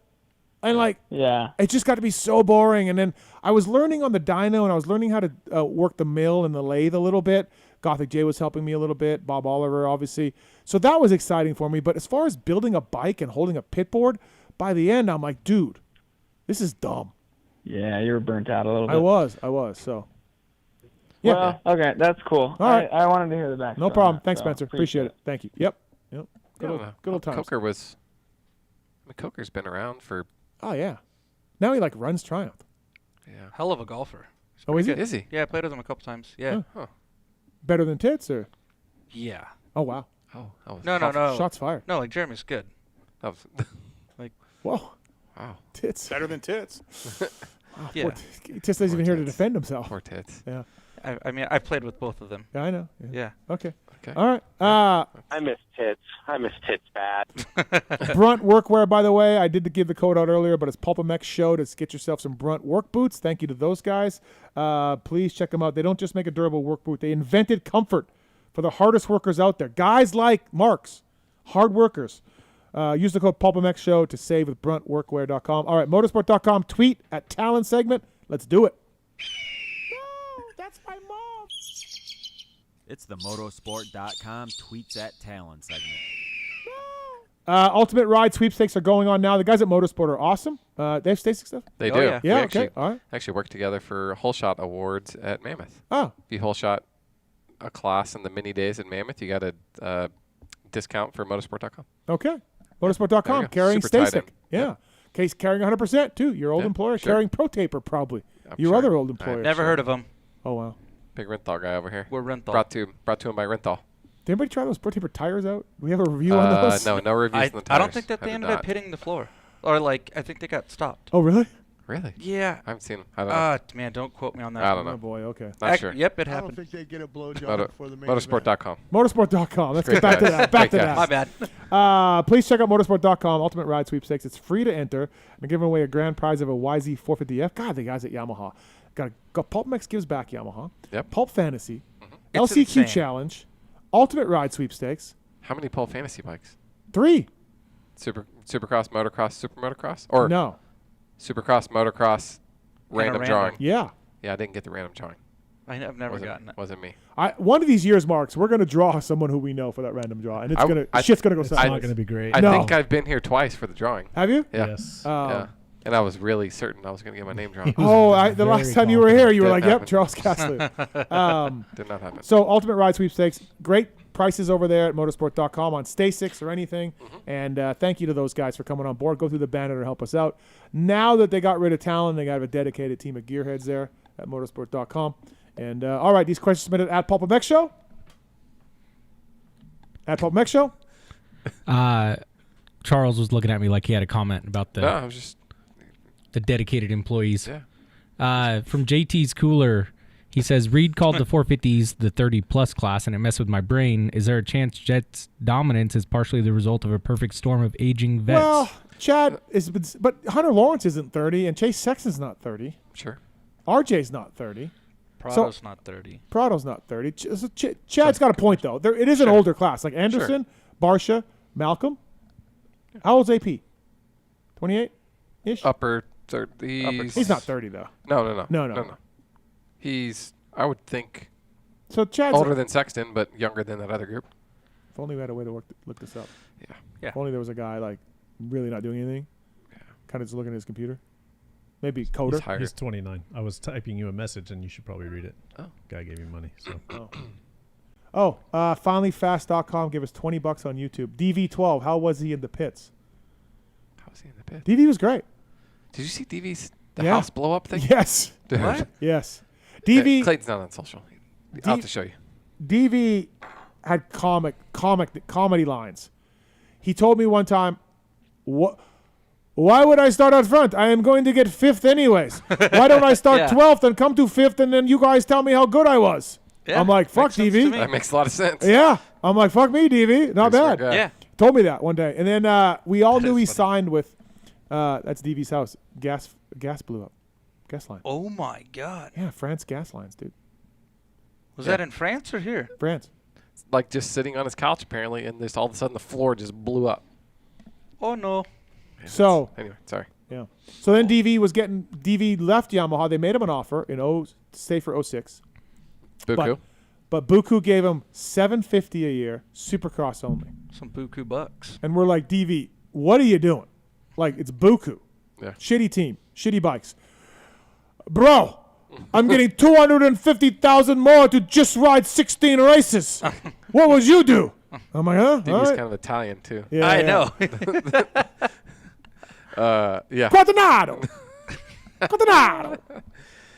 Yeah, Buku didn't go very well. No. Then he's fired halfway through the year. But they did make him an offer. Yamaha, they wanted him to stay, and he was just like, no, I'm taking $750 and doing soupy only.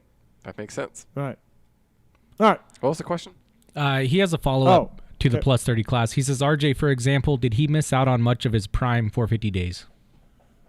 I mean, that's the ultimate statement, right? Like these guys, there's more money to be made in 450s, but only if you're an elite guy. If you're a secondary guy, there's more money to be a top 250 guy. So you really got to gamble on yourself. That was my whole thing with Marty or these other kooks for all these years. I'm like, bro, you want to stay safe and make your 250 a year as a 250 guy, maybe more, but if you took a chance on yourself, you could make 3 times that on a 450 side. But you're scared. I mean, so that was my whole thing. Who's that worked out for like really lately though, from somebody who wasn't winning championships to that? On a 250 side? Yeah. I mean, but Anderson won a 250 Supercross title, but that's it. Mm-hmm. He never won a 250 national.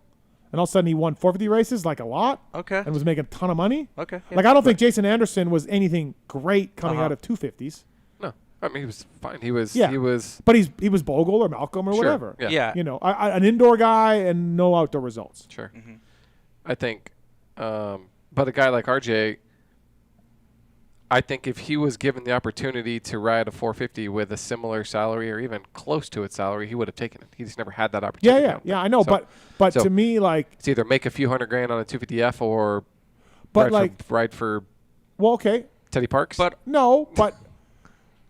you're right, not a factory team, but like I used to say, like Tedder, like you could build yourself a bike from Tedder and go get the money. It's a hard way to get the money. It is, but do you believe in yourself? I mean, sure. But he was asking. We just talked to a guy tonight who's getting 8s with a stock motor and a. Yeah. But he would take $300,000 on a 250F all day instead of that. So he would take 75. It sounds like. All right. RJ's been super impressive, by the way. Yeah, super good. Yeah, really good. Yeah. Heck Crew gave us $1.99 on YouTube and said, "Steve, can we hang at Washougal?" We cannot hang for $1.99. No, it's going to take more than that. $1.99? Yeah. Yeah. Bro. It'll take more than that to hang with Bro, me. come on. Yeah. But I'll say hi to you. Yeah. Maybe. Yeah. No, I will. You're usually pretty pretty busy. busy. What? If he can find you. Yeah. No, I have people that I can't find. I'm like, I don't know, man. I'm in the press tent. I'm in these trucks. I'm walking around. It's not like I'm ninja. It's not like I'm hanging from the trees like Harry and the Hendersons. How's the flip-off game going? I haven't seen him, but I'm up 3-0. We should let Outdoors. that. We should let that go. Really? Yeah. Okay. We're adults here. Look at classy Clayton. It's better than us. All right, Jimmy G. You guys might be able to answer this. Says my neighbor bought his 4.5-year-old son is Stacyc, and his wife is reluctant to let him ride it. The boy can already ride a bike, but seems reckless and unaware of danger. Any advice on the right time to cut him loose and how to keep him safe? One thing I'll tell you is you have to let them sort of figure it out. Of course, control the environment. You can't send them down the street with cars coming. Yeah. But they're gonna fall. They're gonna crash. They're gonna have to let them do it. You just have to make sure they're wearing a helmet and shoes and those things. And keep them in environments that when they fall over or crash, it's not in the middle of the freeway or something. And let them figure it out. If they can see like other kids do it too, like if there's a local little track or something nearby or a park, when they're seeing other kids go, they're a lot more reluctant to like try and be like, yeah, I want to be like them. And look, I'm sorry. I just came off of a bunch of demos to kids who've never rode before, and I mean, I taught this little kid. In 10 minutes, I was running back and forth, teaching him how to go on and off with a throttle and not even using a brake. And within 10 minutes, I had him doing a small little oval track with his feet up. And within like 15 minutes, like he was standing up. Pat yourself in the back somewhere. Yeah. Jesus. Well, this was a kid who has no bicycle experience, no nothing, right? And like he was up and riding the bike within 15, 20 minutes. Okay, and I will say that, look, almost all 4.5-year-olds, the parents, you think that they're not paying attention and they don't know what's going on. They're all sort of the same. So control the environment a little bit to make it safe and let them learn and grow and figure it out. Do you guys recommend like moto helmets, or is there a full face MTB, or full face MTB is good because it's a little bit lighter, especially for a smaller kid. Once they start ripping a little more, moto helmets works. But when they're young and maybe don't have a quite developed necks, MTB helmet, full face MTB helmet's perfect. Cool. Krzysztof Tomac says, Steve, after winning the whole shot challenge, are you going to make a burnout, a blowout Hunter's engine on the rev limiter? Dude. Is there going to be a winning trophy, button, jersey stating that you're the champion? I'm drinking beer out of the exhaust. Yeah. Just dropping the bike. Yeah, I am. Yeah, the Friday before the Washougal. Yep. Move over, Lars. Yep. Joe 27, what percentage chance was there a little extra sauce in J-Mart's bike? No. Honestly, I thought about it for 6%. a second. Yeah, less. The overhead shot on the start on the second moto. Right? I was like... Because I joked about knowing when the gate was going to drop, but he really came out pretty even. Everybody. When he grabbed third. That's the problem. They came out even, and then he was gone after like 30 138 feet. pounds, he said. Yeah, but what do you think Deegan is? Right next to him. 150? Yeah. Really? Yeah. Oh, yeah. Okay. Pretty solid. He's muscular. Yeah. I mean, J-Mart's a little dude. 138 is crazy. That's the size of my left leg. Yeah, but he's only as tall as your left leg. Yeah. So. Yeah. Sugar Shane's out of loop. He wants to know when Stacyc is getting bikes for adults. Come on, man. Stacyc.co/PulpMX. Yep. Zach 48 Johnson, Big Lou has hinted at the fact that Prado is already contemplating returning back to GPs. Yeah, Big Lou's Do drunk. you think he Big Lou's stays drunk. for his contract? Duration of he the signed contract? a 3-year deal. It's huge money. Fox Gear, Cowie deal. He's not leaving. Yeah, there's a lot of there's a lot of things that have to go right. Yeah. Like you'd have to get out of that, find something there that I don't see it happening. No. Schmog 307, I think you talked about running these last week. He says, Steve, are the mountain bike flex handlebars worth buying? Yeah, I just sent a guy there today to Cole at Fast Company. So I had tennis elbow for a while, and it was killing me. And I got those bars from Cole at Fast Company, and dude, they made a difference. They absolutely made a difference. And then when you got back on a regular Renthal bar that was not a shock absorbing bar, you could feel it, especially out here with rocks, right? Like the terrain we ride out here. So if you have wrist problems or hand problems, I try those Fast bars. They really work. They're not gimmicky. Do they look that good? No, they kind of don't. But I think they really work. Never ridden with them. Yeah. Rental.com. The MTB bars are a lot sleeker, better looking than the Moto. Yeah, for bars. sure. No, I have a set on one of my mountain bikes. I still have them running. Are they heavy? A little heavy, but you're riding e-bikes. It's like whatever. But no, they absolutely make a difference. When I had my tennis elbow, man, that's all I could ride. Tennis elbow when you're pitching? No, I was like probably beating it, jerking off. I had that's something to do with use. You went to the Yankees game. No, I tore my rotator cuff. That was okay, that was the rotator cuff. Yeah, it was rotator cuff. Got it. Hey, man, you beaten off? I miss Chris, man. He's back in Georgia. We don't even talk anymore. It's sad. It's sad. Yep. I cracked classy Clayton there. We haven't had enough Uncle Jim drops tonight. We haven't had enough? We haven't had enough. What about anal bleaching? Yeah. Big boobs. He's a legend. Yes. How about all the people that come in studio and I'm like, what's your Jim Hawley story? And they're just like, can't tell it. I'm too young. Just can't tell it. Yeah. He needs to be in here more. Oh. We need to get him in. You're right. I'm working on getting Brayton in, Chiz in, Hawley, Weege. Go Hawley. Chiz was coming on him. Yeah, I got a lot. I got a lot of guys I'm trying to work in studio here. Yeah. Okay. All right, last two. We talked about these, but let's compare them. Pulp and Collars. Cooler moment of 2025, Mookie's first win, or J Mart's retirement? J Mart.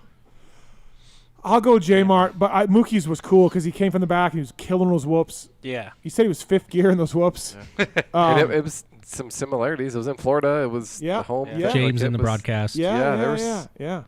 It was pretty cool. Wasn't it like a triple or quad after the whoops too? Yeah, triple, I think. It was triple going into him, and then he was just. Oh, and then that's right. He was just grabbing gears. Yeah. And All right, last one. Dumbass race fan. You are PulpMX. Choose between Lux Turner, Avery Long, Hunter Yoder, Parker Ross. Parker Ross. Parker Ross. Opie. I don't know. Lux Turner. Okay. Huh? Whip out an Opie. Do you want the results are in front of you? You and Paul, Lux Turner guys. No, you're crazy. He's riding well. Lux Turner 17th, Parker Ross is 15th. Yep, big huge difference there. You're right. Oh, that's looking. Parker Ross just got 9th at the Redbud. Yeah.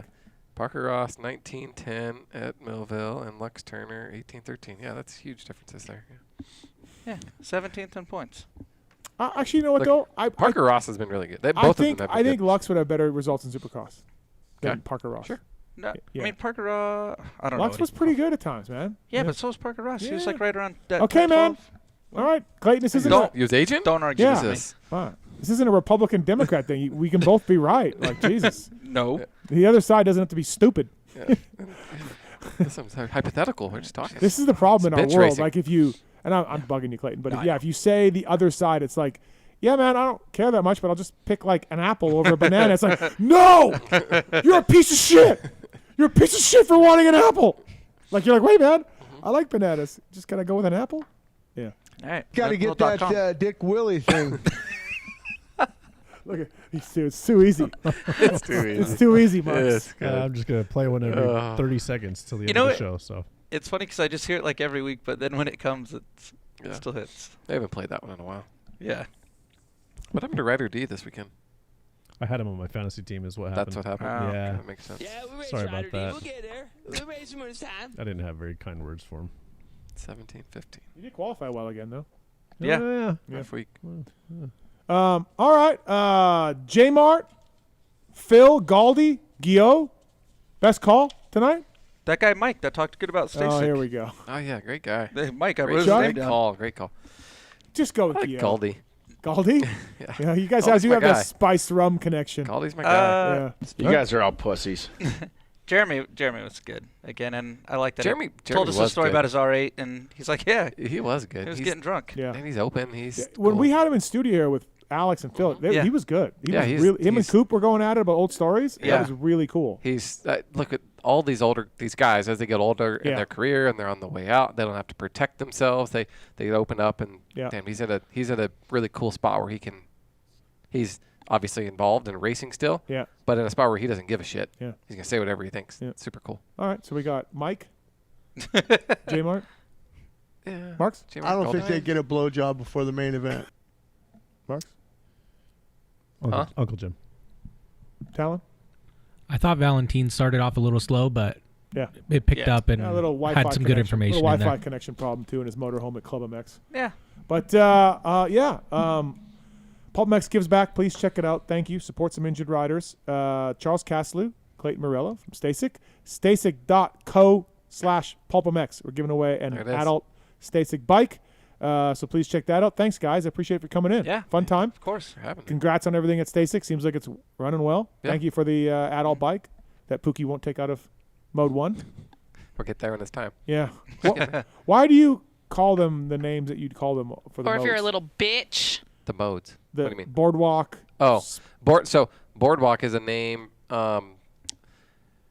Classifications of e-bikes on like the West Coast, for instance, riding on the boardwalk, they can only go 8 to 10 miles an hour. But there's a mile per that's hour a real limit. thing. Yeah. For a pier. Yeah, or to go ride on the boardwalk. And like for me, I'll a- ride that bike mainly on the boardwalk down by the beach. There's a mile per hour speed limit, if you will, and that's what it is. Will you ride it in boardwalk mode? Yes. Okay. Of course I will. Okay. Going from What's the second restaurant to mode? restaurant.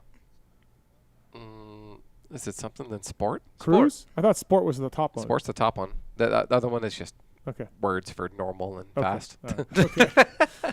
Okay. Yeah, please check it out at Stacyc. Maybe can we do a PulpMX discount somewhere down the line? Can we try that? Maybe we have map policy to work Oh, around we there. got map. but Okay. yeah, All right. yeah, Well, I but feel maybe. like our listeners would love it. They would. Yeah. They would. So maybe work some out. Yeah. And again, use the codes to save for our other guys. Works Connection, PulpMX 20. Works Connection, love those guys. And then all they're on their PulpMXshow.com. So please use that, Brent Work Boots or anybody. Works Connection, Atlas, Fly, X Brand. Use the codes. Help us, man. I need some Israeli models over there. Living the dream. A little more than 30 seconds, sorry. Yeah. Tighten it up. So please use the codes and support us. Thank you to our sponsors, our partners on that. Thanks to our guests tonight as well. Thanks to Kellen behind the scenes also for all that he does, and Swisscore and Moser. Also, Marks, thanks, buddy. Thanks for coming in. My pleasure, Steven. Tallon, great work tonight, buddy. Yeah. Thank you, sir. Great job. Guys Thank you, really, sir. really See you brought Wednesday. really brought the enthusiasm over Yeah. there. These guys. Boys crushed it. Yeah, I honestly, like big cheese. Marx's enthusiasm is getting less and less as we go on this year, and it's sad to see because Why do you think that is? that's a dream job over there. That's a dream Well, job. you know how you take weeks off? Maybe he needs a couple. He just took last week weeks off, sir. Oh, okay. We brought Nick in. I think That's I'm going right. to take next week off, too, to be honest. So. Wow, unbelievable. When's the last time Tits was here? Oh, Tits is checked out, dude. He's checked out. Checked it. Tits was in a couple weeks ago, but A solid quarterly schedule. yeah. I asked him, like, when are you going to come back in? Because he was asking me to golf. He's like, not for a while. It's again, we got packages and benefits, Packages and benefits. and we got great wages, and I can't find any workers. I texted you the other day. I don't know if ICE is coming in and taking these guys. I don't know what's happening, but I can't get workers. I thought you brought back voicemails. What? I thought you brought back voicemails. We did. We ran them for a few weeks. Yeah. Gave up on that. No, we can do it again. Anybody here old enough to know about Crazy Lady? Oh, yeah. Yeah. What happened to her? Those were the days. It's unbelievable. Dude, that was. She called in live once, and that was it, right? I don't think she I did. don't- Did she? I don't know. I feel like she did. I thought there was. I thought she like called in No, you're thinking during the show once, and then we never heard from her again. I don't know, but those were those Like rants you were can't insane. even explain it to people that No. don't know what we're talking about. You got to dig in the archive. I don't even know. Yeah. Don't even know when you would We're have at to go back show to. But 600 and something. Yeah, I want to say those are show 300s. yeah, a couple hundred something. 200. That might have been peak pulp, like with Crazy Those- Lady, Gringo. I think those were good episodes. I think the Gringo was Crazy Lady solid, was too. before that. Cause Yeah, what happened to Sinjin and Gringo and Crazy Lady? Yeah. Yeah, we lost all these Yeah, people. Eli's You're guy. bringing the ruckus to that There's edge. Gringo. Yeah, Gringo. He was good. Yeah, Eli's guy. Dylan. Tripped down memory lane here. Yeah. Gringo still sends me stuff on Instagram. Does he? Just like you Yeah. know how people share random Yeah. posts with each other. Gringo Yeah, will send- I've seen Gringo. That's cool. Sends me I've seen stuff. Gringo at some races, and he's on Strava too. He comments on my Strava once in a while, so he's alive and well. I went mountain That's biking cool. with Gringo in Croom. That's right. Back in the day. Great Yeah. It's a little sandy for mountain bikes. COVID isn't it? time. No, it's fine. Okay. All right. Well, listen. Thanks, guys. Clayton, Chuck, thanks for coming in. Good times. Good luck with Riley. Hope she sucks. Yeah. Haven't heard anything. Yeah, Jesus. That's good or bad. Yeah. Yeah, who knows? So, again, we'll be back next week. JT will be in studio. Nice. So we'll have the whole shot contest to sort of break talk down. about. God, that's gonna be awesome. You're riding an HRC Honda for the second time. Yeah, for the second time. Yeah. That's fantastic. Again, that's great. Wild. Who knew? All right. Good Okay. times. All right. Thanks to J Mart and Ryan Gauld, Phil Nicoletti, Valentin Guillod for calling in. Clayton Murillo, Charles Castloo from Stacyc. Thanks, everybody, for listening. Good luck in the Stacyc contest. We'll announce the winner next week. I'm Steve Matthes for Travis Marks and Tallon Taylor. See you next week. I go to all the places. I try all the cock. There's something I want to get off my chest, and it's about that summer when you went away to community college. I got an offer to do Playgirl magazine, and I did it. I did a full spread for Playgirl magazine. I mean spread, man. I pulled my butt apart and stuff, and I was totally nude, and it was weird. I mean, you probably didn't hear about it because I went under the name of Mike Honcho, but I just wanted you to know that. If you could hear me, if it got into your brain somehow, that I spread my butt cheeks as Mike Honcho.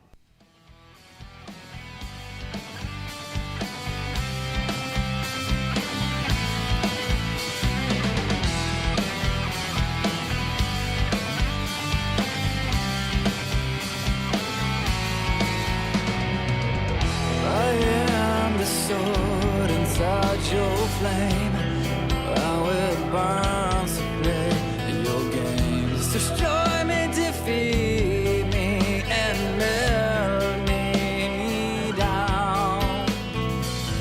You cast me, complete me, I'm sure.